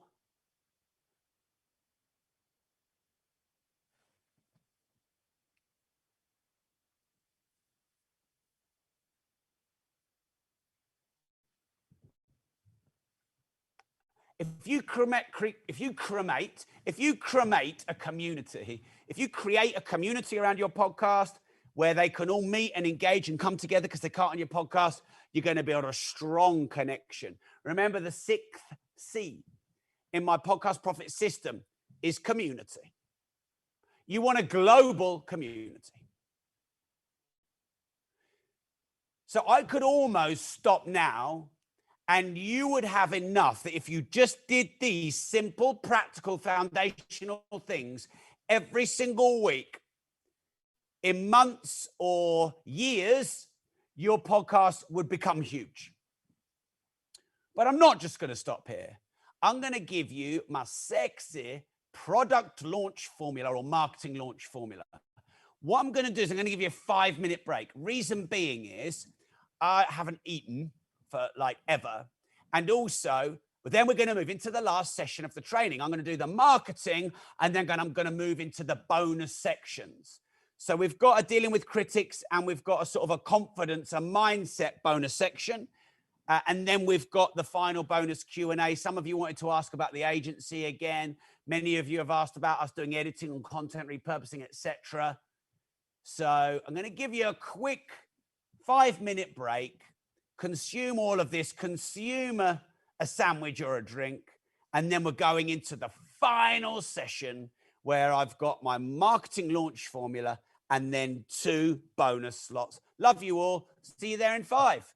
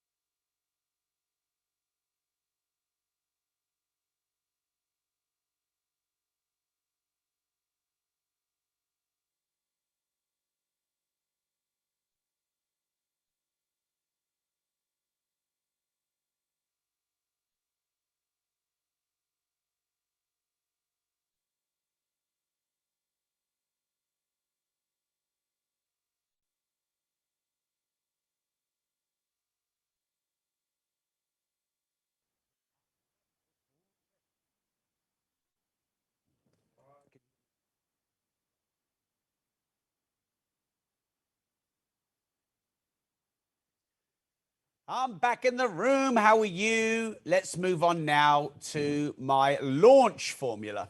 So I've done many six-figure launches and occasional seven-figure launches. And I'm going to give you my launch formula to help you launch and relaunch your show. So this works on any channel pretty much. And when you launch your show for the first time, that's obviously the big launch. But this model can be used for relaunches and anniversaries, etc. So actually, I'll tell you what I'll do. I'll list the instances where you could have an excuse to do a launch.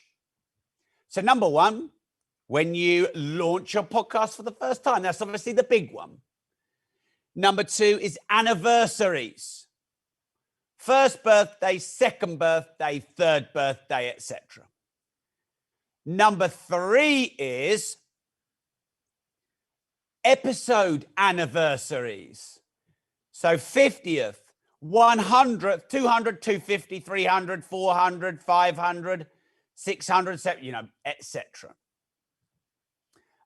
If there are any special days in the year, any special days in your niche that are really important.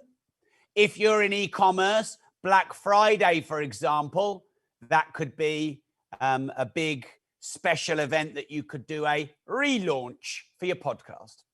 So when I go through this launch formula, it's for launches and relaunches. Now, the next thing is I did about a 3-odd-hour course on this, and it is in the rob.team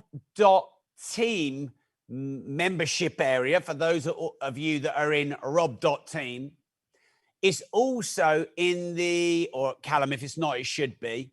It's also in the resources center for you as part of the bonus material you got for the podcast live stream masterclass.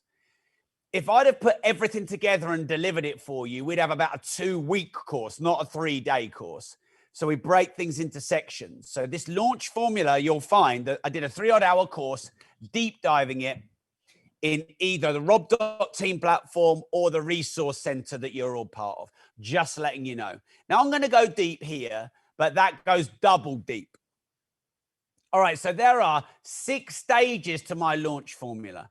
There's the pre-launch, the pre-launch, the open, the close, the reopen, and the relaunch. Let me say that again. The pre-launch, the pre-launch, the open, the close, the reopen, and the relaunch. There you go. So they're the 6 stages.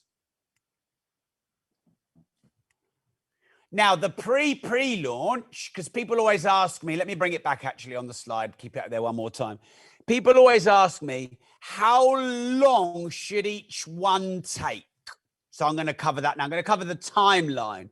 Yeah, Tobias has said it's a bit like my retirement. Yeah, I go pre-launch into retirement, open my retirement, close my retirement, and then I reopen my retirement. Tobias, you are exactly right. You've busted me, and I will retire many more times in my life, and I reserve the right to do so. Mini retirements, micro retirements. All right, now, in fact, I'll tell you what, before I tell you the timeline, let me tell you exactly what each one is. Let me make sure I'm doing it step by step. The pre-launch is the awareness stage. If I went now on my Facebook and I said, hi, yes, Rob, I've just done an awesome 3-day podcast live stream masterclass with the amazing, legendary Rob Moore, and my podcast is going live in a few months' time. I'm so excited. That would be pre-launch. You're not telling them what it's called. You're not telling them the date that it's launched. You're not trying to get them to download it. It's just telling people about it. I could go, I'm choosing a title for my podcast. Do you think the disruptive entrepreneur, the aggressive entrepreneur, or the motherfucking entrepreneur? Let me know in the comments. Now that's pre-launch. That you could argue that's moving into pre-launch. If you had the 2 or 3 visuals, Rosanna has chosen the motherfucking entrepreneur. MFE. MFE sounds quite good. So anything that builds awareness, but is not specifically marketing your podcast, is the pre-launch. And you could do this weeks, months, or years out. Bosh. Then the pre-launch is when you're actually in pre-promotion.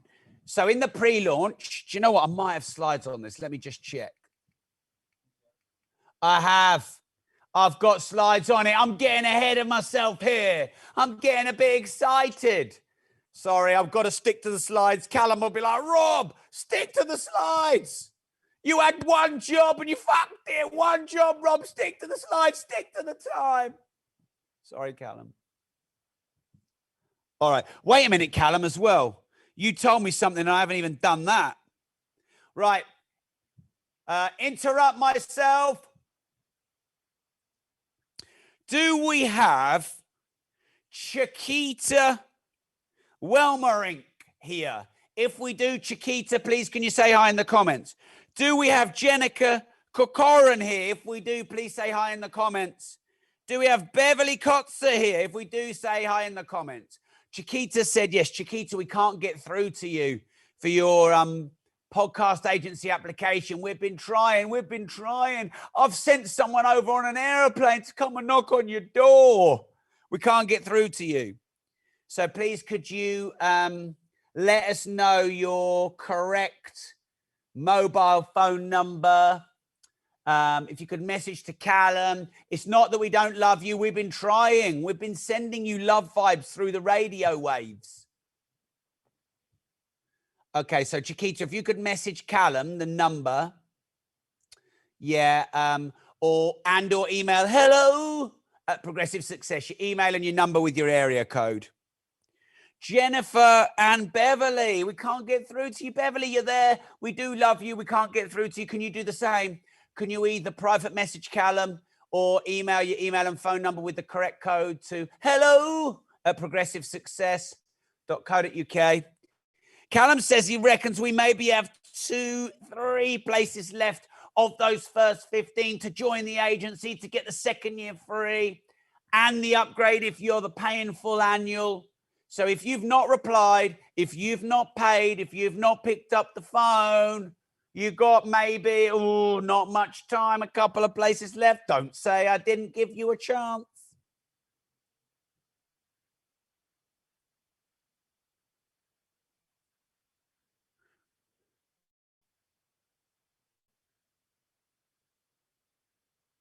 Okay. Right.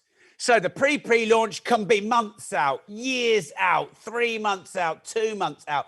Build awareness. The pre-launch probably goes 1 to 2 weeks out. Now, the rule with a pre-launch is the more expensive the thing you're promoting, the longer the pre-launch needs to be.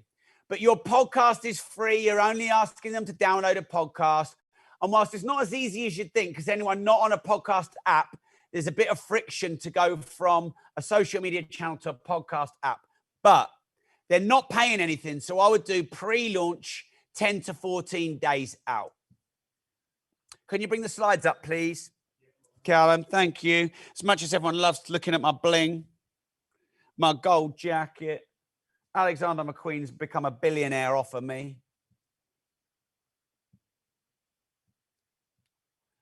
All right. Now, the open and the close on a podcast will be 24 to 48 hours. On a high ticket item, a mastermind, of course, you might do 72-hour or a 1 week launch. Yeah, do you know what? The guys at Alexander McQueen invited me to the Cannes Film Festival this year. You basically get to do that if you spend a shitload of money with them. So I've gone up in the world or down in the bank balance. All right. The reopen, I would say 5 days to weeks or months after the close. And then the relaunch 3 to 6 months after the close. Okay. Alex has said, what type of content would you share 3 months out in pre-launch? That I'm going to do a podcast. I'll crowdsource some title ideas and polls, get them to give feedback on visual designs. What kind of guests would people suggest I should have for a parenting podcast? Yada, yada, yada, that kind of stuff. So awareness about your podcast without pitching it, basically.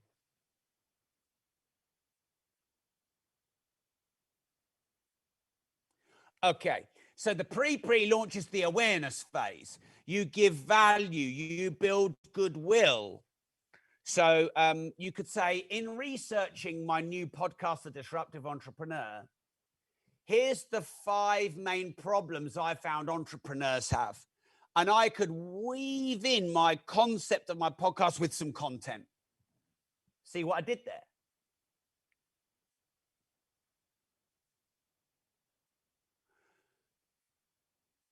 The reason I'm launching a Disruptive Entrepreneur podcast in a few months' time is because I want to help people start and scale their business and get better financial education and get the practical, tactical tools, tips, and tricks that you don't have to pay thousands of pounds worth of courses for.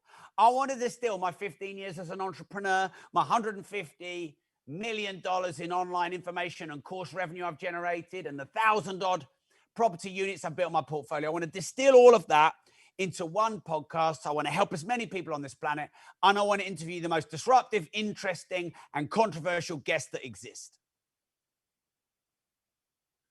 So there's me again sharing in advance a bit of the why and the how of my podcast. So this is all content that's part of your pre-launch. Essentially, it's the lead in, the ramp up, the build up of content that links to your podcast. So in the end, you want people to go, oh, he's got a podcast coming out soon. Oh, this podcast concept, I like this idea. Looks really interesting. I want to know more. Intrigue.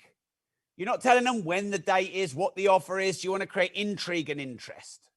So questions and polls and crowdsourcing ideas and engagement posts. What's your favorite entrepreneurial podcast? That's an engagement post. This is all good content for your pre-launch. Okay, so that's the pre-launch, months or even years out. Yeah, you could start your community as part of the pre-launch.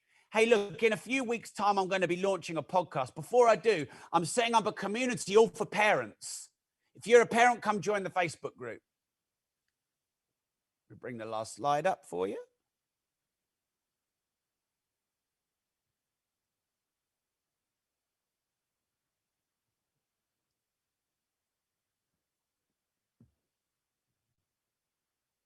Always a pleasure, never a chore. It's all part of the service.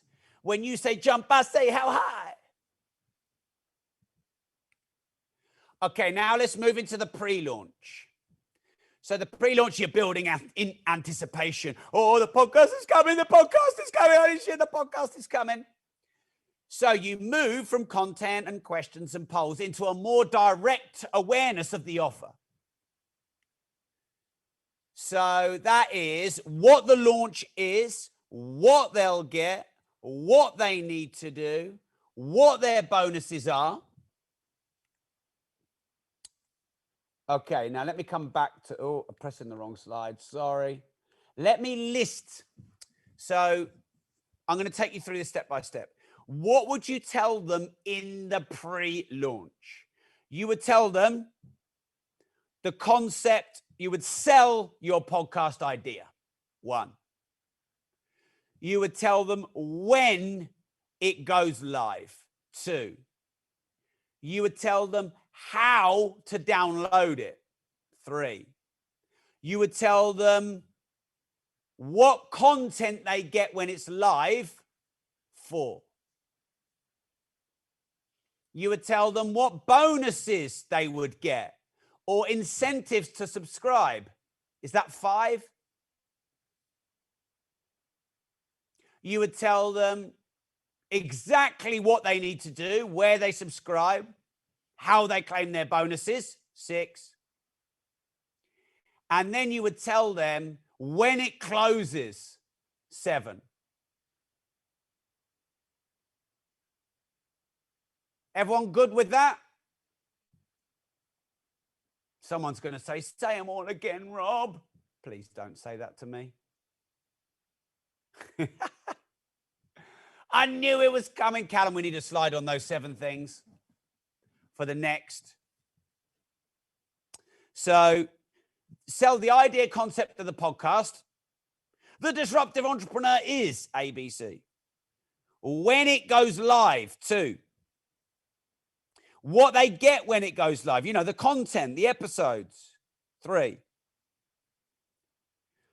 4, any bonuses or incentives to subscribe. 5, where they download it. You know, the link where they download it. 6, how they claim their bonuses or any other benefits for subscribing. And 7, when it closes. There you go. I've said it again. And no, they're not on a slide. There's 3 or 4 there, but not all of them. So I've just told you them all. We'll do a slide for the next one and we'll update the content for you.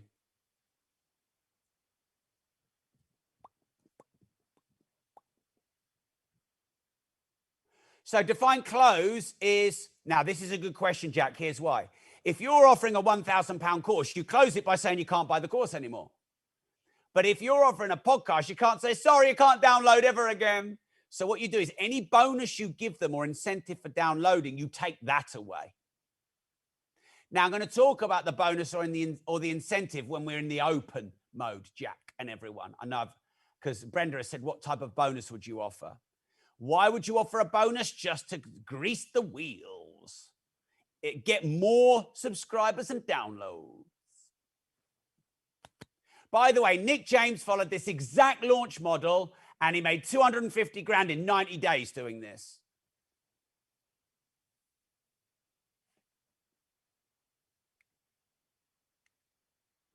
Okay, the open and close. Here we go. The open and close. Yeah, Melinda's like 250 grand will do. Yeah, it would do. All right. So when you open, they are going to have a window of time to download the podcast. Now, some people might say, oh, but Rob, why do you need to close the offer? Let me know in the comments why you think you need to close the offer. And by the way, closing the offer is really important. I used to think I'd get less because I close the offer, therefore people lose out. But exactly here, I mean, it creates scarcity, it creates urgency, it creates FOMO. They do it now rather than later. If they don't do it now, they'll do it never. Exactly right. Now, they can still download the podcast. They just don't get the sexy bonus or bonuses that you're going to offer. So make sure you promote it on all of your channels simultaneously. Now, there's a distinction here. You know, I've been telling you about content and posting your episodes once you're live and doing it on different channels at different times. Not when you launch. When you launch, you slap the world. Wet fish. I want everyone to know. If people aren't saying, Rob, will you shut up about this bloody podcast? Then you're not promoting it enough.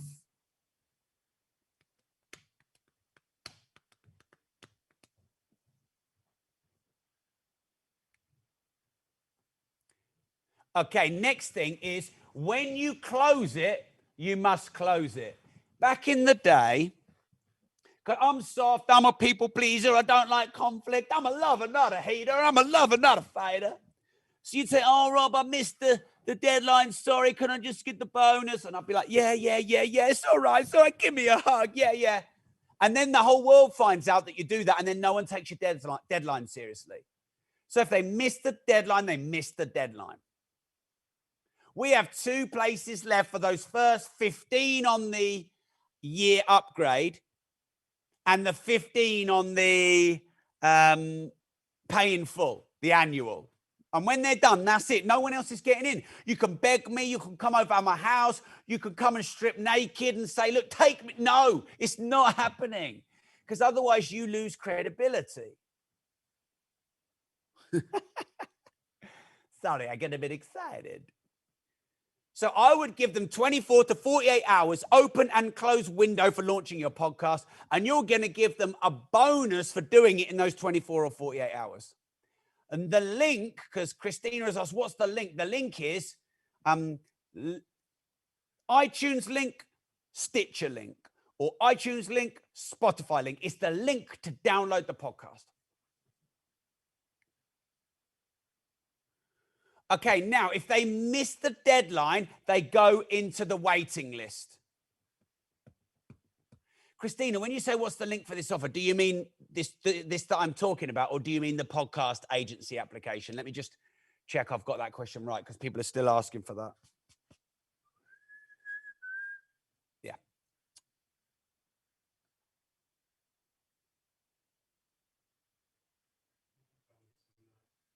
Sorry?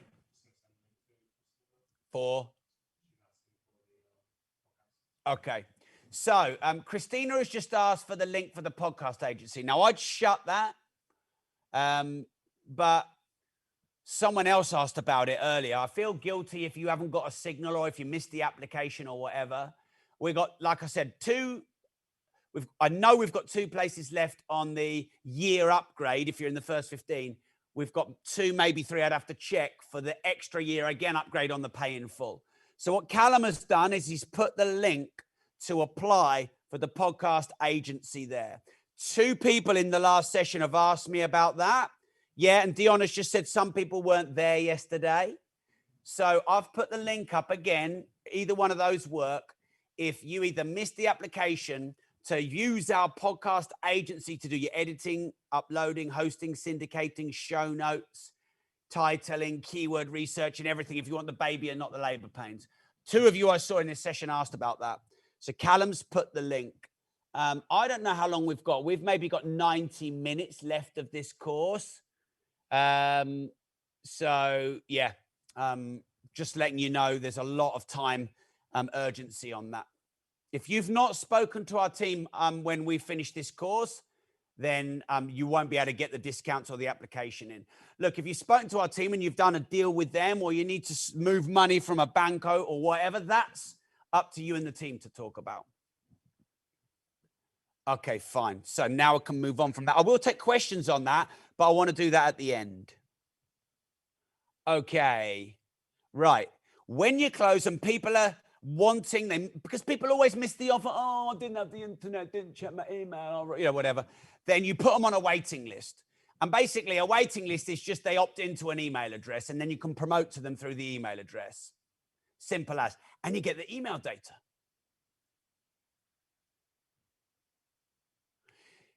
Because if you don't respect your own deadlines, people won't respect yours. You've got to teach them to do what you say and behave as you ask.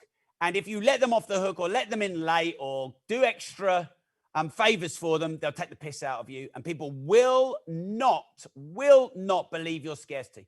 I mean, in our world, a lot of people are quite skeptical. Oh, yeah, 3 places left. Everyone says that. Oh, yeah, discount. A lot of people are skeptical anyway. So when you tell them it's 48 hours, it's 48 hours. It's not 49. When you tell them you take the bonus away, you take it away. It's not. Take it away. Don't come. And what you do is you teach them to respect your launches next time. And then when you've done 5 and 10 launches, you build so much hunger from people because they believe you because you've colded them out before. You've shut the door on them. Treat them mean and keep them keen. Isn't that what they say?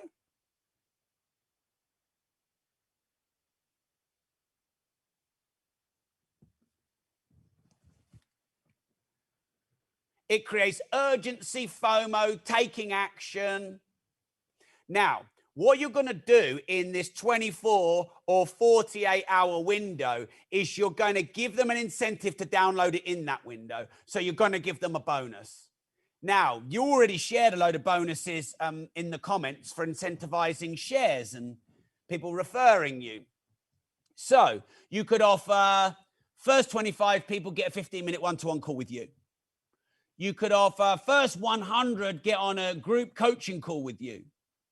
You could offer everyone your scripts for getting great guests on your podcast and your scripts for asking really good questions on podcasts and your 18 ways to monetize a podcast, you know, if it's about podcasts, for example. You could do a one-off event, like I could do a podcast Fast Start Summit. Anyone who downloads the podcast in the next 24 hours gets a place on the Podcast Fast Start Summit, one-off event only for people who subscribe to my podcast. You got 24 hours. After that, I shut the doors and it's a closed event.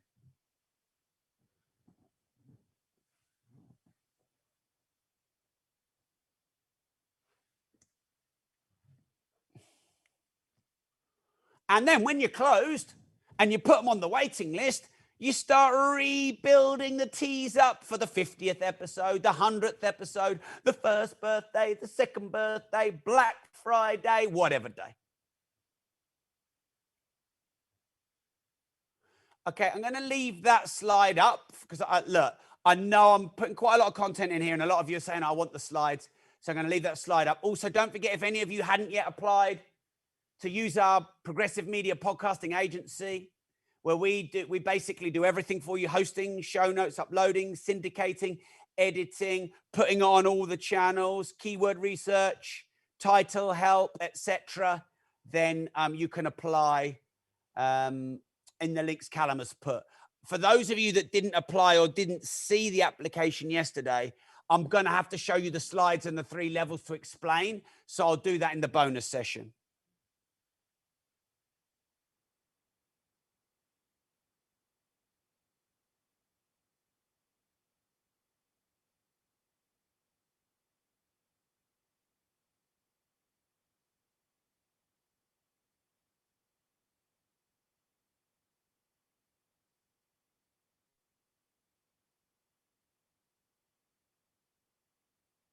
Give you a moment.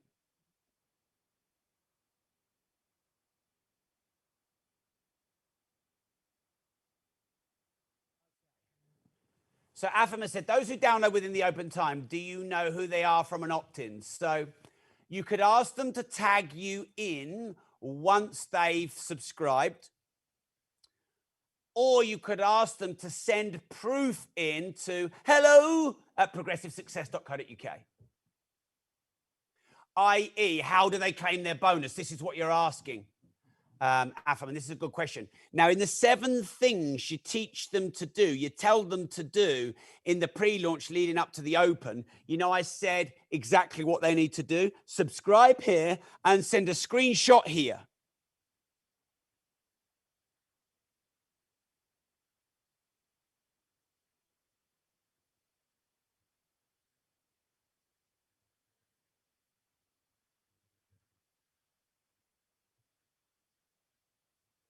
Irma said, what do you mean teach people to do what you say?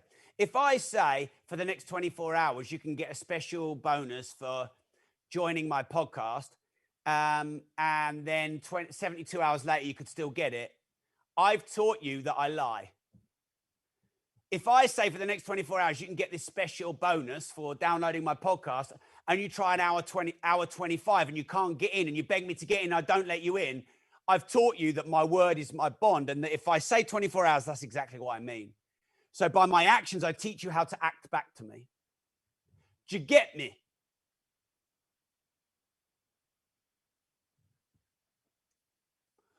All right.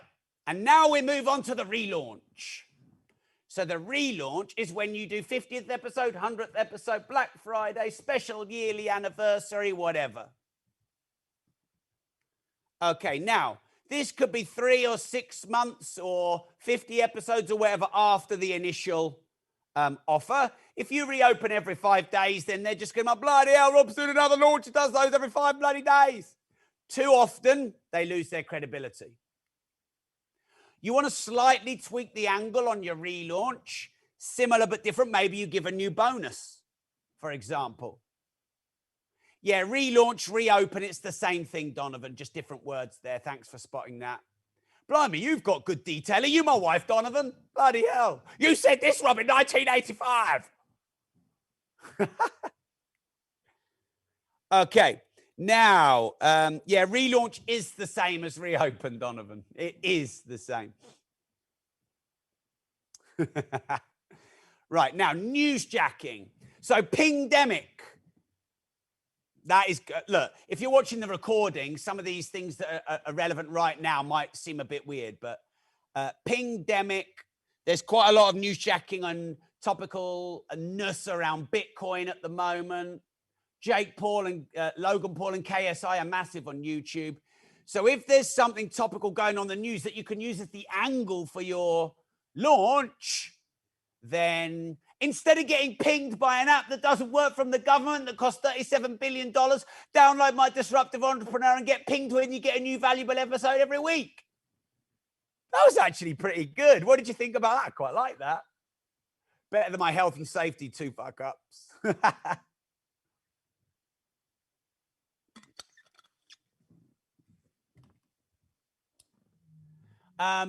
Thanks. Melissa, yes. Man, I'll tell you what, this is brilliant to see how smart, what good suggestions you'll come up with. Melissa said, is it reasonable to relaunch when you hit a subscriber master? Exactly. 10,000 subscribers, 100,000 subscribers, 50,000, you can use them as a benchmark. Now, you don't want to be relaunching every month because it's too much, but maybe every 3 months is good.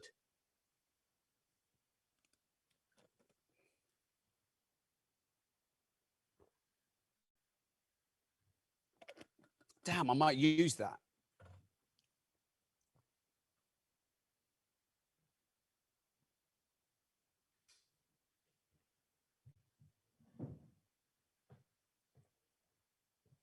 Hey, mate, this is just a bit of an angle for me, but I'm thinking of just doing a little video saying instead of getting pinged by an app that costs the government $37 billion that doesn't work, that's confused the entire country, that's caused massive chaos that the world is pissed off about, subscribe to my Disruptive Entrepreneur podcast and get pinged once a week with billionaires and wildly successful entrepreneurs.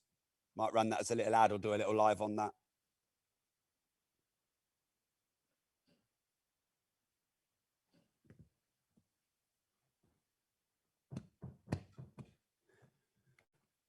Okay, each time you do a relaunch, try and use different bonuses if you can, so that you attract new people. Someone might have seen it 6 months ago and go, oh, I'm not really sure, nah. But then now they're like, oh, I like that bonus. Yeah, I'll go do it now. Now, when I do bonuses and gifts and prizes and competitions, I like to have a scarcity number if I can.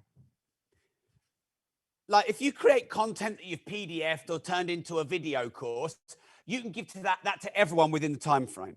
But you couldn't give a one-to-one phone call to everyone. You couldn't give a group coaching Zoom mastermind to everyone. So I like to use a bit of an extra scarcity where I'll say, if you download my podcast on January the 4th, my birthday, everybody, if you download within 24 hours, is going to get access to the brand new Disruptive Entrepreneur Summit. But I'm going to pick one person who's going to get £40,000 worth of mentoring for me, with me, for a year, completely free. And I'll pick you at random. So one person could get a massive prize. Everyone could get a general prize. Or even you could do that. First 100, get a private Zoom mastermind with me. And everyone within the 24 hours gets the podcast live stream summit. So you could do extra incentives for extra people to doing it quick. If you do a first 100, you'll get more subscriptions more quickly, and then that'll hopefully help you go viral, because the algorithms, the more subscriptions or more clicks or more comments you get in that first hour or two, sends you more viral and gives you more reach. Okay. Does anyone have any questions on marketing your podcast? Remember, there's a 3 to 3.5 hour deep dive live course on my 6-stage 7-figure launch formula in the resource center and on rob.team in case you want any more detail. I feel that's enough detail for this course to get you cracking. Does anyone have any questions for me on marketing your podcast? Hit me up, hit me up. If they've already subscribed then what you could do is say subscribe and download an episode. Because if someone downloads an episode, that also the downloads count in the rankings as well as the subscriptions. When I say build a community, I mean places for your listeners to engage with each other online. And yes, the best place for these communities is a Facebook group, I would say, at the moment. Can you launch two at the same? No, that would confuse them. Reopen and relaunch are the same thing.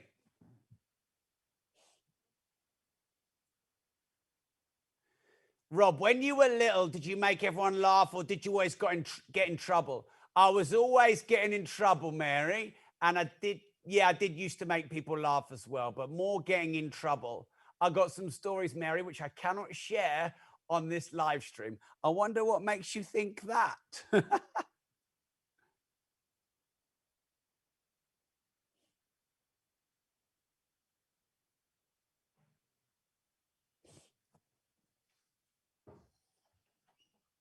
Right, so Tobias has asked, why is it 6 steps? That's all right. It's pre-launch, open, close, waiting list, relaunch, or reopen.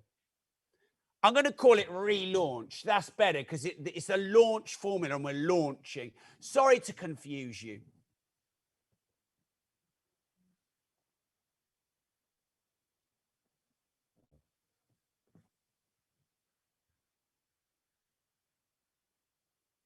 Are they downloading one specific episode only during the launch? No, you don't have to specify that.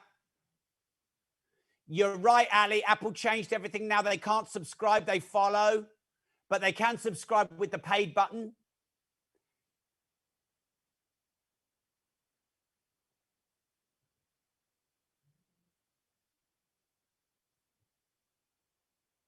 Okay, bow chicka bow wow. Right, it's bonus session time, my legends. We are moving into bonus time. Right, a lot of you talked about in the comments and questions, confidence, putting yourself out there, dealing with maybe some criticism, dealing with, you know, the visibility, the belief in yourself, you know, the mindset, a feeling of wanting to get everything just perfect.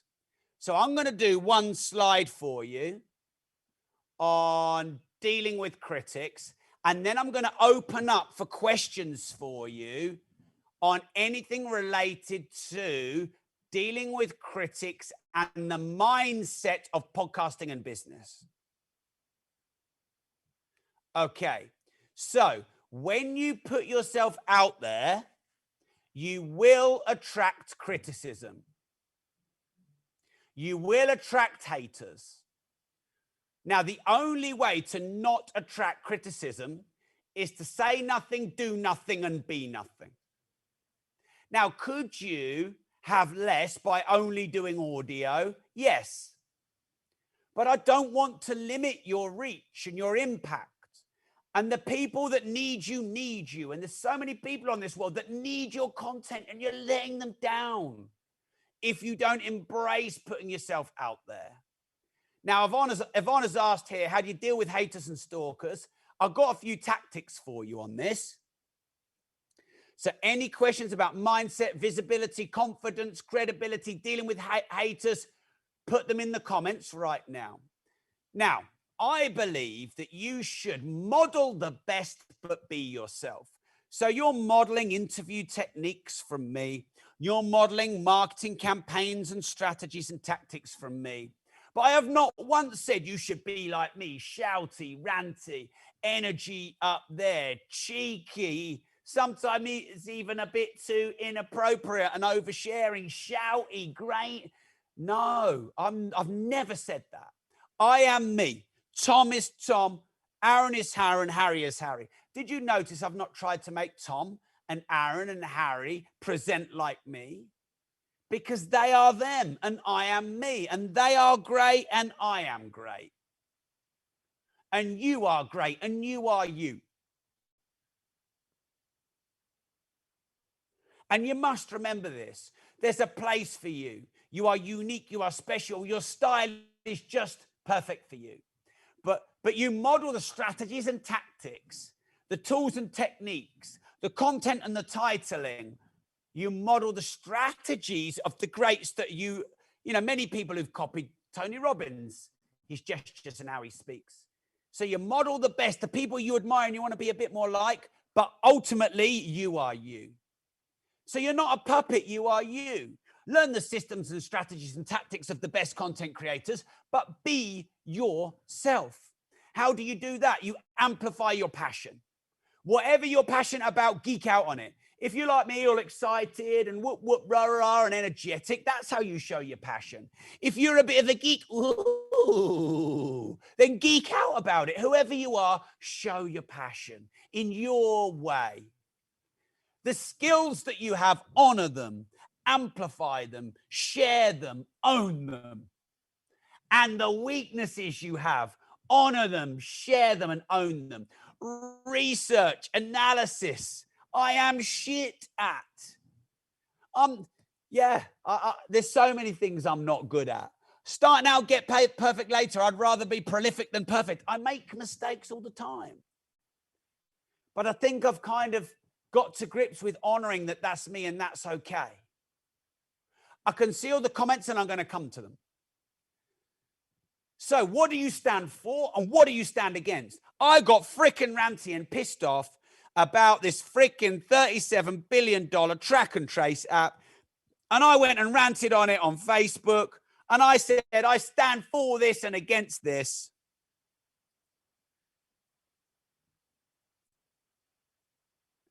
And I have had 528,000 views and 8,366 shares. I did not try to appease everyone. Some people were pissed off for me saying that, I disrespected the poor. No, I didn't. Some people said, I don't understand about the taxation system and the government and blah, blah, blah. Whatever. Fine. Do you know what? I don't need you to agree with me. I don't need you to agree with me. And if you need everyone to agree with you, then that's a bigger problem. By the way, the people who disagree with me get more comments than the people who agree with me. And the more comments I get, the more reach I get. And the more reach I get, the more likes and shares and followers. I've had over 3,000 people follow me on Facebook in the last 24 hours from this video. That would cost me £15,000 in ad buy. £15,000 in ad buy it would cost me to get 3,000 new followers. I just got it for free. And all those critics and the people who said I didn't know what I was fucking talking about and I was ranting and blah, blah, blah. John, where have you been since 2019? In Peterborough, mate. You're just catching on now, mate.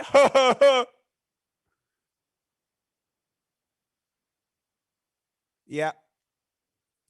So, be clear on what you stand for and clear on what you stand against.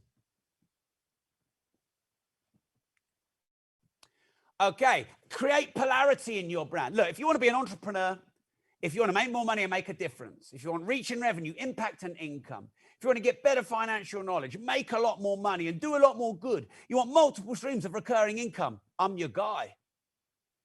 But if you want slow and steady, wake up at the same time every day and go to work at the same time and clock in with your clocking card, sit on your desk, on your computer every day, and then clock out at 5 and go home and watch your Netflix, and you want to do that for the next 50 years, then I am not your guy. So look, I'm just messing about. But there's nothing wrong with creating a bit of us and them. Now, you always create us and them by being yourself. So you don't have to exaggerate this. When you are yourself, you always create an us and them. For every capitalist, there's a communist or a socialist. For every lover, there's a fighter. A lover, there's a hater. For everyone who's kind, there's someone who's cruel. For everyone who does book smarts, there's someone who does street smarts. This will not be edited out. So your quirks, your personality, your isms, they become your brand. So don't disown them. Don't hide them. Show the world them. Be proud to be who you are. Know that what they hate about you is also great about you.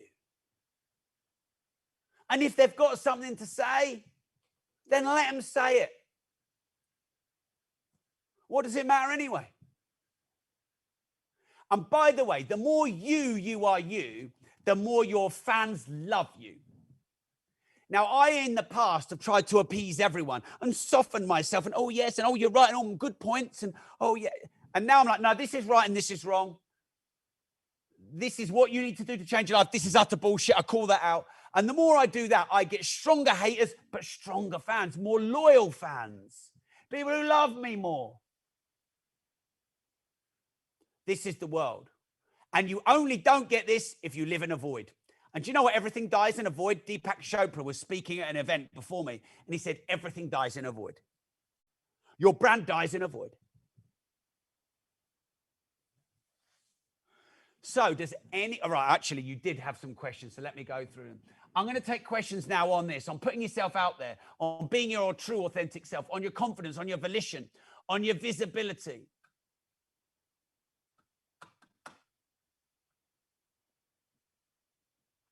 Right, I'm going to go through them. So Iram, yeah, do you block haters? It depends. Right.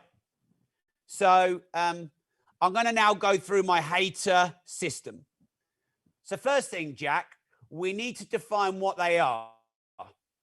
And I think there's a few levels. And I know a few of you are, there's a critic, a hater, a troll, and a wanker. That's what there is. A critic, a hater, a troll, and a wanker.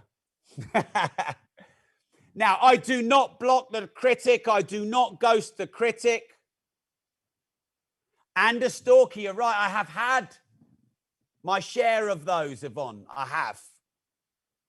Yeah, there is. So there's a critic, a hater, a troll, a wanker, and a stalker. Right. So a critic, I do not block and I do not ghost. A critic, I will engage in with them. I will ask them to explain. Some people on this thread, you don't know what you're fucking talking about, mate. You have no idea about the tax system or what the government are doing with the money. You think they're giving the money to the poor. You have no idea. So I'll go, thanks for the feedback. Let me know what you think is going on then. And I'll engage with them. Why? Why do I engage with critics? One is because they're not a hater, they're a critic. Two is they're bloody brilliant for the algorithms. Imagine if I could say to you, the algorithms love loads of comments, and I'm going to give you 500 free comments on every one of your posts. You take that.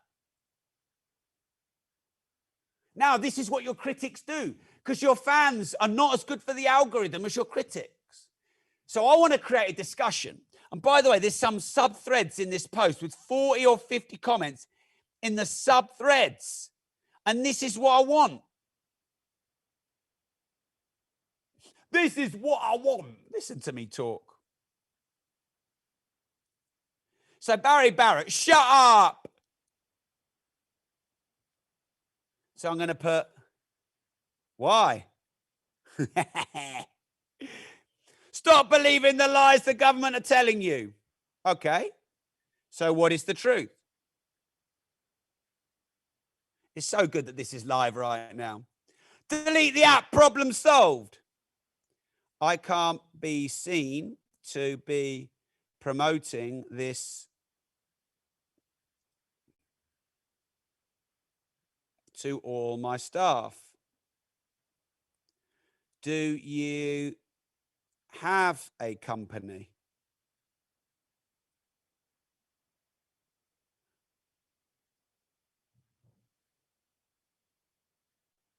I've never been a businessman, but I totally get what this guy is saying and where he's coming from.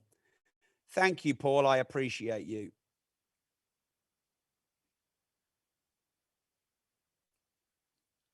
Which app?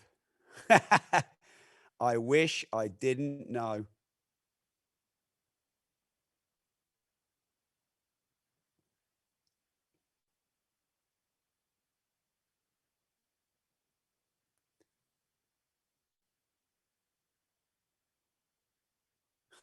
What's happening to our country? Twats voted Tories and turned our back on empathy and compassion. That's what happened. Okay. Just because the Tories were voted in doesn't have to divide us.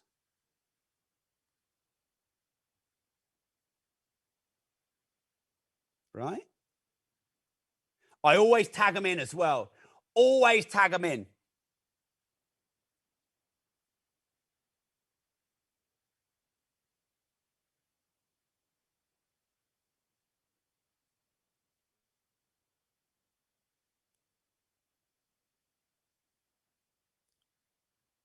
Beautiful rant, so right. But now I look back, they have never been helpful or kind. I'm actually wanting more hate comments here. There's too many nice ones. Reply. Thank you. That's very kind.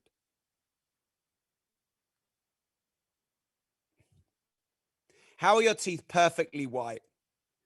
That's funny because a hater said I had yellow teeth on an Instagram live I did.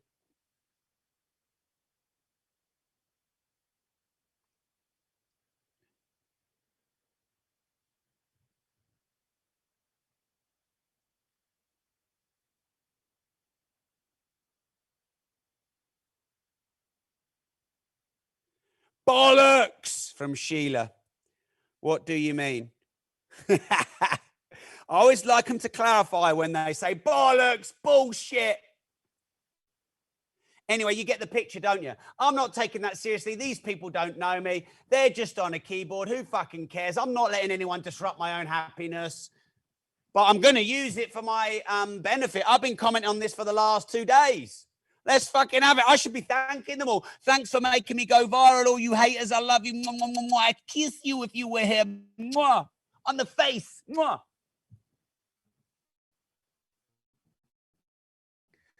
All right, let's go back through your comments then.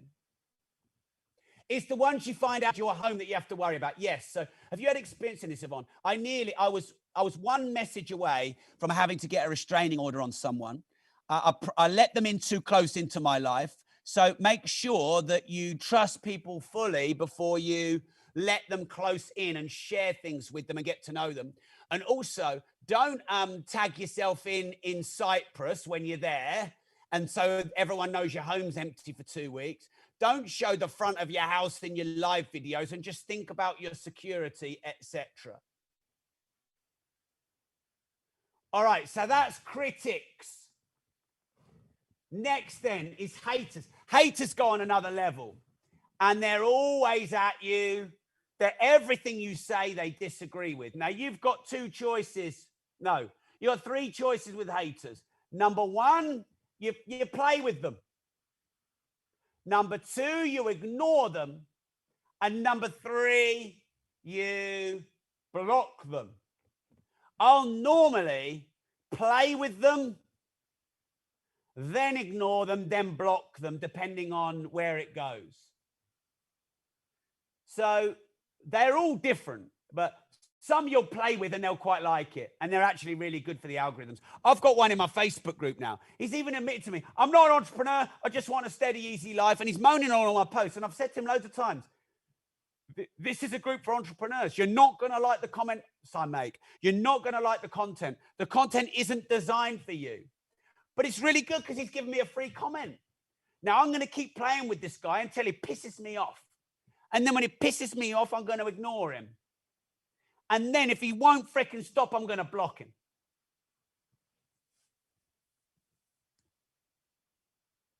Now, you have to think about how it makes you feel.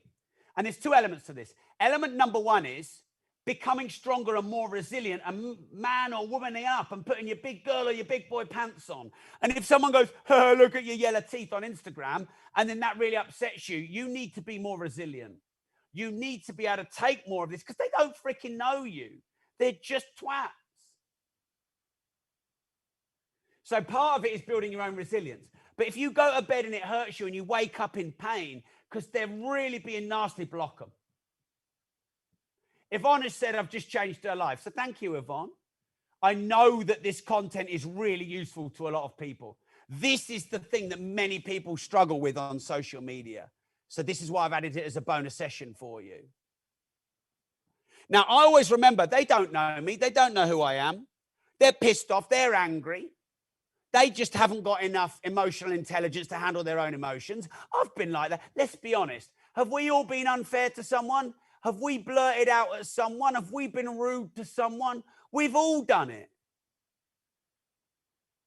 So I try and remember that. And I try and remember that I'm in this position of authority and I get lots of money and that has a responsibility. People only speak at the level they're at. Exactly, Garifina. So I just look at them and go, they're just not experienced yet. But I love my haters and critics because they're brilliant for my algorithms. I block them when it verges on stalking or it's defamatory. You scammed me, you did this, you did that. One guy was on my Facebook Live. You got yellow teeth. This guy's full of shit. And I didn't really care. And then he said, you've stolen money off people. And then I blocked him because that's not fucking true. And that's the defamation. Now, I'm not going to go legal because it costs too much time and energy. But as soon as that happens, you get blocked, motherfucker. Motherfucker, you get blocked. And then you get blocked on Facebook. And then you get blocked on WhatsApp. And you get blocked everywhere. Block the fuck. The BTF button. Block the fuck. Oh, it feels so good. You get the finger out. It feels like you've got power. Blocked you, motherfucker. Blocked you, motherfucker. Okay, now a troll always gets reported and blocked. Trolling is illegal. Trolling is a fake profile set up to take you down, to bully you, to abuse you. A troll, that's what a troll is. Report them, police if you can, and block them. People call critics trolls all the time. No, if you call a critic a troll, you'll turn them into a hater. They're not a troll. A troll is a fake profile. That's illegal in the UK now. And if I can find the IP address and find out who trolls are, I'm reporting them to the police because people have committed suicide off the back of what trolls have done. But people think that critics are trolls. They're not. People think that critics are haters. They're not. And then a wanker, you're never gonna win against a wanker. There's this saying that I fucking love. You're gonna love this. Never wrestle with a pig in shit. You both get covered in shit, but the pig loves it. Let me say that again. Never wrestle with a pig in shit. You both get covered in shit, but the pig loves it. That's what I call a wanker or a troll.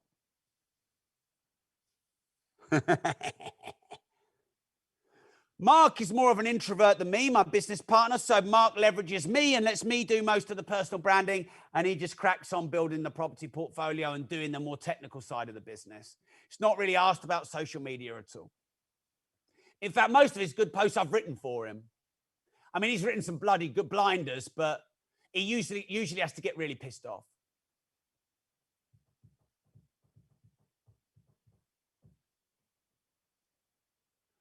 All right. Does anyone have any more questions about critics, trolls, haters, wankers, and stalkers? And your confidence of putting yourself... Have I given you more confidence to put yourself out there? Have I hopefully shared with you how you don't have to take it seriously? If you don't take yourself seriously, you're never going to take any of these silly comments seriously. But the reason I tell you this is I do not want this to stop you putting your message out to the masses. Does anyone have any questions on confidence, on mindset, on getting over the curse of perfectionism and over-analysis? Afam, if you focus on your content and someone else can manage the comments, yeah, you could. I know some people who do not engage in the comments or read them. You could do that, Afam. I like to engage, though, because I like people to know I'm real. Scott's dreaming there. I'm just going to say that, Scott.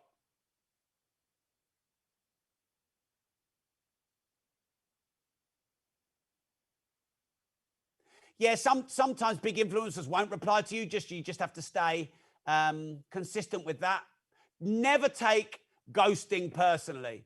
If someone doesn't reply, someone doesn't comment, never take it personally. How do you deal with analysis paralysis? You start now and get perfect later, and you intentionally put imperfect work out there because all work is imperfect anyway.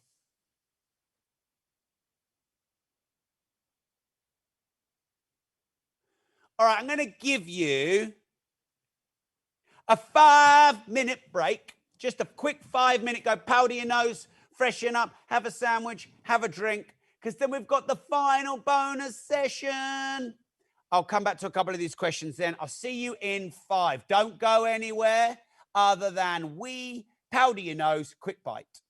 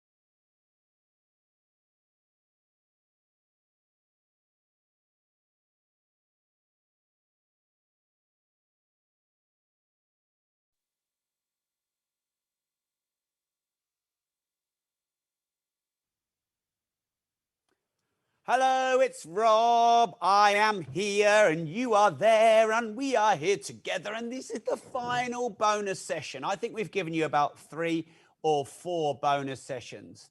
And this bonus session is going to be about creating omnipresence through content repurposing. So turning overwhelm into omnipresence. We've saved this bonus session to last because we realized that there can be overwhelm when we give you a lot of information. And we don't want you to leave in a state of overwhelm. We want to leave you in a state of optimism and enthusiasm and a belief that you could be omnipresent and grow your great brand and be a podcasting powerhouse with a media empire. So some of this is going to be a reminder. Some of this is going to be technical. And then I'm going to do a Q&A at the end. Now, many of you have been asking about, can you do editing, video, content repurposing? I know 2 of you in this session asked about the podcast media agency. So I'm going to save that to the end, do a final talk about that, let you ask me any questions about that too. Okay, so remember that the new normal on social media is decentralization, where you have Facebook, Instagram, LinkedIn, Twitter, TikTok, YouTube, podcasts, now Fireside, Green Room, Snapchat, you name it. This is the new normal. Accept it. Know that this is the world we're in. And the way to overcome the overwhelm of this is through content repurposing. Having your Zoom H1, recording the audio while simultaneously recording video too, and then having short, mini, MIDI, and long form content repurposable across all channels. And this is the new creator economy. The influencer economy 1.0 was the mainstream celebrity, the actor, the singer. The influencer 2.0 was the it girl, the socialite, you know, the Instagrammer, the selfie taker, the Kim Kardashians, the Paris Hiltons. 3.0 influencer is the creator economy. People who create great art and NFT it. People who have really good content and podcast it and YouTube it and put it out on all channels. And they are omnipresent on all channels. These are the new influencers, influencer 3.0. Now, there is not an influencer anymore on the planet that is a one-channel pony. They're all content repurposing, the big ones on all channels, and you need to too. This also means when there's new platforms that come out, there's new channels, you know, there's new tools within the platforms, like Story was a new feature on Instagram once, and Reels was a new feature. And, you know, there's an audio app coming out on LinkedIn and Facebook and Twitter. These are new features and new platforms. You've got to embrace them and you've got to test them fast and early. This is why you are a media empire now. This is why you have a show and not a podcaster. Remember, you're not a podcaster. You have a show. Okay, so what you give is the perception of omnipresence and domination and that you are everywhere and that you must be doing content 12 hours a day, when in reality, what you actually do is create one origin masterpiece. So I have my Zoom H1 or the Zoom H4. I'm going live on my podcast, creating the content while simultaneously in a Clubhouse room or on an Instagram live or doing a Zoom or on a Facebook live. And then I have all formats. That one masterpiece, which is driven by the podcast, then becomes short, mini, MIDI, and long in written audio, video, and live. Let me say that again. Short, mini, MIDI, and long in written audio, video, and live. Cool. Let me just check a couple of things on my VA.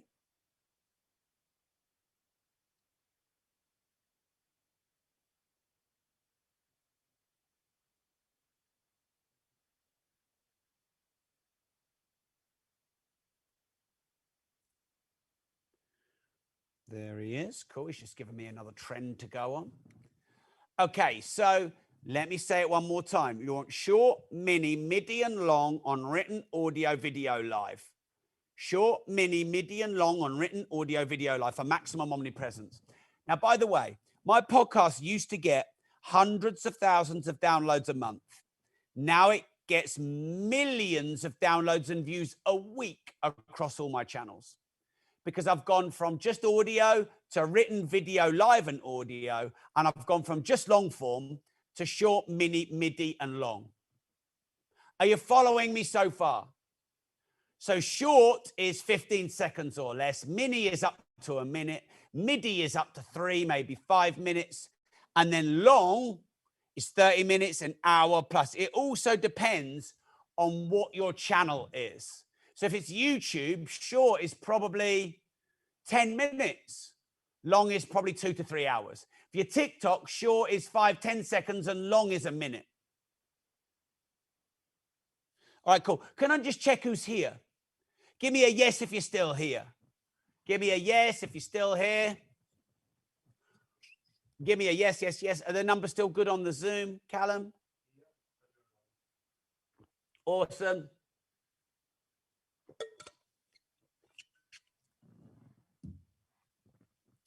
All right. I'm going to cover how to hack virality in a moment. There is now a rise of repurposing agencies like Progressive Media. So we get asked so much, can you take my video content, Rob? Can you take my podcast content? Can you turn it into shorts, minis, midis? Can you do on Instagram stories and Facebook stories and YouTube shorts and TikToks and reels? And the answer is now yes. The answer, hot off the press, is now yes. Now, this is something we didn't used to do, but we have now grown as part of our global growth and the evolution of our agency, because a podcast is not just an audio platform. All right, cool. So I'm now going to share with you the elements of your master content piece that you weave in so that you've got a repurposable, shareable, repurposable, shareable, and viral piece of content. Look, you can't just go yada, yada, yada, yada, podcast episode, yada, yada, yada, ranty, rant, yada, yada, yada, yada, listen to my awesome content, end, and then expect to take content out of that and it go viral. You have to plan it. And I'm going to tell you right now what and how you plan this master origin piece. This is one of the most important parts of the course so far. Okay, so already covered, you want written, audio, video, and live. How do you do that? Well, if you record the audio and you go live and you can extract the video from that live, you have written, audio, video, and live simultaneously. How? Because you get the audio from your Zoom, you get the live from Facebook or Instagram, you download the live to your phone and you save the video, and there's the video, and then you can get it transcribed by an outsourcer and you've got the written. In fact, if you use otter.ai, can you put that in the comments, please, Callum? OTTER.ai. OTTER.ai, then you can simultaneously live transcribe your spoken word. You can subscribe to otter.ai, and as you talk, it transcribes you live. There you go, my legendary friends. Okay, the next thing you need to weave into your content is pattern interrupts. You'll see me waving, stop, or I'll do a title that's hopefully quite catchy, or I'll start ranting. A pattern interrupt, it stops the scroll. It stops the scroll. Okay, quotes. If you don't risk anything, you risk everything. Every winner was once a beginner. Winners never quit, and quitters never win. Every master was once a disaster. Start now, get perfect later. They'll hate about you the very thing that's great about you, etc. So where you can weave quotes into your content, you can extract those quotes out, and those quotes can become reels and TikToks and stories.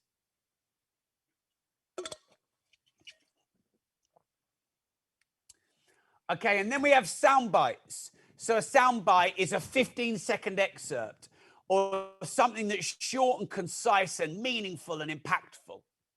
So when I'm now being interviewed, if I get the chance, I'll do a hard, fast, short 15-second answer. Why? Because then I can have that for TikToks and Reels and stories. Whereas I just used to always want to give a really deep answer.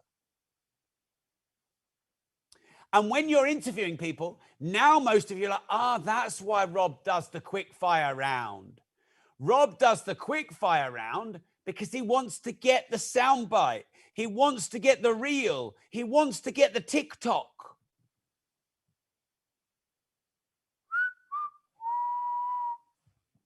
Do you get me? Okay, so those 15-second rants. Now, when I'm being interviewed, if I can go for it, I'm going to get ranty because that makes a really good TikTok or reel. If you can get your guests ranty, you could say to them, what's something that really pisses you off in your industry?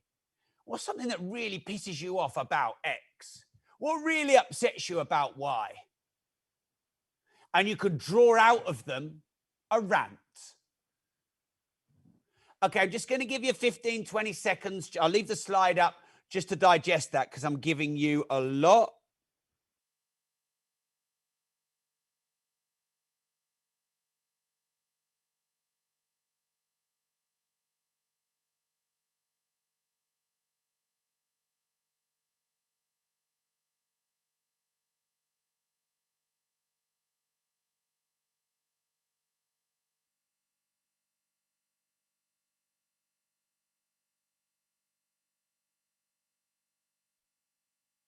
Next then is name drops. What names can you drop into a podcast that either you're interviewing or being interviewed on that could get reach and traction and go viral? So when I interviewed Floyd Mayweather, we're thinking of all the other boxers that he's fought. We're thinking about these KSIers and YouTubers and Instagrammers who are now having fights. We're talking about UFC and Dana White. We're trying to get all these names in and ask him about all these names. And it's these sound bites, these 15 seconds that tend to go viral on TikTok and Instagram Reels, etc. Now, by the way, you can't do all of these on every episode necessarily. And in some interviews, some of them aren't relevant, and that's okay. Yeah, exactly. Lauren name dropped Alicia Keys. I should have asked her about Alicia Keys. Also, I should have asked her about Jennifer Lopez. She's friends with Jennifer Lopez. And then I could have ranked for that micro content on Jennifer Lopez keywords and Alicia Keys keywords. In fact, I can still use Alicia Keys keywords, by the way. So there you go. Yeah, this is one piece of content. All right, if there are high volume keywords, so I'm going to give you an example. Let's have a look.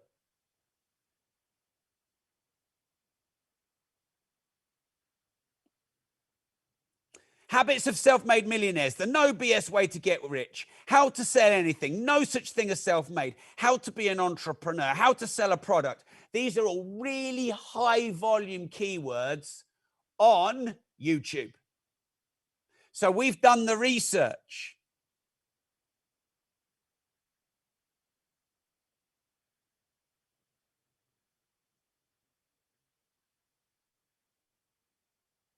All right. Contrarian advice and thoughts and commentary. I covered this on day one. Cash is not king. Cash flow is. It's dumb to learn from your mistakes. It's smart to learn from the mistakes of other people. It's dumb to fail on your own. Leverage the failures of mentors. Observe the masses and do the opposite. Where do you research the keywords? YouTube is a great place. You can search on Google. In Google AdWords, they have a keyword tool, which gives you keyword search volume, and it gives you related keywords to your keywords. So Google AdWords and YouTube.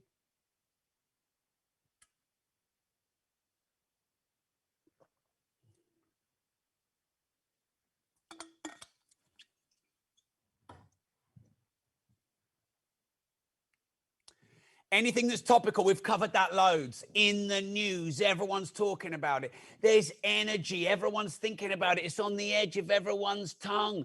And then you say the thing that everyone is thinking about, but no one said, and then bang, you go viral.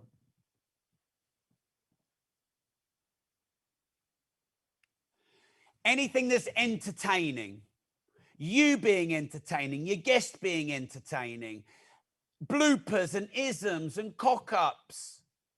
Edutainment, which is entertaining education. Emotion, the laughter, the tears, the anger, the joy, the enthusiasm, the energy, the highs and lows, the ebbs and flows. Try and bring out the emotions of the stories of your guests. Newsjacks, we've already covered. Basically, I now get my VA every day to send me TikTok, YouTube, and Twitter trends. On Twitter, TikTok, and YouTube, you can find the hashtags that are trending, and he sends them to me every day, and then I do content on them if it's relevant. Any content that your guest is really known for, that's already made them go viral, you want to weave in to your master origin piece. So let me go back and take you through these. So these are the 14 things you can weave into your master origin piece.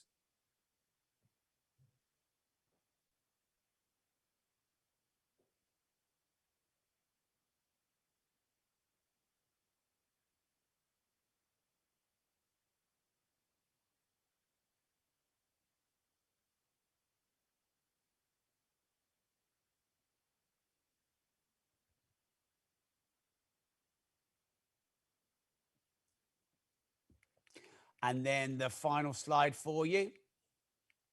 Oh.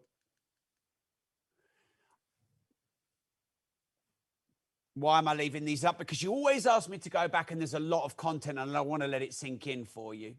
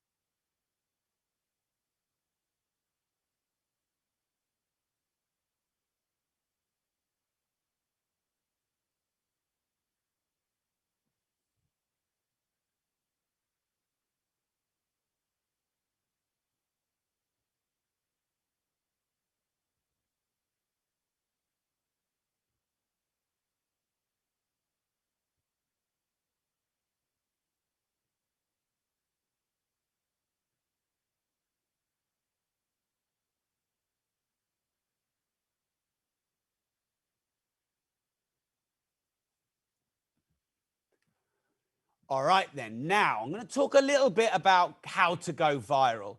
Now, it's funny because I've had a viral video yesterday, day before. Now, the new viral is where you have 20 videos or 20 pieces. I shouldn't say video because it could be written audio video, but you have 20 formats of content that get 50,000 views instead of one format that gets 1 million views. So I showed you all my TikTok and my Instagram on day one.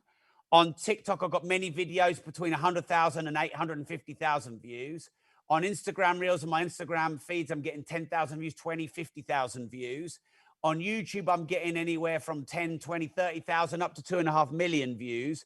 Of course, I'm getting the tens or the hundreds of thousands of downloads on my podcast.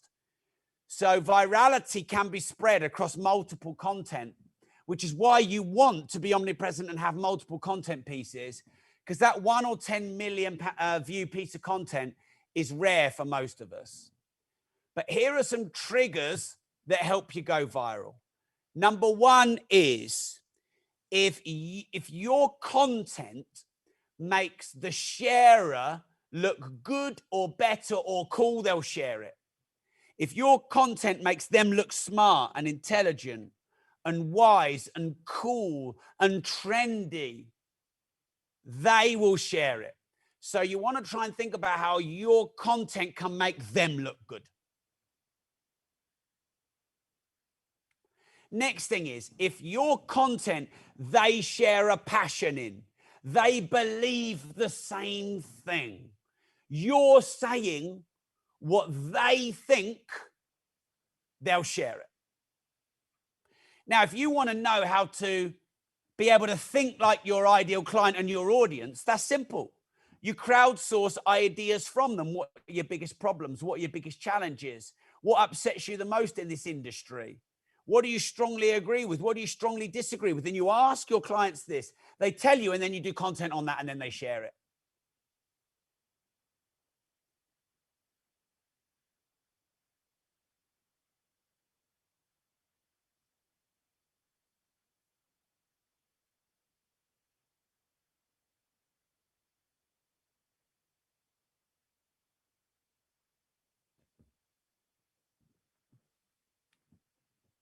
Okay, what's a conversation starter or a debate starter that you could talk about in your industry?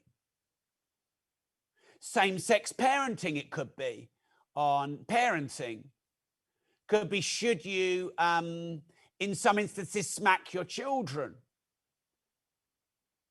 You could go to those places that create polarity and debate and discussion.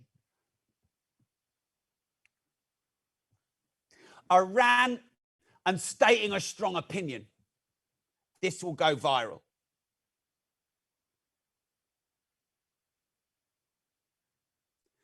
I'm going to leave that slide up for a minute. I'm going to let that sink in. I'm giving you a lot of content here. If anyone's got any questions, ping them in the chat.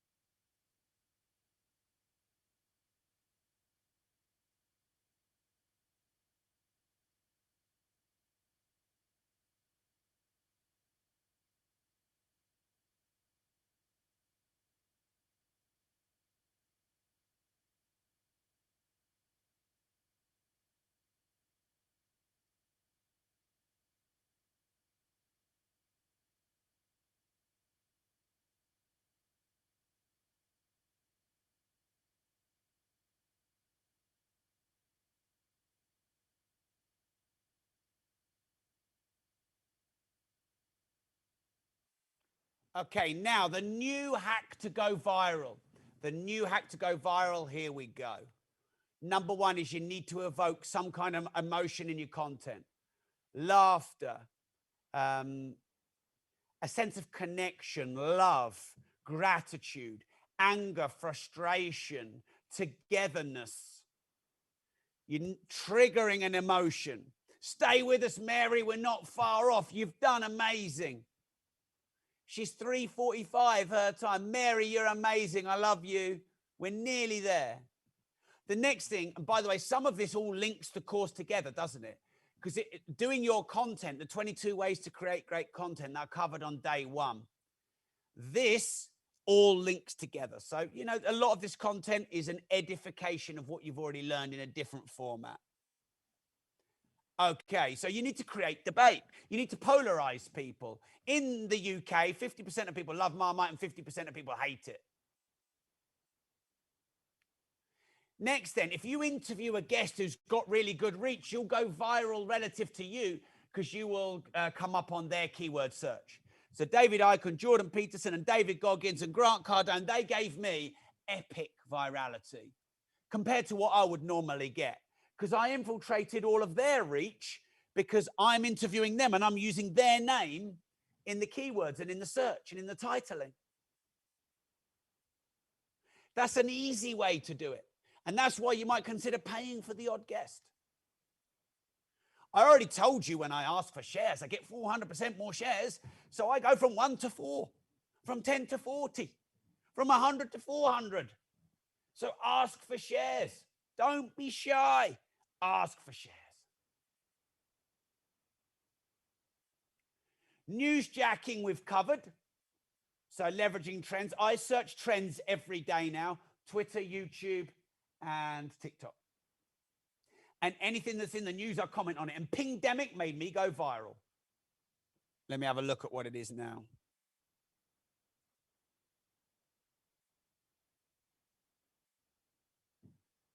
Let's have a look.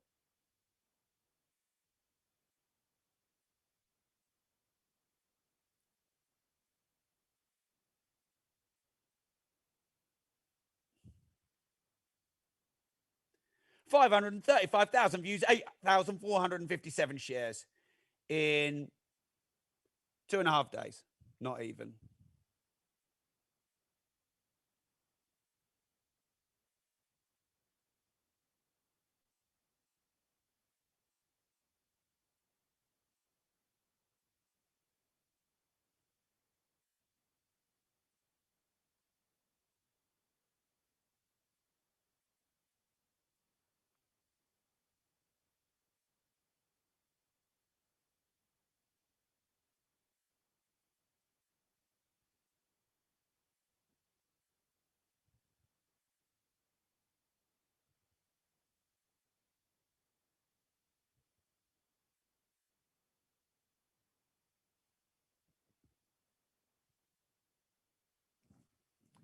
I've got a couple of little things from our VA. He's been messaging me. You're going to love this. Do you have any avoid trending topics? I don't go for people. I don't name and shame or out people. Maybe once or twice in my life I might if I feel really strongly about it, but I avoid that. Anything that seems wildly off topic. The gender debate, I've gone in on that a couple of times and got myself into some trouble. If you can entertain, you'll go more viral than just information. I would follow my really good friends, Nicole Arbour and JP Sears.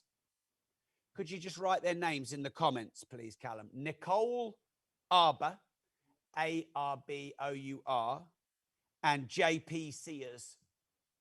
They are wildly viral and they're good at creating humor.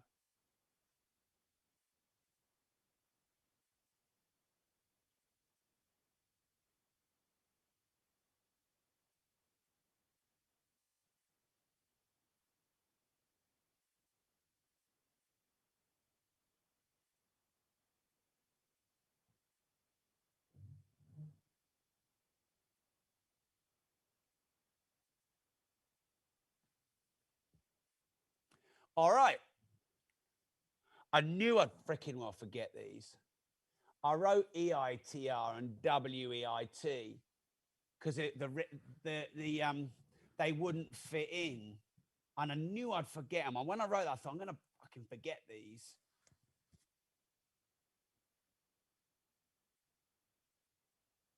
Damn it! Hello, can you hear me? Can you all hear me? Yeah.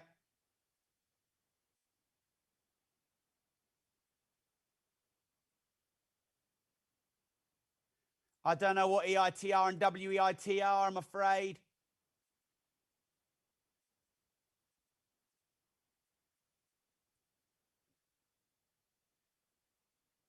Yeah. Put the answer in my notes next time. Thanks, Dad. You're totally right, though.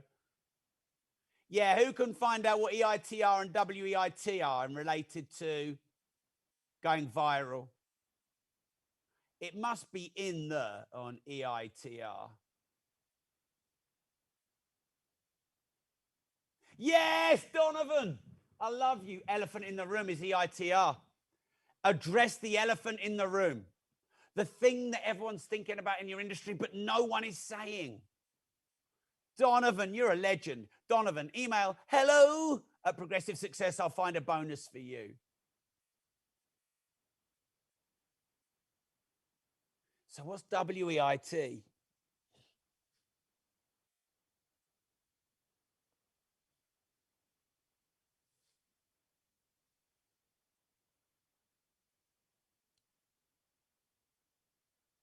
White elephant. We'll find that out later. All right, then. So now I'm going to share with you my weekly content plan. I want to show you how I turn my content a few hours a week into 235 pieces. It's not whatever it takes, but it's a good effort. All right, ready? I do one 90-minute episode a week for the Disruptive Entrepreneur. You don't need to write this down. Callum, we could get the PDF for this, couldn't we, and give it to them in the resource center? Because we had it for SMS. Oh, okay. I'll put it in the resource center. Yeah. Right. I'm going to talk you through my content plan. I always get asked this, how I turn a few hours a week of content into 230 odd pieces.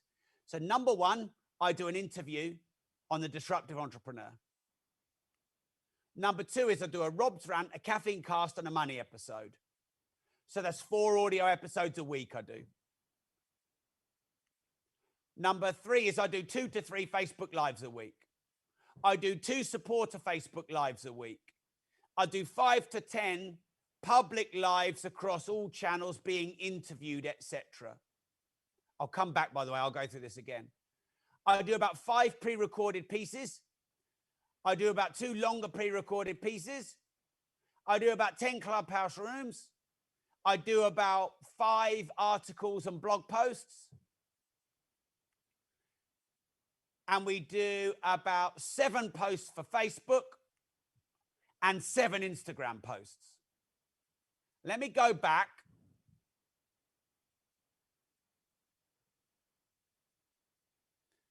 Oh man, you are legends. Tobias and Brenda, you've got it. WEIT is what everyone is thinking. You're clearly not interested in my content plan. Fine, take it away then. You can't have my content plan. Fine. But you're spot on. WEIT is what everyone is thinking.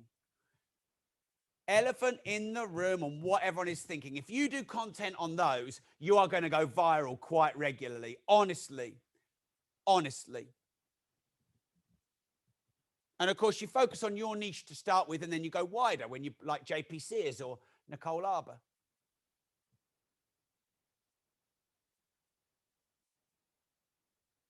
All right, I tell you what I'll do, actually. I don't want to overwhelm anyone. So what I'm going to do in the resource center, I'm going to put this exact content plan, and you can create your own. How I do 1 interview, 3 shorter interviews, 2 Facebook Lives, 2 supporter Facebook Lives, 5 to 10 where I'm being interviewed lives, 5 short pre-records, 2 long pre-records, 10 Clubhouse rooms, it's a lot less now, 5 written blogs or articles, 7 posts for my Facebook group, 7 Instagram posts. Now that takes me about 10 hours a week. And that's turned into 228 pieces. I'm not going to go back and show you that in real time. It will overwhelm you. I don't want to overwhelm you. The entire plan in a lot more detail than that is going to be in the resource center for you. But I just wanted to show you about 10 hours of original content on my podcast, YouTube, and lives and written. We turn into 228 pieces of content, 228. So you could turn 5 hours into 114. You could turn 2 hours into 50 pieces of content. So if you want to start maximizing your content now, I've been asked about this a lot, and I said I'd share this with you. You've got 3 options. We're almost at the end of the course. I'm going to do 15 minutes or so here, and then we're going to do a Q&A, and then it's time to go. I'm going to be so upset. The time has come. I'm going to miss you all. You're like my children at school, your summer holidays. I'm never going to see you again. You have 3 options if you want to start maximizing your content, going viral, taking one master origin piece and turning it into 10 or 20 or 40 pieces of content. Number 1 is you do nothing. Number 2 is you try it on your own. Don't try it on your own. You wouldn't build a house on your own. Or we have a content repurposing agency. This is new. This is sexy. We've only got, I think, 22, 23 clients. We've been beta testing this for months. And now I'm just going to quickly mention to you how you can join, or at least show your interest in joining our repurposing agency. This is not the podcast agency.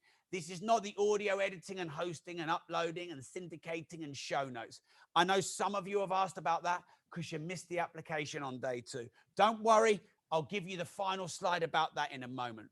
But the repurposing agency, it's this new wave of agencies that take your origin piece and put it into short, medium, long, written, audio, video, live, reels, TikToks, stories across all channels. Now, we've got a very, very unique way of doing it, and we can do all of your content repurposing across all channels. We can take that video and that audio and turn it, get this, into 40 pieces. We can take one masterpiece of origin content that you submit to us, and we can turn it into 40 unique pieces. All right, cool. So here's how. We will set up, brand, optimize, edit, and support all of your content. You get access to our full team, just like you do on the podcast agency. You focus on the content and marketing so we can do all your repurposing, all your editing, all your virality, etc. So on the content side, on the multimedia side, it's the baby without the labor pains. So this is actually outdated, Callum. Can we just update this? We have 22 test clients at the moment. And I think we're looking for a small handful. I guess probably no more than 5. I know that the onboarding process on our content repurposing is quite intense for us. We've got to learn all your channels. We've got to learn your style of content. We've got to take that one origin content piece. We've got to get TikToks and reels and stories and YouTube shorts and minis and middies and longs. So that's a lot of work for us. It's a boutique agency. It's actually an extension of our podcast agency that, you know, I think 40% of you on this live applied for that. Margot's interested in this. She has 2 years of content. We can absolutely, Margot and everyone, go back over all your existing content and do it from your content that you've already got or your new ongoing content. So Margot's interested. Just put keen. If you're interested, just put keen in the comments. I just want to say, just want to see, just put keen if you're interested. Just like on day 2, I'm not going to do a sales pitch. You're not going to be able to buy from me now. There'll be an application for you to fill in. In fact, this one, probably want to talk to you even more than we do the audio. That is a lot of people who are keen, by the way. And Tando, Dana, Eloise, Melinda, Debbie, Margot, Peter, Priscilla, Scott, Chiquita, Donovan, Shamsad, Dion, Denise. Okay. This is a lot of work for us, much more than the podcast agency. We have a team of 15, but we don't have a team of 50. I reckon we're probably going to look, like I said, about 5 that we can take on from this. And then you'll go into the next month, the month after, and the month after waiting list. So whether you're live or watching the recording, just bear that in mind. Okay, you know we're building a movement and a community of creators. Brenda says she's always keen on my programs. Thank you very much, Brenda. Really appreciate it. I believe it will cost you way more to do this on your own. Well, I know, because our agency will cost you about 1/3 of a staff member. This is how we've tried to work it out. Our starter package on the audio will cost you 1/10 of a staff member. Our higher packages will cost you 1/3 of a staff member. I mean, surely that's a no-brainer. And we're going to give you some beta discounts because we're still in beta mode. Have you seen us advertise this on the website? No. No, you haven't. I've only offered this on, I think, 2 Zoom masterminds before and once to my existing clients. So we have a gold package and a diamond package. So on the gold package, we support you in all your content repurposing. We give you our access to our video and media team of 15 people. We give you custom content. So video that will be customized for TikTok, customized for Instagram, customized for YouTube, customized for Reels and Stories. Regular updates on the monthly trends and algorithms. So for example, today from my VA, I got an update on the 2 best times to post on TikTok. When the algorithms change, what helps you go viral. So you basically get access to our team. What you do is you create your master origin hub piece. your Master Origin Hub piece. You create this and send it to us. We will even coach you on creating that great Master Origin Hub piece. I've even taught it to you here on this bonus session. And then you'll send it to us and we'll repurpose it across all the channels. And what we do is the 1-7-40 rule. That's 1-7-40. We take one piece, turn it into 7 unique, and then that 7 unique gets turned into 40 across all channels. And they are tweaked for the specific nuances of TikTok and stories and reels and YouTubes, etc. Loads of people will do trimming services. Trimming services do not work. Your content will get no reach on any channels. Oh, but Rob, I can get an editor for $30 an hour and they'll cut this content out. And then I can get a VA and then they'll just go and log on and post it. Well, that'll cost you $40, $50 an hour for both of those and you'll get no views. You need to know the nuances of all the channels and the virality. All right. So what you get each week on, and remember the 1-7-40 rule, each week on our agency, you get the full YouTube edit, optimized and edited for YouTube. YouTube is massive, by the way. If you're not on YouTube, YouTube's probably my most viral channel, tens of millions of views. Okay, then you get one 7 to 10 minute edit. Then you get 2 to 3 minute edits. Then you get 3 15-second edits or 15 to 60 seconds. So essentially what you get is short, mini, midi, and long. You know, I said you need written audio, video, live in short, mini, midi, and long. Well, we give you from your Master Origin piece, short, mini, midi, and long. You get 3 unique shorts, 2 unique minis, 1 unique midi, and 1 unique long. And then when you factor in YouTube, LinkedIn, Facebook, blogs, stories, reels, TikToks, and shorts, that's 1 into 7 into 40. So get this, listen to this. You're going to love this. You give us 1 piece of content a week, you get 40 pieces back. Well, you get 7 that becomes 40. I mean, wow. Wow. We're testing this. Like I said, we've got 22 clients, not 220. This might not end up working for us as an ongoing service at scale because it might not be profitable. You get the thumbnails, you know the thumbnails where you've got the image that makes you click. You get the optimized titles, the descriptions, the keywords. So it's the one that you send to us and turned into 7 unique, turned into 40 total. Every single frickin' week. That's 160 pieces of content a month from 4 that you create. If that's not the baby from the labor pains and peeling you grapes and fanning you and moisturizing you, I don't know what is. All right, so the diamond, you get everything that's on the gold. Wait a minute, have we had the gold slide? No, we haven't. Let's go back. I think there's these in the wrong order. We haven't got the gold slide there. That's all right. I can come back to it. I'm pressing the wrong button. I'm going forward and forward and forward and forward and forward. All right. 1 sec.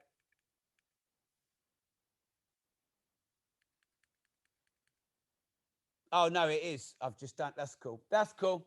Yeah. So that is the diamond pack, the gold package. Sorry for a minute there. I lost myself. I'm a Radiohead fan. All right. So that's the diamond package, 1 to 7 to 40 across all channels. That's the gold package, Rob. It's the gold package, Rob. So you can tell the bloody product's so new. All right. On the diamond package, you get everything on the gold. Plus, you get 2 blogs, a short form and a long form blog, SEO optimized, and you get 4 collaboration cuts for the guests that you interview.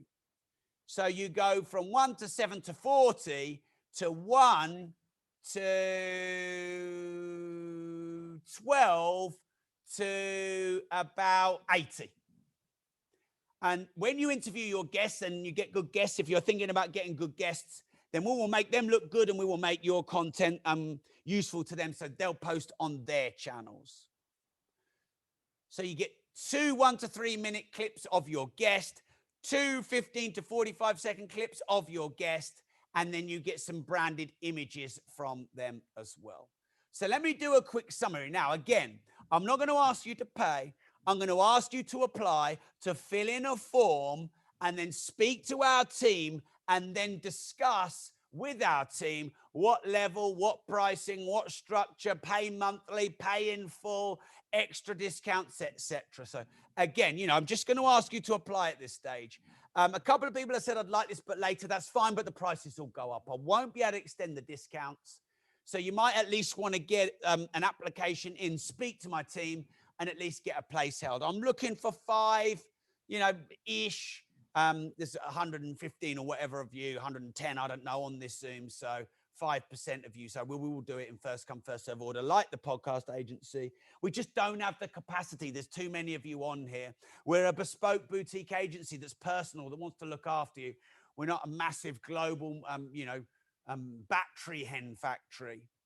So on the gold package, it'll be about $2,000 a month. That's where we're going to be. You'll get the 1 into 7 into 40 edits every single week. Every single week. Okay.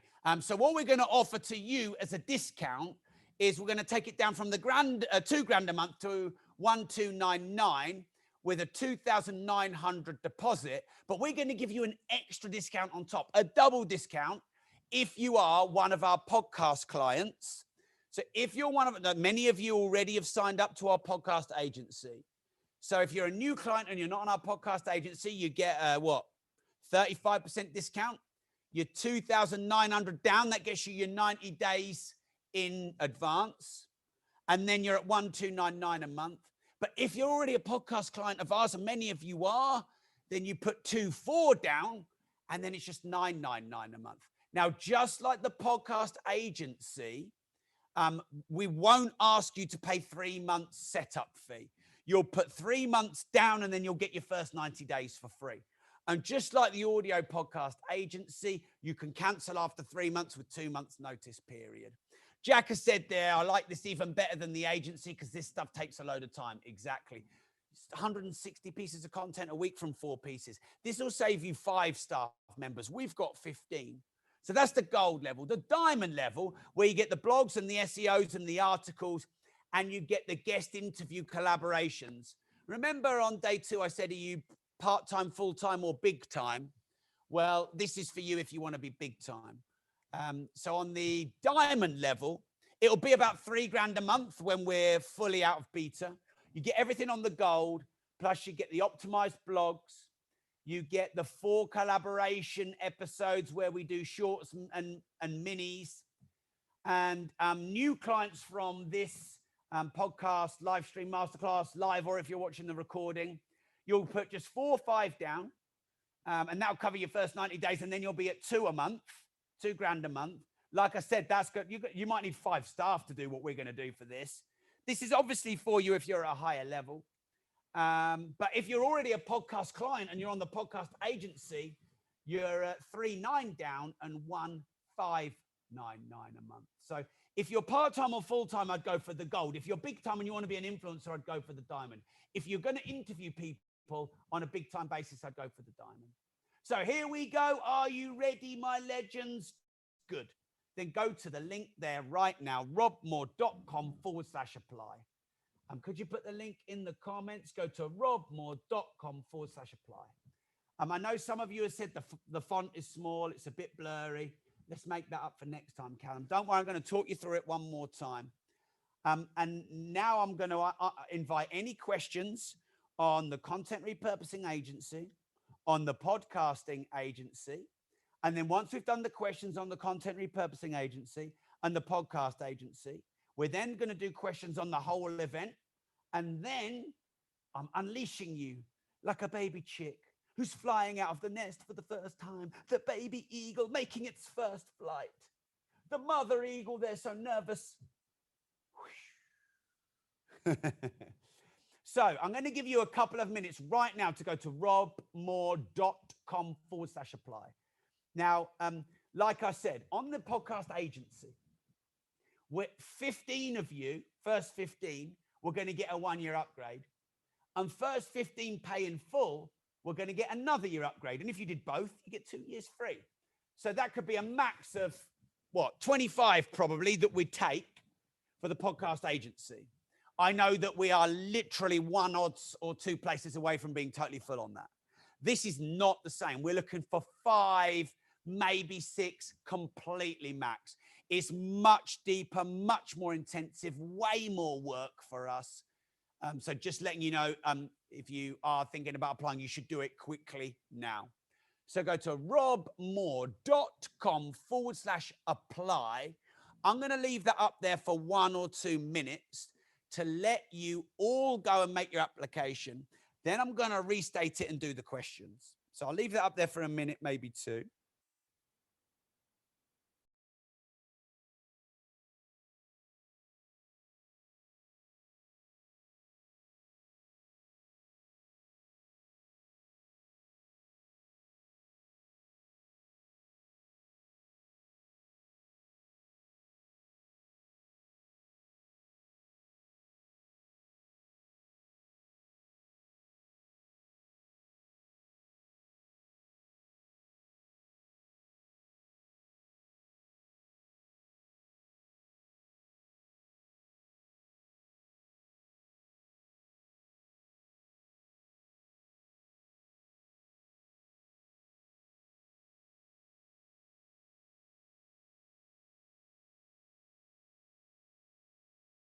We're not looking for masses of applications, so this is not right for everyone. If you want to be full-time or big-time, you want to be an influencer, a creator, you want to make multiple streams of income, you want to grow your brand, you don't want to have to hire staff. I mean, you would have to hire staff for this. You'd need recruitment fees. We just paid $8.5 grand for a recruitment fee for 1 staff member. You'd need recruitment fees, legal contracts. You need HR, performance management. You'd need all this stuff. You don't need to hire anyone. You leverage us as your agency consultant. So go to robmoore.com/apply. Put the link in the comments one more time, please, Callum. Okay. Yeah, in a moment, I'll go and tell you what the annual prices are. But let me remind you what you get. On the gold level, you get 1 into 7 into 40 pieces of content.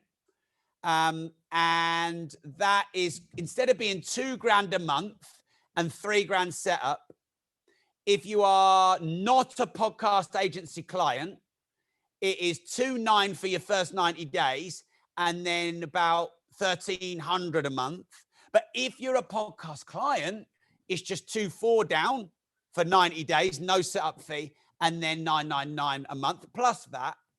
Now, the diamond also gets all your collaboration and guest interviews and your blog, SEO, and articles. So that's about 1 into 15 into 75 pieces. To new clients, that's going to be $3 grand a month.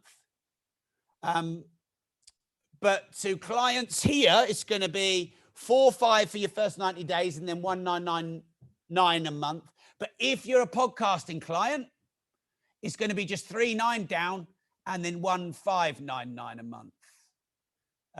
No, there's no content repurposing in any of the podcast agency packages. Completely different service, completely entirely different. Okay, now if you pay annual, so Mary said, wow, what an opportunity for those ready with their content. If you pay a year down, then that is going to save you, even off the double discount, it's going to save you nearly $5 grand, and it's going to be less than 10 grand. So you pay less than 10 grand for a year and you save $5 grand and you get 160. Wow. You get 1,920 pieces of content for less than 10 grand. Deborah says she's applied. Callum, if we could get some confirmation that Deborah has applied. If you've applied, just put in the comments so I can see. My team will call you ASAP. If you've applied, put in. If you haven't, carry on. Now, on the diamond level, so Melinda is in. Deborah is in. Nana is in. All right, keep filling in the form if you haven't already. Now, on the diamond level, if you pay annual, instead of it being $3 grand a month, You save $6,500 and it's just 15,997. That's 16 a year for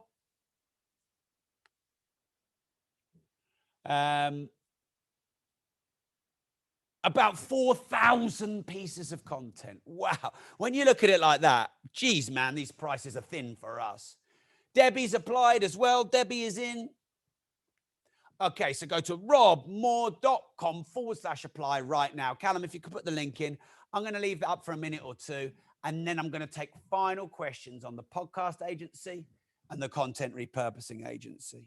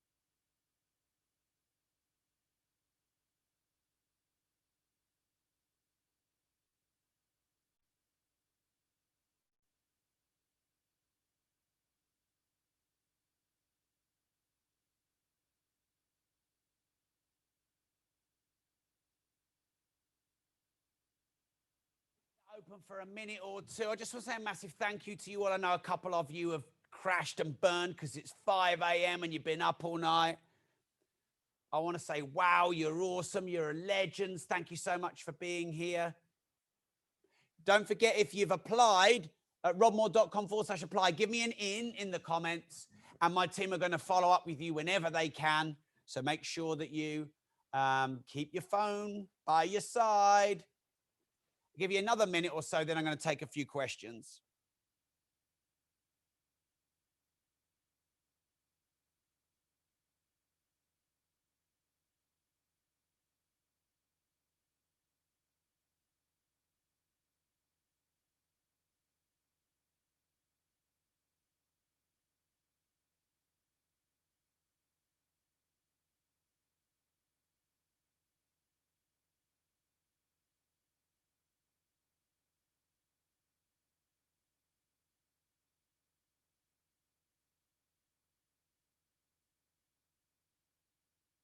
Okay, M. Ford is in. Christina is in. Thank you for all the kind comments, everyone. You're absolute legends.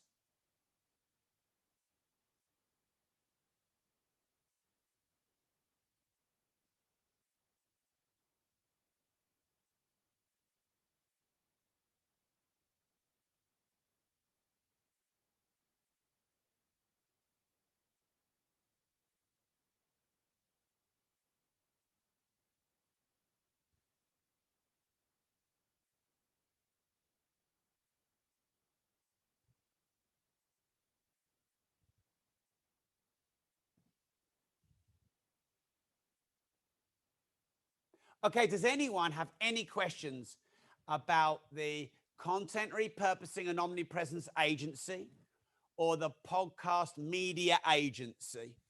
Does anyone have any questions about those two things? Does anyone need me to show you the podcast agency packages again? any questions about either of our agency packages? Let me know in the comments.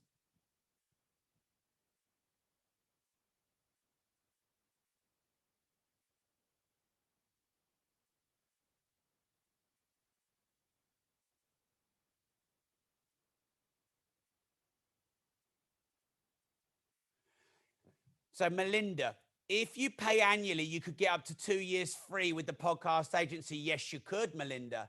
If you pay annually, if you're in the first 15 that do it, you get a year free. And if you're in the first 15 that do it annually, you get another year free. Yeah, you could get 3 years for the price of one.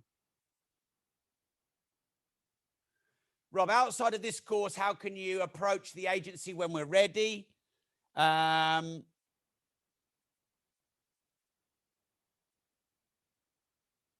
Hello at progressivesuccess.co.uk. Or you can Google Progressive Media. You'll find it.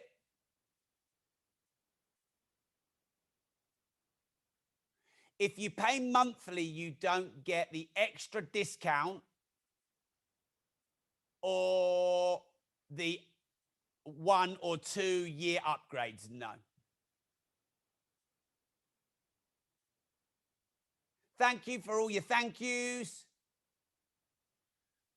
With the content repurposing packages, no, you don't get an extra year or 2, I'm afraid. We've put double discounts on those and an even bigger discount for pay annually.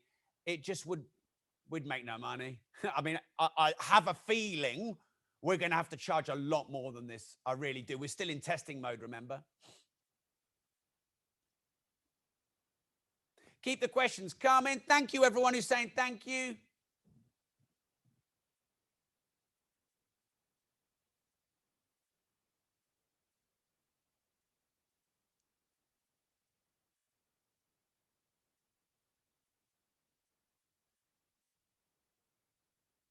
Yes, so when we onboard you, we'll talk you through all the elements of positioning, presenting, promoting your podcast. On the different levels, we'll work with you on the design. So yeah, you'll get some guidance from our team. Margot wants me to share the agency information. Okay, right. I was asked about that before. So we've done all that.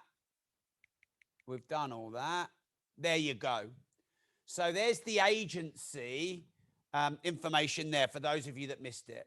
Now that's a bit blurred. So Callum, can you put podcast agency : and then robmoore.live/apply, and then under it, content repurposing agency : and then the link for that. I don't want to confuse anyone. So those of you that are already on our podcast agency that take our repurposing agency, you're going to get a quadruple discount.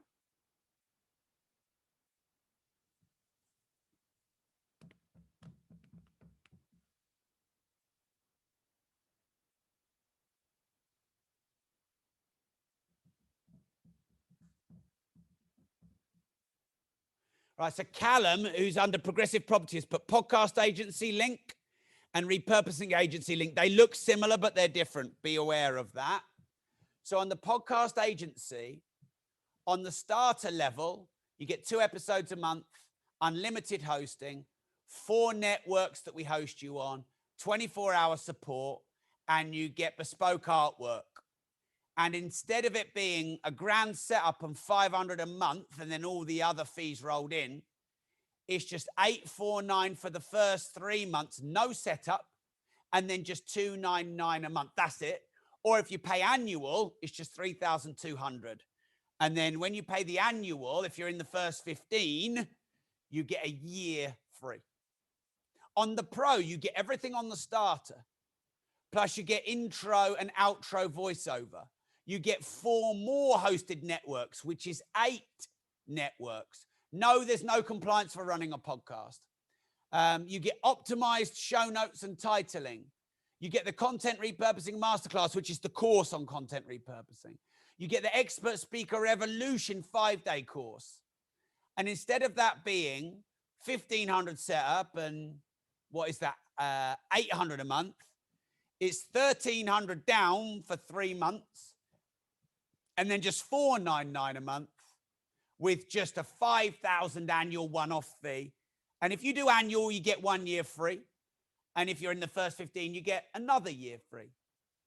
And then on influencer, you get loads more. You get guest collaboration support and introductions. You get all of your assets and resources for launching, like headers and banners and visuals. You get a sponsorship package with us where we'll promote you across a load of our channels for free, which people pay £3,000 for. You get a collaboration episode with me that I'll publish on my podcast. You get coaching on all your other social media platforms. And if you pay annual in full, you get 1 year's mentoring with me. And that's £60,000.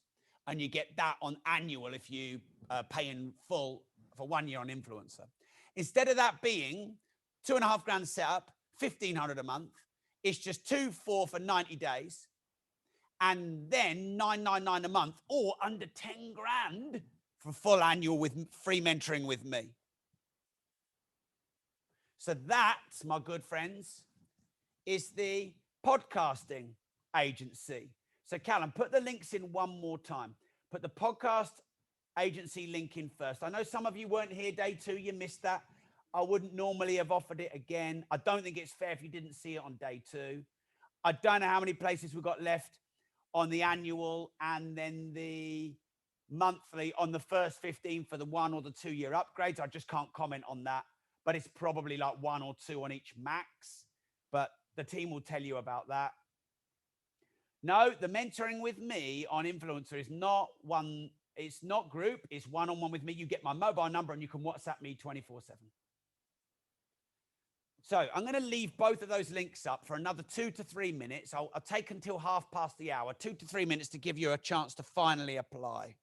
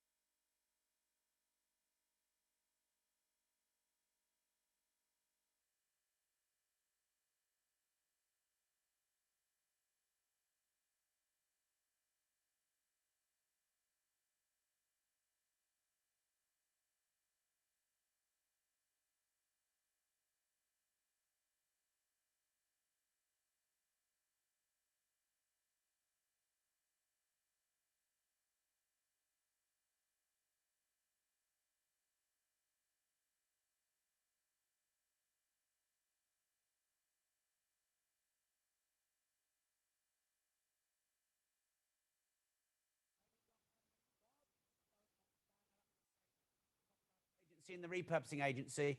If anyone now has any general questions about the event, please let me know. Put them in the comments.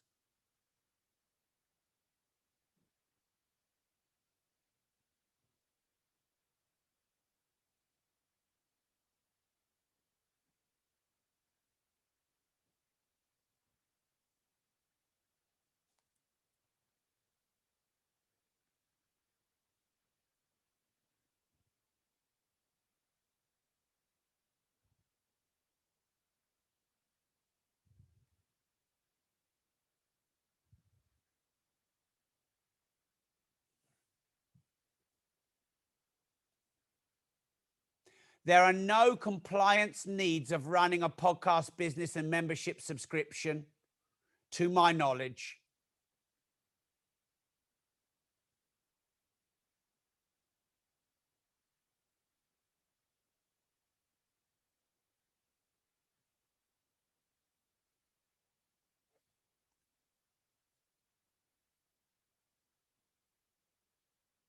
Thanks, everyone. Yes, you're going to get a full copy of all 3 days of all recording of all the slides because I love you. in your resource center. It'll all be there. Give us a little bit of time to edit it, etc.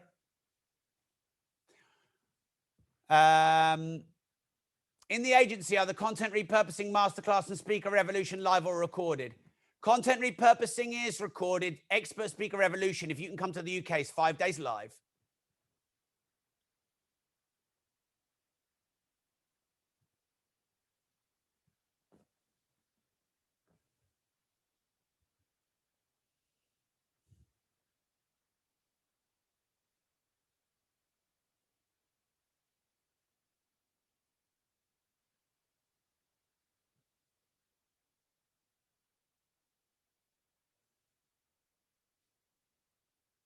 Thank you for all the kind comments.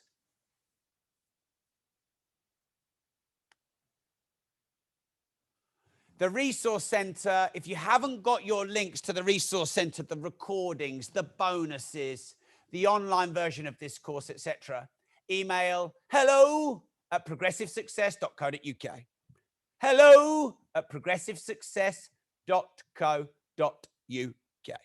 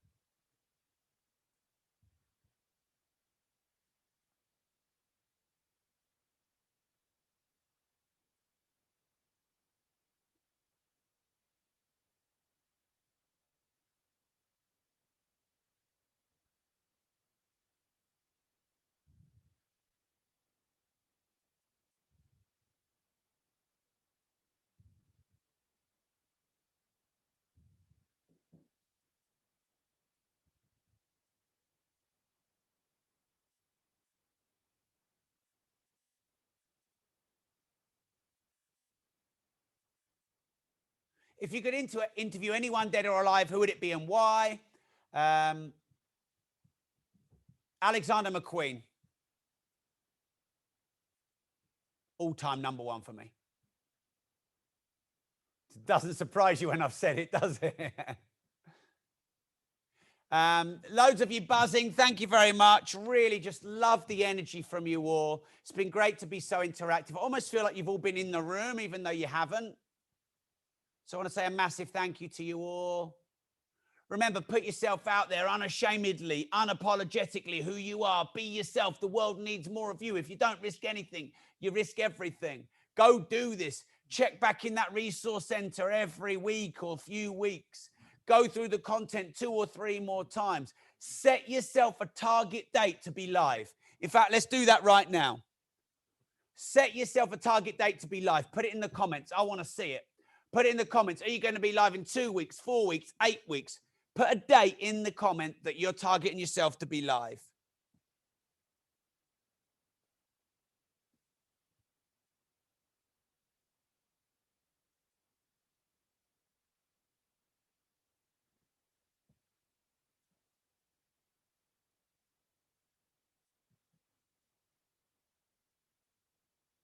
Let's have them. Come on, commit. Do or do not. There is no try. Tammy, the first time I heard you, I was skeptical, but now I'm addicted. That's lovely. I don't mind people being skeptical about me at the start. I mean, I'm pretty full on and intense, let's be honest. I'm not everyone's cup of tea. I don't want to be. Just want to be yours. Callum, put the link for the podcast agency and the content repurposing agency one more time. I'm going to shut that in 1 minute.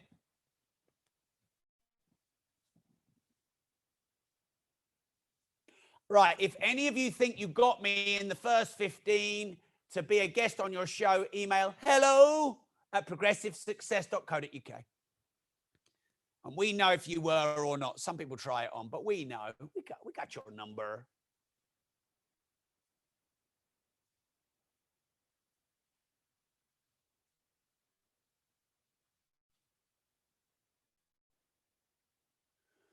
All right, I think we're nearly there. I think we've got a countdown. I think this is the end. Is this the end? No, this is not the end. This is just the beginning.